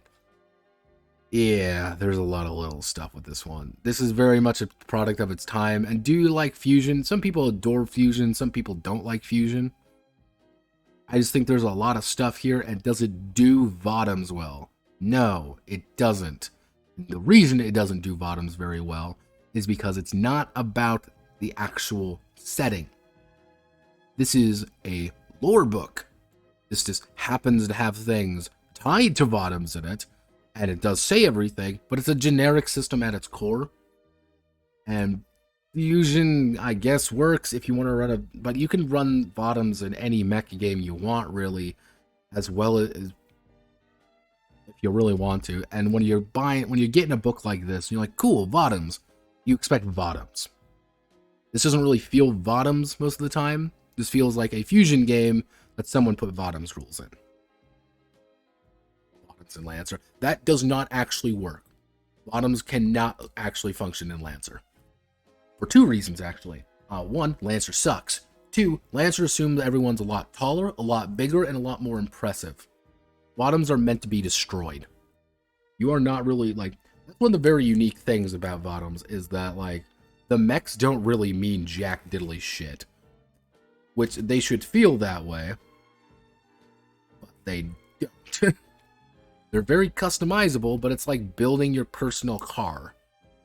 Like, the car itself isn't really important. It's about the driver and why he put all those things on it. Which is kind of the complicated thing. And there's quite a few VOTOMS systems out there. VOTOMS and Battletech. Too big. Can't do it.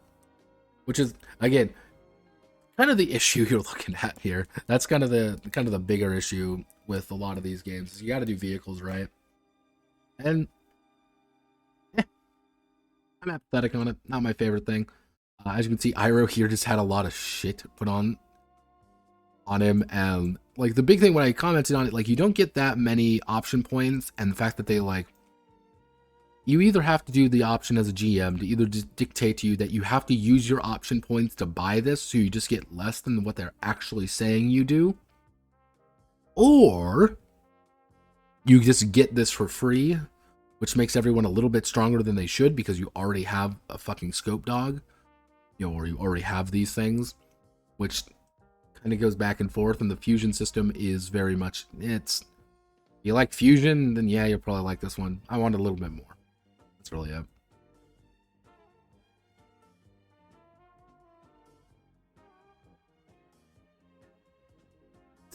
it. Honestly, VOTOMS in Essence 20 wouldn't be the worst idea ever. Honest to God, wouldn't be terrible. Because they already have vehicle rules that don't suck. Like, they're not good, but they don't suck. VOTOMS rules mechs are still actual war machines, which have like 2 engagements. I have not seen a single exploded Lancer mech that doesn't commit nuclear jihad. Hey, sometimes you gotta enter the promised land. That's all I gotta say. So our final game exists. We gotta all accept it. Welcome to Starship Troopers, the role-playing game by Mongoose. Yeah, Mongoose. But here's the problem. I'm gonna tell you this one right off the bat, guys.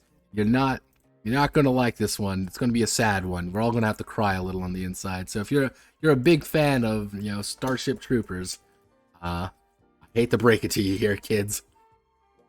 So Starship Troopers, properly, for those who don't know, is actually a book. Way back in the day, it was a book written in 1959 called Starship Troopers, and the original book by Robert A. Heinlein was generally supposed to be kind of a satire, kind of a look at, kind of one of those more emotional, hoity-toity looking at it, with the unfortunate reality of not being very good. It's a very dull book, but it's a very high-minded, thinky book that contrasts everything by it being really fucking cool. Which is the unfortunate thing with Starship Troopers is that people tend to forget is that it's kind of a very fascinating, like, it's this incredibly big thing that's supposed to be like ridiculous and supposed to be kind of showing like, yeah, a society run by veterans is a terrible fucking society. You know, all this fictional side led to be described as fascist. You know, idea of limiting the right to vote a certain group of people. It's one of those things where you can interpret it in three ways. Either he did honestly believe everything he was writing, which is that you can say that it's a commentary about the entire thing. It's kind of to be more amusing, kind of like, yeah, this is a society run by the veterans, and it's kind of a shithole. That's the, I'm going to adjust my mic, so, and it's kind of a shithole, and it's awful, and that's kind of like the amusingly grim depiction. You can also say he just wanted to write something that sounded cool and needed to justify fighting giant space bugs with everything. Mostly because it led to this. Welcome to Starship Troopers, a 1997 American military science fiction movie, which is hilarious, and it's great. Because it's memeable.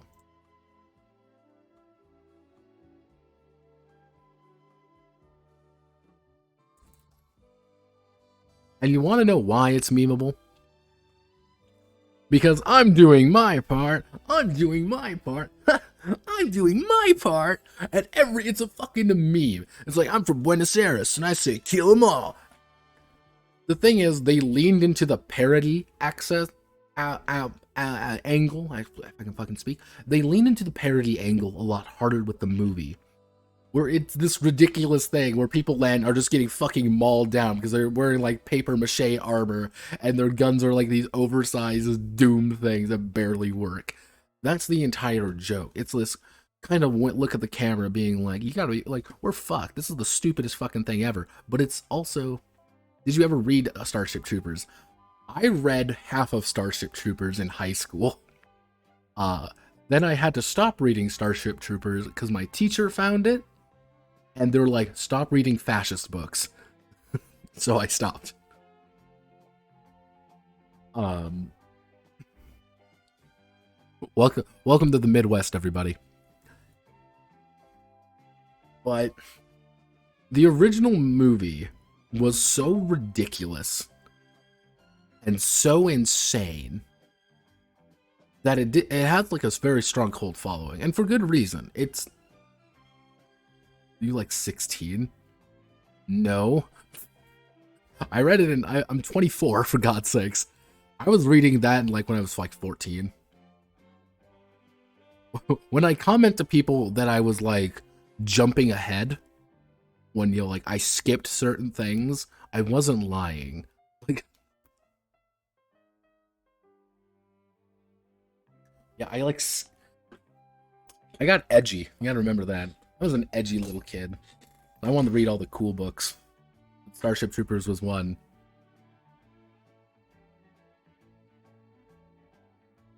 Oh, no, this has been, mind you, the book has been accused of being fascist since it came out. Like, that's the issue. Like, it's been being accused of that for a very long time. Like, that's been that way for a while. It's the people who think he's completely unironic. Which, in certain interpretations, he is being completely unironic and he thinks this is a good society. For that one, this everything is fascist stuff start, there's a very good answer to that, and it's not for this stream. But generally speaking, the movie is regarded very positively, because it did have...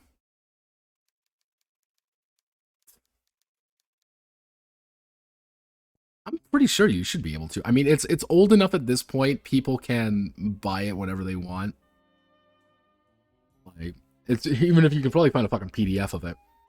But the movie had such a profound impact on people that people kind of associate, when you say Starship Troopers, to a lot of people, they don't even know the book exists. And the thing is, the original show, the original movie, didn't actually go too deep in how fucking ridiculously high-powered the setting is. You gotta remember, all of these people are wearing power armor. The kind of the papier-mâché armor they show in the movie is not actually what they're wearing. They're throwing, like, nuclear grenades, and it's the actual gun they use is this insane death machine that will rip apart anything that is not nailed down. And, you know, there are giant mechs that are just so frequent that it's just fine. Like the original novels canon and kind of some of the more expanded on versions of it are real high powered. And they don't talk about those as much. For good reason, because those are hard to display on film. And especially for 1997.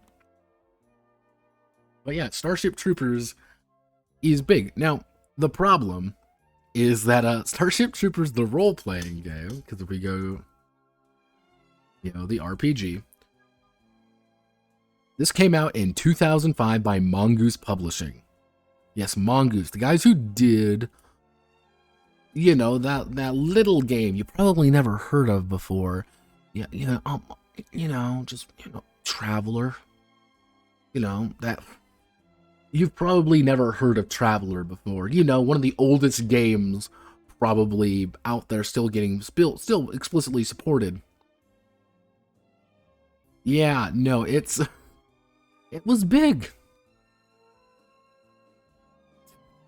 Play the fucking DOS version of Mega Traveler, it's great. And there's books, there's like Traveler is huge. They did not do that for this game for some reason. It's by this guy named August Hahn. He's the one who explicitly did it. And August here has done quite a bit of stuff. Not wrong August Hahn.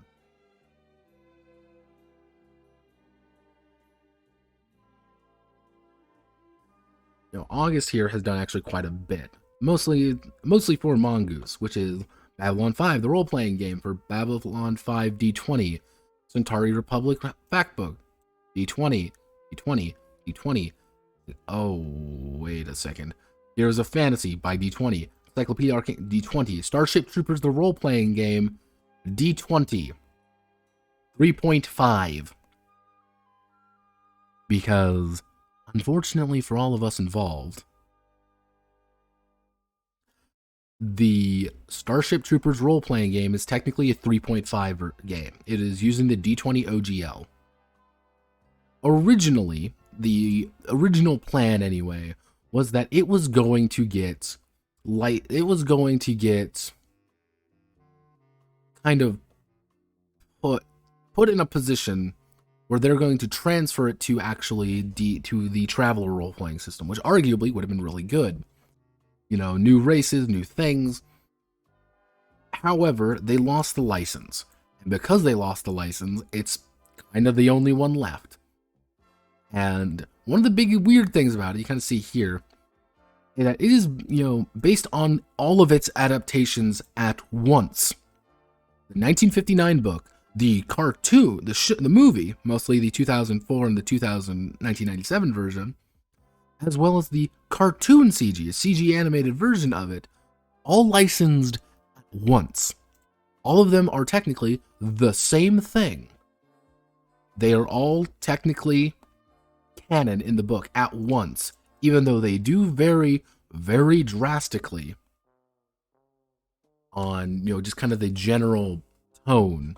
Now, there were a few. This is an Electrum seller. There were actually quite a few different, if we go down here, different little expansion books, such as the Infantry Field Manual, Boot Camp, United Citizens Federation, various adventures for it, because that's what's fucking sold back in the day. And even like the Arachnid Army book, you know, more enemies and more problems. You know, new tunnel assets, new psychic powers. Which is cool. Like, cool. Like, this has actually got a decent amount of support. But it kind of never got the Traveler treatment it kind of needed, I'd say. You kind of see, here's all the supplements. Now, with that going forward, we need to explain something. Yeah, Mongoose did a lot of D20 stuff, only after the OGL crazy got a license for Traveler. Yeah, it's like that's kind of like one of the confusing things for, like, they did a lot of D20 stuff, and this is possibly the worst fucking thing ever. I fucking hate this game. But I think the thing is, I hate this game because it's so damn close. So damn close. I say it's close because it looks the part. You got the ads, you got the way it looks, you have everything looking correct. And it kind of tells you all about what you need. It goes over all the introduction to things. And this is actually a really good way of introducing people to Starship Troopers. For people who would just like watch the movie, it's going to be a little bit weird, but it's actually a good way of introducing people. Like, this is literally everything you need. And you kind of like, yeah, things are a little bit different, but it's like, yeah, this is what you kind of need to learn about. It's like, cool. All right, I'm in. However, problem is, it is 3.5. Again, you have your basic attributes, you have your basic classes, character levels, various things, and all your skills. Don't you forget the skills, baby. We have skills for days. Skills here, skills there, skills everywhere. But the weirdest part about this entire thing is you start as Mobile Infantry Level 1. That is a requirement. You must start as it. And you do get some like a version called action points. Every time your character gains a new level, you must use them wisely. Yeah. You're going to get a little bit of action points. These are pretty much your bennies. Skills and feats are kind of the same way. You're going to get feats, a lot of feats. Nice thing too is that they do list every single feat at once. You can get them all. Not what they do, you just can list them to see what they actually are. Even down to things like how unique and class abilities work. You know, all the psychic abilities, like everything you could ever want is here on the sheet. And the unfortunate part is everything you could ever want is here on the sheet.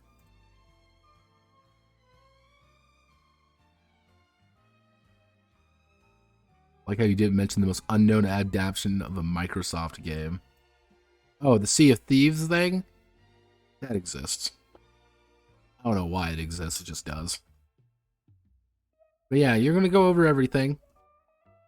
You have your class skills, mind you have your starting feats, your basic class tables, your class level bonuses, your base attack bonuses. Don't worry, we got plenty of those. Base saves, base class features, bonus feats, special features, unique abilities. Because yes.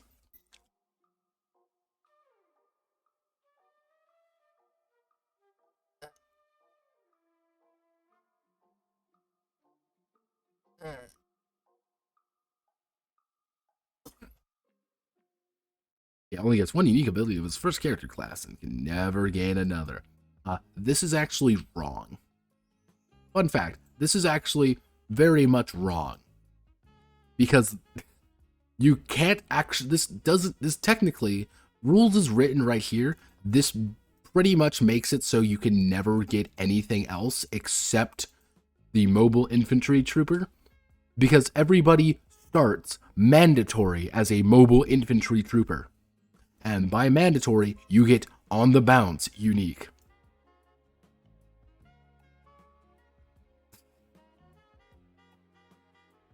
Yeah, is that the first specialty class a trooper takes? Yeah, like this is technically it's a little bit weird in that regard. Yeah, the command unique ability when you receive first level the officer class. Again, this is technically incorrect. Yeah, that or the first.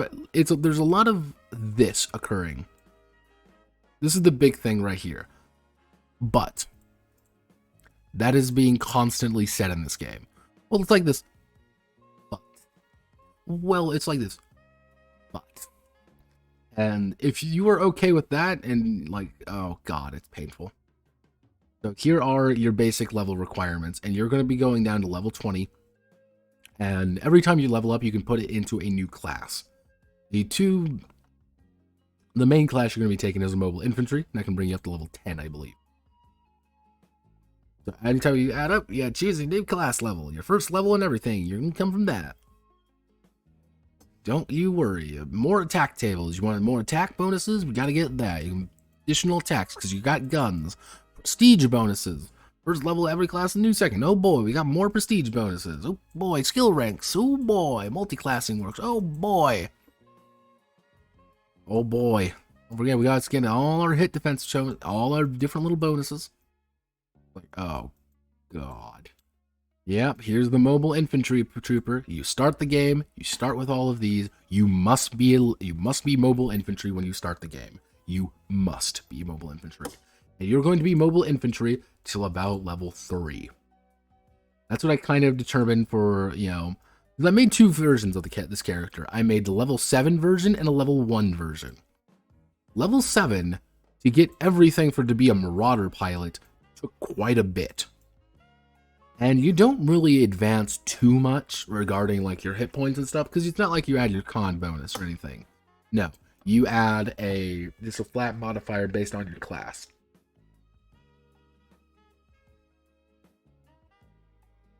And then we have our basic skills, which did increase, because all of these subclasses, now remember, all of the subclasses also have different features, different abilities, different problems. And this is a lot of things what I mean by, like, in addition to the 2 feats, all characters receive a first level. Mobile Infantry Trooper begins play with the following feats. And you also get bonus feats. So your basic feats, then your bonus feats, which are also in play with additional feats. I hate this. Starship Trooper will be cheap as fuck. Kind of depends, because again, this was 2005 when this game came out. This was a year after the second movie came out. It was probably, I wouldn't be surprised if it was a little bit more expensive. I'm surprised they really haven't done anything recently with it. However, they are putting out a new game, like a new video game, which seems interesting, kind of weird, but I'm like, all right. Yeah, this is like one thing that you're going to notice quite a bit as I'm going to kind of speed through this because this is a lot of just 3.5 OGL bullshit. There's a lot of like, oh, well, here's a bunch of feats, and a lot of these feats are exactly what you fucking think they are. And it's the classic OGL D20isms. There are feats that you kind of need, and you need to pick these ones to get you +2 here. There's some feats that are fun, but there are some feats are more reliable. And there's a lot of different little things, including all the class skills, which are all slightly different. And make sure your intelligence modifier is high, because if it's not, we're going to kill you. And it's like, yep, everything here. You get all your basic attack bonuses, your new fort saves, your reflex saves, your will saves, all your decent new abilities. Now, the basic, like, advanced classes are comms tech. And the big thing is, actually, all of these classes only go to level 3. So the fact that I'm level 7 and have 2 ranks in Marauder Pilot means I'm almost done with Marauder Pilot. There's nothing more beyond level 3 for a vast majority of these, except Veteran. But Veteran is its own thing. And I kind of like this. I like the concept, what they're going for here, and they definitely tried something new. I don't think it's the right thing, though. And a lot of these are like, come in central, bonus feats, speak with authority. You can be an engineer. Now, this is what I mean by you have to be about level 3. Because you need, right, to qualify to become a mobile infantry engineer, must fulfill the following criteria. You must have technical electrical at 5 or more ranks. You must have technical mechanical at 5 or more ranks. You must have repair at 5. You must also have technical expert and gearhead. You must have these, because you can only really select one technical skill, unless you take technical expert or gearhead and gain a bonus to it.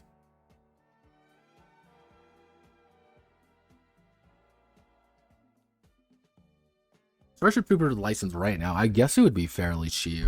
Ooh, sorry.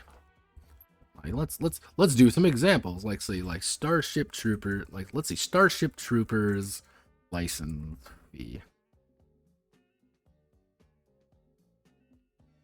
Yeah, it looks like Slytherin currently has the.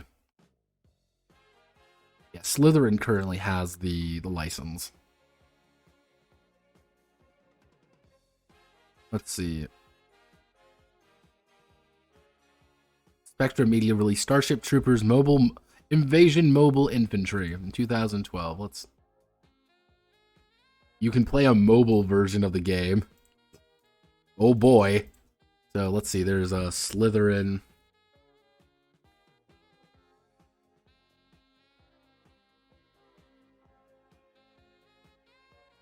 Yeah, Terran Command. This is the new one coming out.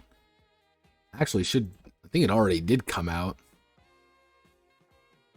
Kind of see all this. Yeah, it was like it was an RTS game. Saw some gameplay on it, looked kind of weird. I kind of like it. Looked the part and all that jazz.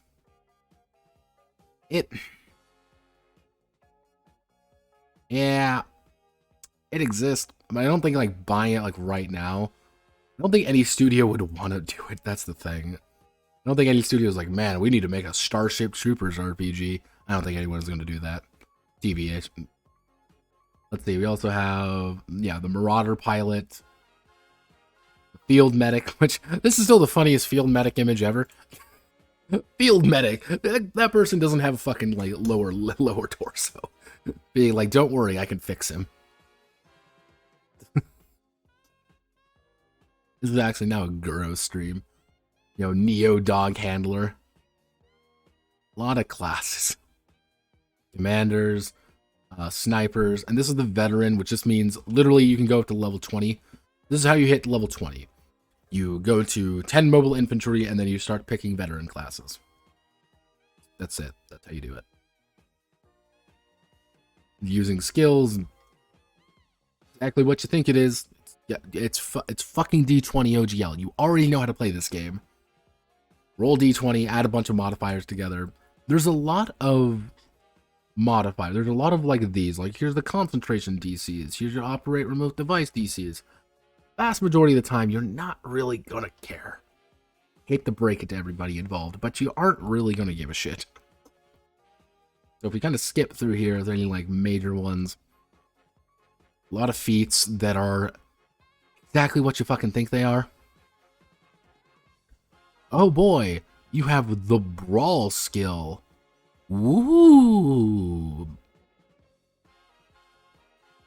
And you're going to need some to kind of go into your prestige classes to actually do something. You can select Psychic Talent. However, if we go further down, here's all the fucking armory. And yeah, they tried to put guns into it. It doesn't work very well. Go all the way down there. This is what I mean by it doesn't do it very well, because they have to factor in all of these things at once. And they try to. It's trying to... You're trying to crowbar guns into this, so it's kind of a... Let's see. Well, let's do a little bit of... Well, this would be D20 Modern. When did D20 Modern come out? 2002.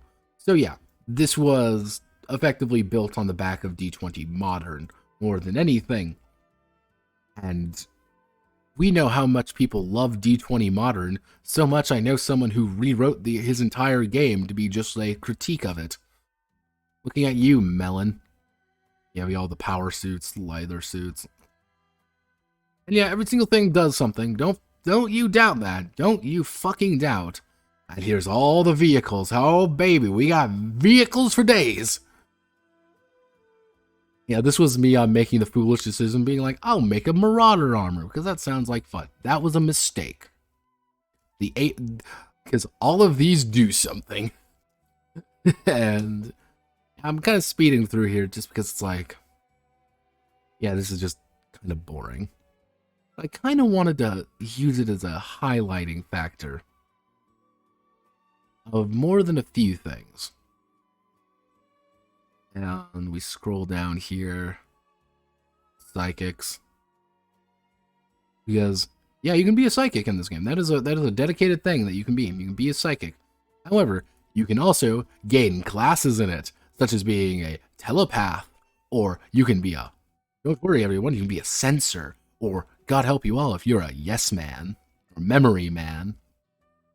Yeah, the fucking lucky men are a completely different thing, from a different book, I think. I think that's from the book. You know, changing the alliance, and yep, where was the one that's where's the class? Ah, this is the part that like truly I looked at it being like, yep, this is it. You can technically become a level 3 civilian.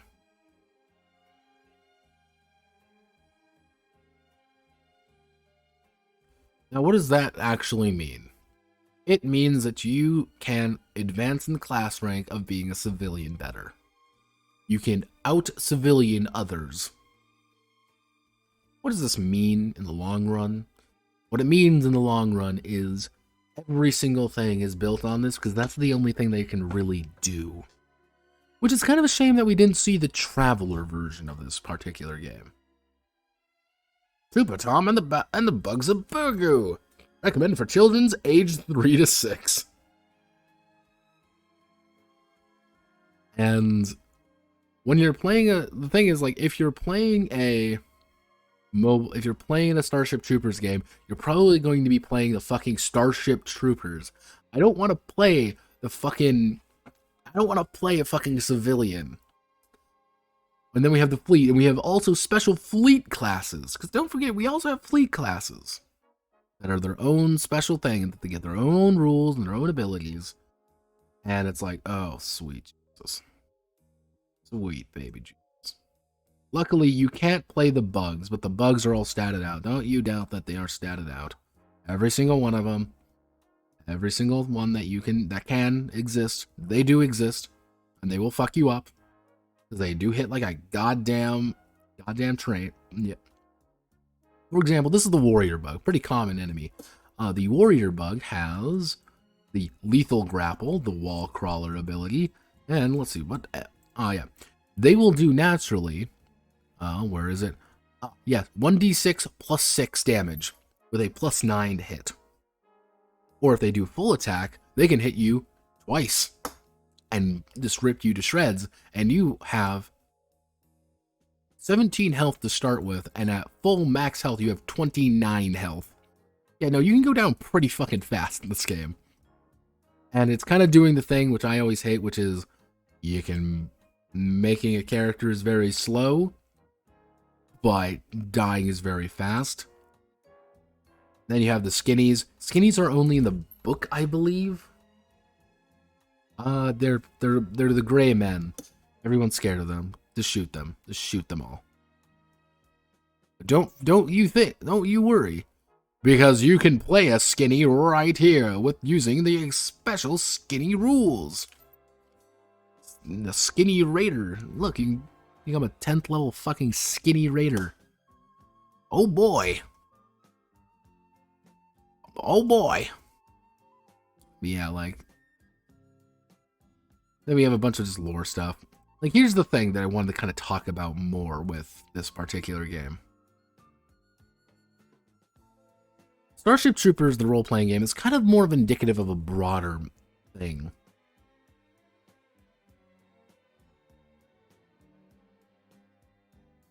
Usually, like, to give you an to kind of give you an idea, to build both of these characters took me about an hour and a half. Mostly because it's kind of spread out a little bit weird, and I needed to calculate a bunch of things for the level 7 version. Because everything kind of stacks on top of each other, and you get a bunch of different skills, and so you gotta distribute all the skills.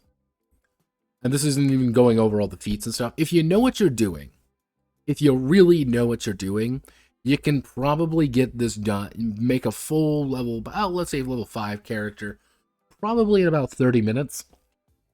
And that's just rolling for stats, just writing out the skills, double checking all your defense values, double checking all your modifiers, double checking your feats, making sure you got everything filled out, writing any notes and stuff in. Usually my idea for like a slowly making it is when you have just a lot of things to do. Is if it takes you more than like 10 minutes to make a character, it's a little slow. And I say why that, because that is 10 minutes of you taking a step back from the table, getting out the character sheet, putting it down, and writing everything in. That is 10 minutes of you not playing the game. And that is under really fast anyway. That is like you already know what you want to play. But really think about it though. You need to make a D&D character. Let's say right now, you need to make a D&D character. It's probably only going to take you a bit to make it. Not because it's hard to make them. It's pretty easy to make a D&D character. But it's because you got to roll all the you got to get all the stats set up. Then you got to get all your AC calculated. Then you got to double check all the equipment. Then you got to double check all the class features. Then you got to level up if you're above level, if you need to level up. Then you got to check all your weapons. Then you got to double check your bonuses. Then you got to check all your skills to make sure all the skills are right. You gotta mark any notes you have, and then you're done. It might not be slow, but it's if you're going through a character, if a character can die in 5 seconds, you don't want to put in a lot of time into making a character. That's why OSR games are pretty easy. Because actually making a character in OSR doesn't take too long. Even things like the Black Hack or even Dungeon Crawl Classics, it really doesn't take too long. And even if you die, you're out for maybe 15 minutes, max. Which is, it's one of those things too where it's hard to make a good call of like, this is taking too long or this is not taking nearly long enough. Where you end up with things like SCP. SCP kind of had the same issue, where you could die instantly. But actually making a character took a shit ton of time. Simply because there were so many things to consider, so many little modifiers, so many little numbers to kind of calculate out. And you needed to do it, because that's how the game worked. If you know 3.5 well, and you know this book well, it'll be pretty easy to do everything right off the bat. If you don't, though, it's going to take a lot longer. And when you die immediately and have to remake this character for the 5th fucking time, it can get a little bit annoying. Some people like that, some people don't. Kind of depends on what you're doing. But I wanted to talk about Starship Troopers last for one very particular reason. And kind of in my broad philosophical mind of mine, as my throat dies a little on the inside because I've been streaming for 5 fucking hours, is licensed games have two particular issues. Is you usually have somebody looking over your back saying, well, you gotta do that, you gotta do that, you gotta do that, you gotta do that. You also have the issue of wanting to keep it very accessible, because you cannot pitch a goddamn independent system easily. We're using the D20 OGL. This is one of the most popular fucking systems ever. We already have everything written out for it. We just need to pretty much shoehorn Starship Troopers into it. Ta-da, we have this. We already know PBTA works, so of course we're going to be able to put Avatar Legends into it in 20... We'll be able to get this game done way faster and know we're going to make money off of it. Or you can gamble.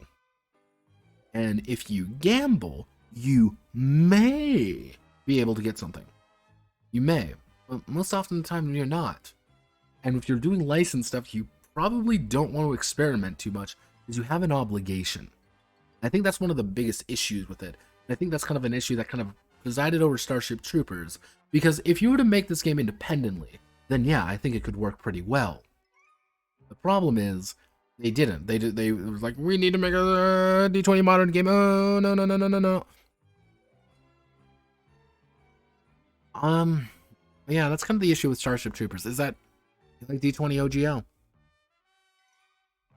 And like when I was going over this case actually this week, it kind of dawned on me that it did kind of morph into a generic case inadvertently, because these are all generic systems. The Unisystem is a generic system for Army of Darkness.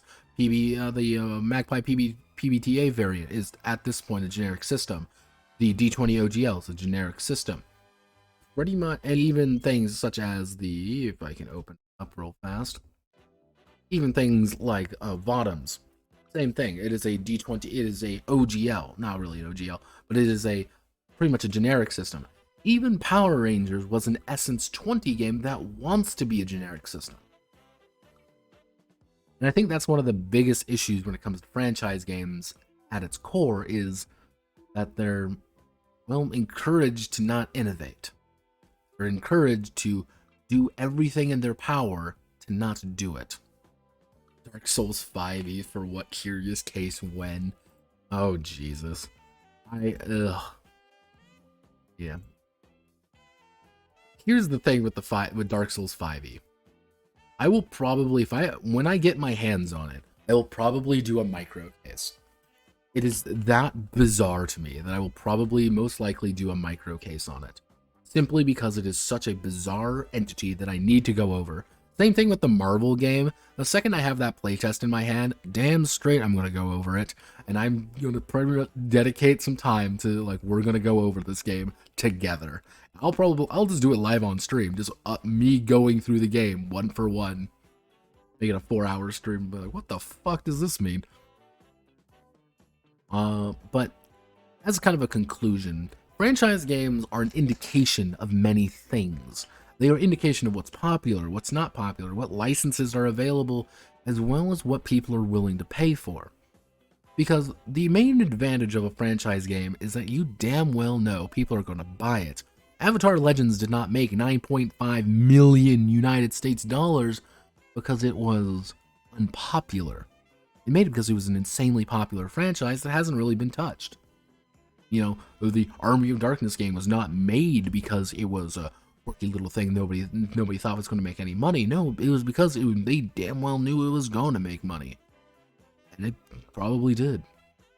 Recently, however, I've been seeing more of these franchise games that have been kind of being exploited in a way. It's the putting something out as fast and easy as possible because you know people are going to buy the Dark Souls 5e version. Everyone damn well knows people are going to buy it. And that's the problem. People are going to buy this book because it's got this logo on it. It's got the Dark Souls, the role-playing game logo. It looks the part. It's got all the things. Everyone's like, yay, we did it. It's Dark Souls. They already made their money back 2 times over, most likely. Because people pre-ordered the damn thing. And now everyone's like, well, it's bad. It's not very good. Doesn't fucking matter. Why would it ever fucking matter? It's not about the game. It's about doing the cheapest thing possible. That even, mystifies me about the kind of the new Marvel, Marvel TTRPG, like the new one coming out here soon. Marvel Multiverse, that's it. Like, multiverse role-playing. Like, that's why I'm so fascinated in this particular one, because it is actually using a custom system. And I'm mystified by it. Because it's a D616 system. Which, yep, when I get this in my hand, you're damn straight I'm going to go over it. And I'm going to have fun. I'm going to have a field day with it. With Dark Souls, I'm going to have a field day with it. Because the unfortunate thing is, franchise games are usually pretty damn cursed. They're usually not very good, and when they are good, it's usually an exception to the rule. And that's the tragedy of things, because there are a lot of franchises which almost deserve a good tabletop game, but usually don't get it. That's the sad thing. But since we're here, we get to do our favorite part, the part where they always usually go. Welcome to the Kickstarter Power Hour, otherwise known as Notepad drinks himself into a fucking coma. Why do I do this to myself? Alright, everybody, let's do this. Let's see what our newest games are.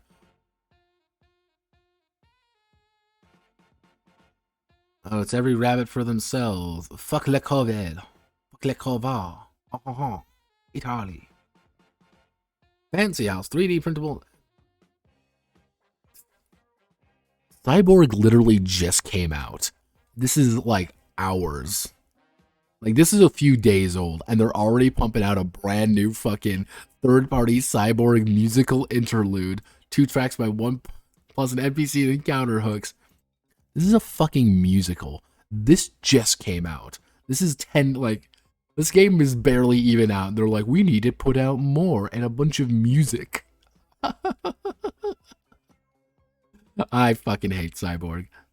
I hate anyone who uses Morkborg. It's not a game. I refuse to believe anyone who thinks it's a game. Anyone who's like, Cyborg or Morkborg.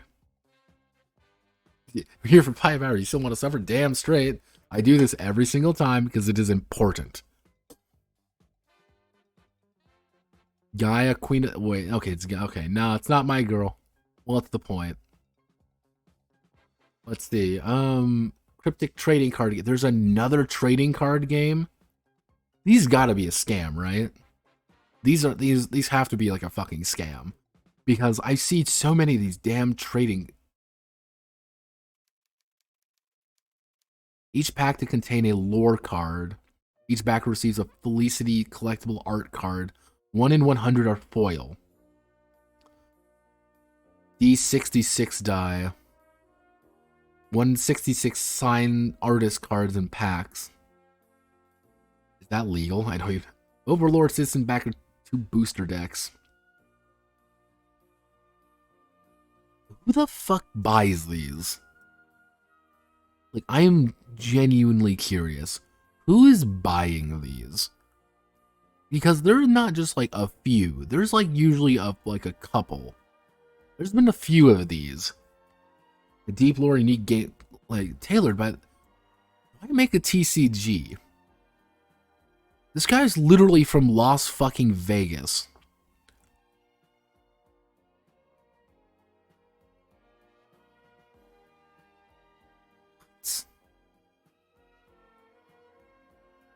What is... You can say that all you want, Varric. I don't believe it. I do not believe it. Yeah, there's another new trading card game. Of course there's a new trading fucking card game. Oh, contraire, we have the Emerald Templars. Alright, cool. Cool, you know, constant threat, magic, dark... Randomized tables, subclasses, heritages, cultures. Okay, every nation. Okay, randomized tables, stress limits require not straightforward dice. Tell me what the dice system is. Okay. Okay, it's percentile. Wait a second. Emerald Temple Clay system operates based on percentile die. 1d100 that represents 0 to 90%. That's not percentile. That's not percentile at all. It's 90%. Let's see. We'll consider. Let's see. Cost additional stress, accuracy, inspirations. Okay, this is why people... Okay, this is what... Fun fact, this is why people are backing it, because they have all this artwork, and that is an anime orc. That is an anime orc if I've ever seen one. Let's see, a bunch of artists. Special custom dice. Wow!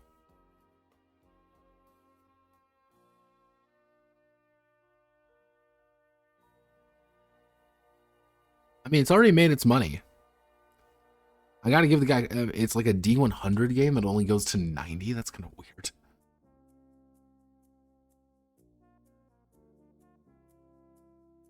Yeah, so... Alright, I'm interested. Alright, remind me. 100 people paid $10,000. 100 is the...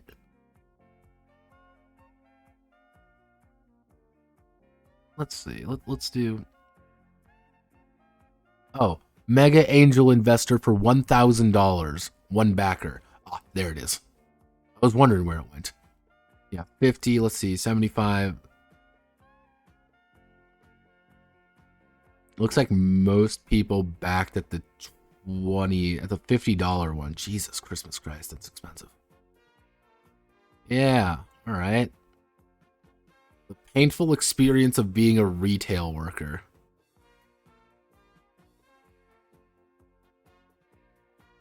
Bad time game system. I don't... Why does this exist? How much money are you asking? You were asking for $300. I don't want to experience retail therapy. Why? I want to play games for fun, you fucking masochists. Jesus. Am I the weird one for that? Let's see. Taco Loco. Mix Candy Crush and poker. Nope. Nope. Nope. Not doing it. After Dark Fantasy. Wow. iPhone. That's just porn again. Why is it always porn?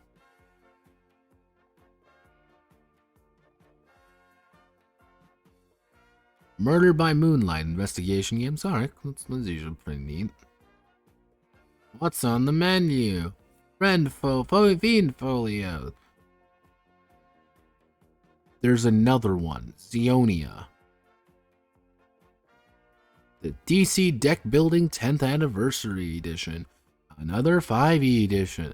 That's not a tabletop game. Those are legally distinct kobold plushies. Why are they here? I don't know.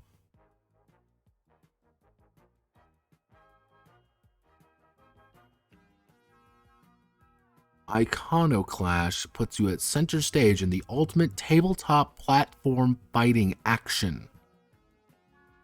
Oh, there's another generic system. Oh boy, I do sure love my generic systems.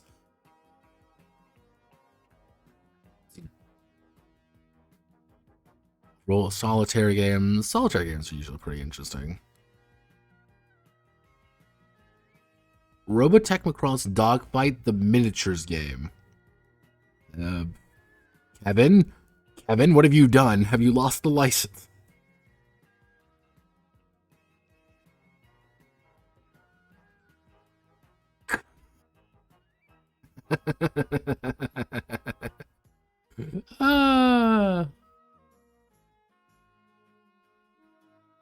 Oh jeez. Oh jeez. What are we doing? A philosophical card game. Nope, I already discussed philosophy. I don't need that. Zombie World War II. Wow. Moxie Brutale. Nope.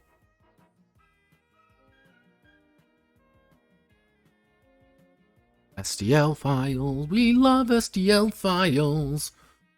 A cyberpunk TTRPG. Alright.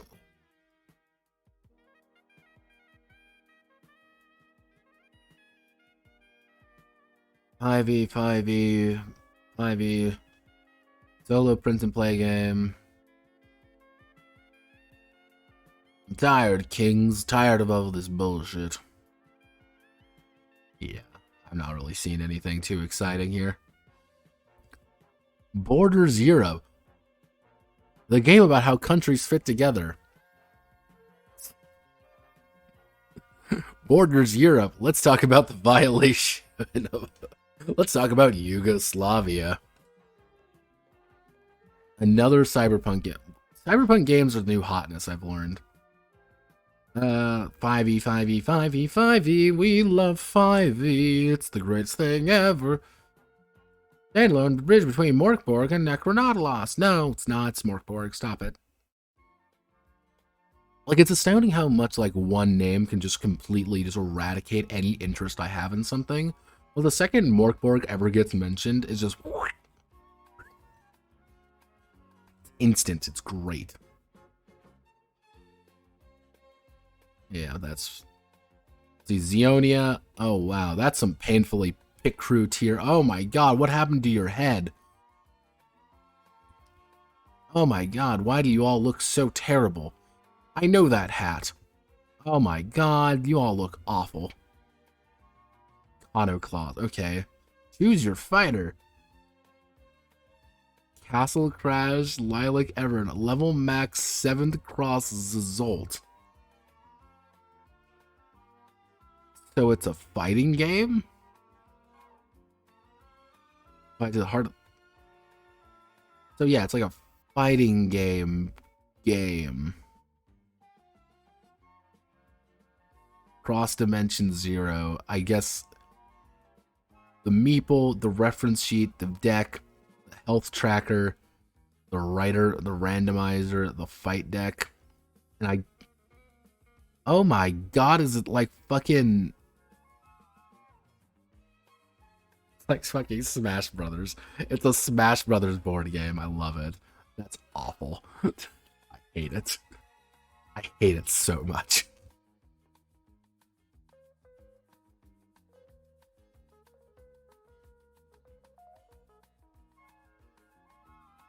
It was that reason. Multi-genre RPG, fantasy.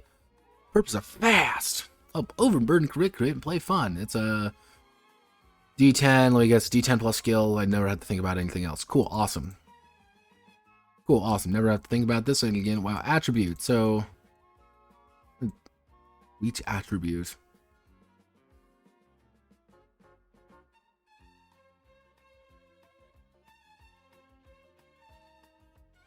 Why? That's a really weird way of doing things. Archetype. Academic race. Okay, so there is fantasy. Okay, fated trait. Moon threshold. I mean, I'm interested. Kind of seems a little bit weird, but alright. 63 created. Who the fuck are you, brother?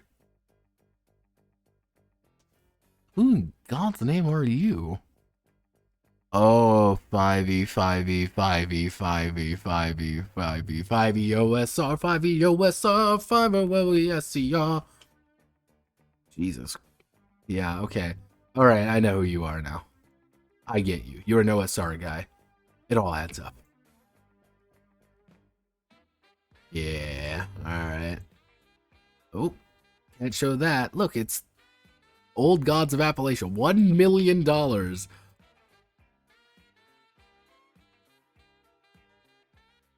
Let's see. Please make a curious case of Borg. You mean Morkborg or Cyborg? I already have fucking Morkborg out. I fucking hate Morkborg. Cyborg would be literally just be me putting in meme games and me laughing at it.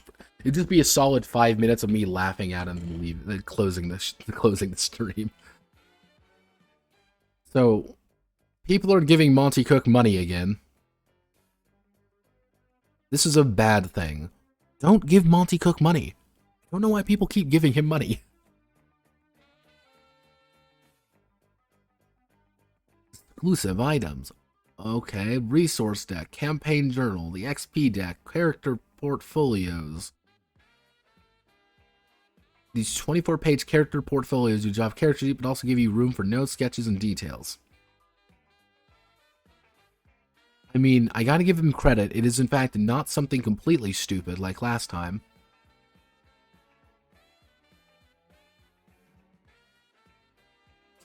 You can buy Numenera if you want, or the Cypher system that nobody fucking plays. I mean,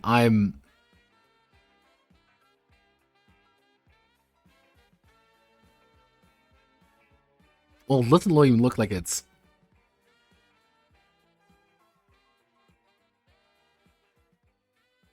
So, Shanna German, let's see. No thank you. So, founder and co-owner of Monty Cook Games. Include Numenera, No Thank You Evil, Predation, forthcoming Tidal Blades role-playing game. Coal Country, her teeth on spooky folklore, Appalachian Arcana, Steve Shell.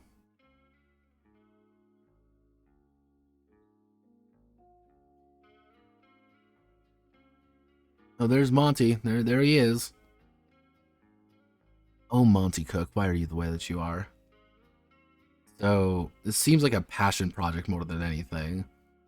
I am fascinated. I am horrified. And it can't be that bad, he says to himself, fully knowing that it probably will be very bad. But I guess that'll go on the remind me list. Here's the Robotech. Oh, wow. Yep, these are the Robotech things.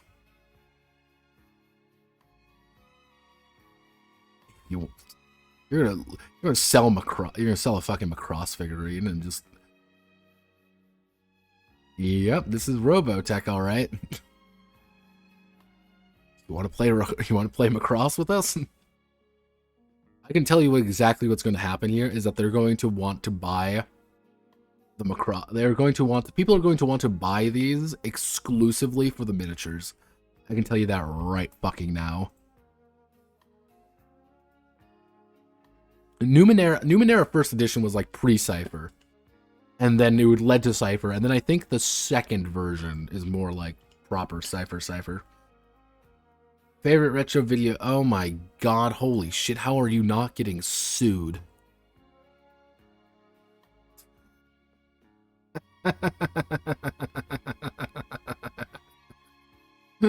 I fucking hate it. Cyberpunk animes, movies, books, and French rock operas in the form of a game. Oh, wow. That's a penis. That is a penis.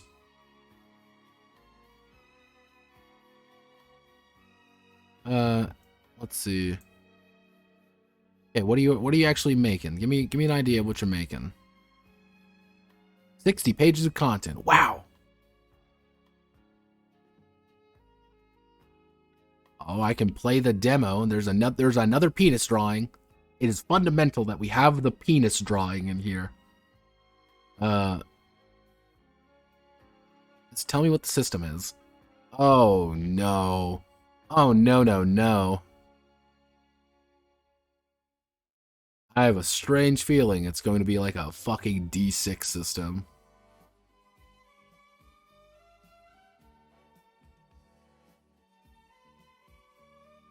Inshallah. Mashallah. Let's see.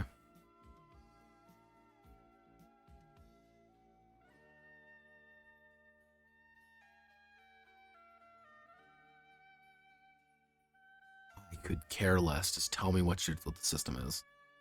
No, key characters. I do not give a shit. Stat bonuses. Wait, what? Okay, mechanics. All right, stat checks. This is the 2d6. Okay. Oh. What? Oh, wait a second. It's a 2d6 system, except it's literal values. So it would be let's roll. I rolled a 3 and I rolled a 6 and a 3, so it'd be 63. So if I rolled 6 and a 4, like 4 and a 6, it'd be 46. That's weird. So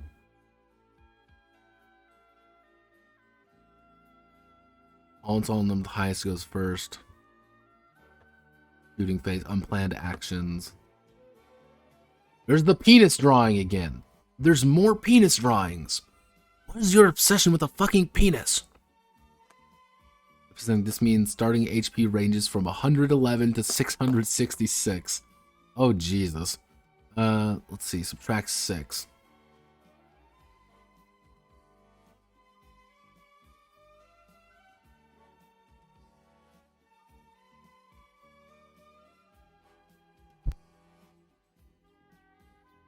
Ow. So roll the dice, each representing a digit. So I'm going to use my black one as my ones and my yellow L's. Actually, my black would be 10, my yellow would be that. So it would be 36 minus 5. So I'd have 31.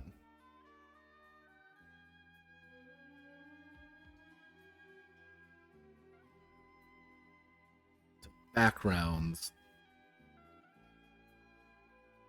Wait a second. So do that. Each representing a digit. Subtract it.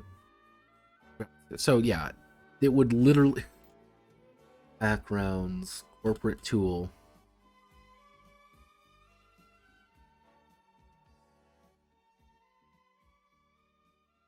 Hockey enforcer. You just get. That's the game.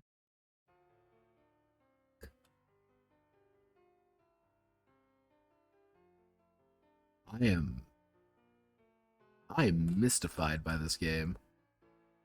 I am fascinated, but mystified. Damage modifier. Damage plus a 2. Damage plus 1d6. Wait, how much damage does this thing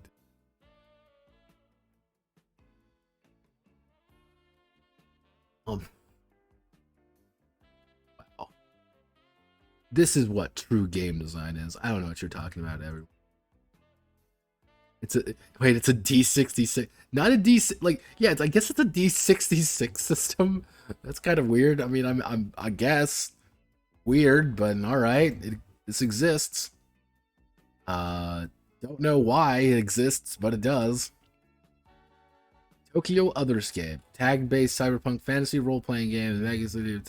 Powered by City. Oh, powered by City of Mist. So it's a PBTA. All right, cool. Now care. All right, well that kind of summarizes me.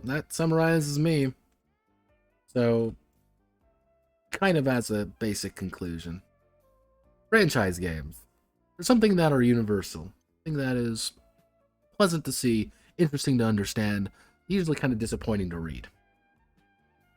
Fucking pay me already, guys. Just get... And all I'm saying is, any company that wants their role-playing game, hire your boy Notepad right here. I will do it. I have fair prices. I am easy to get a hold of. Just give me the fucking money and I'll get you whatever you want. Easy peasy lemon squeezy, no questions asked. Anything. Pay me money. I am getting desperate. Please. Right. I'm gonna call it there for now. Let's see. Top of my head, what do we need to talk about as we close out? Next week we're going to be working on Projedenia Kobiet, and that's going to probably lead into...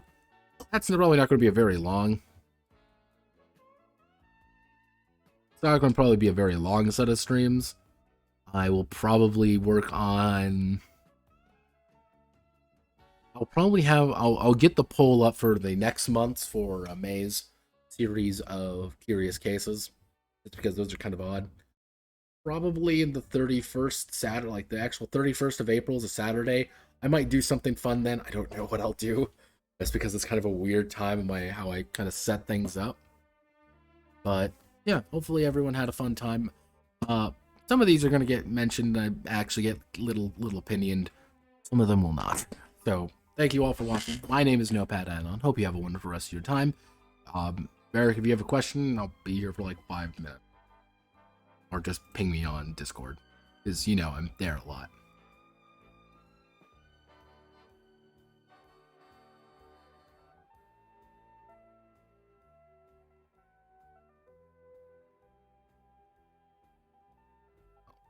Alright, I'm gonna leave now.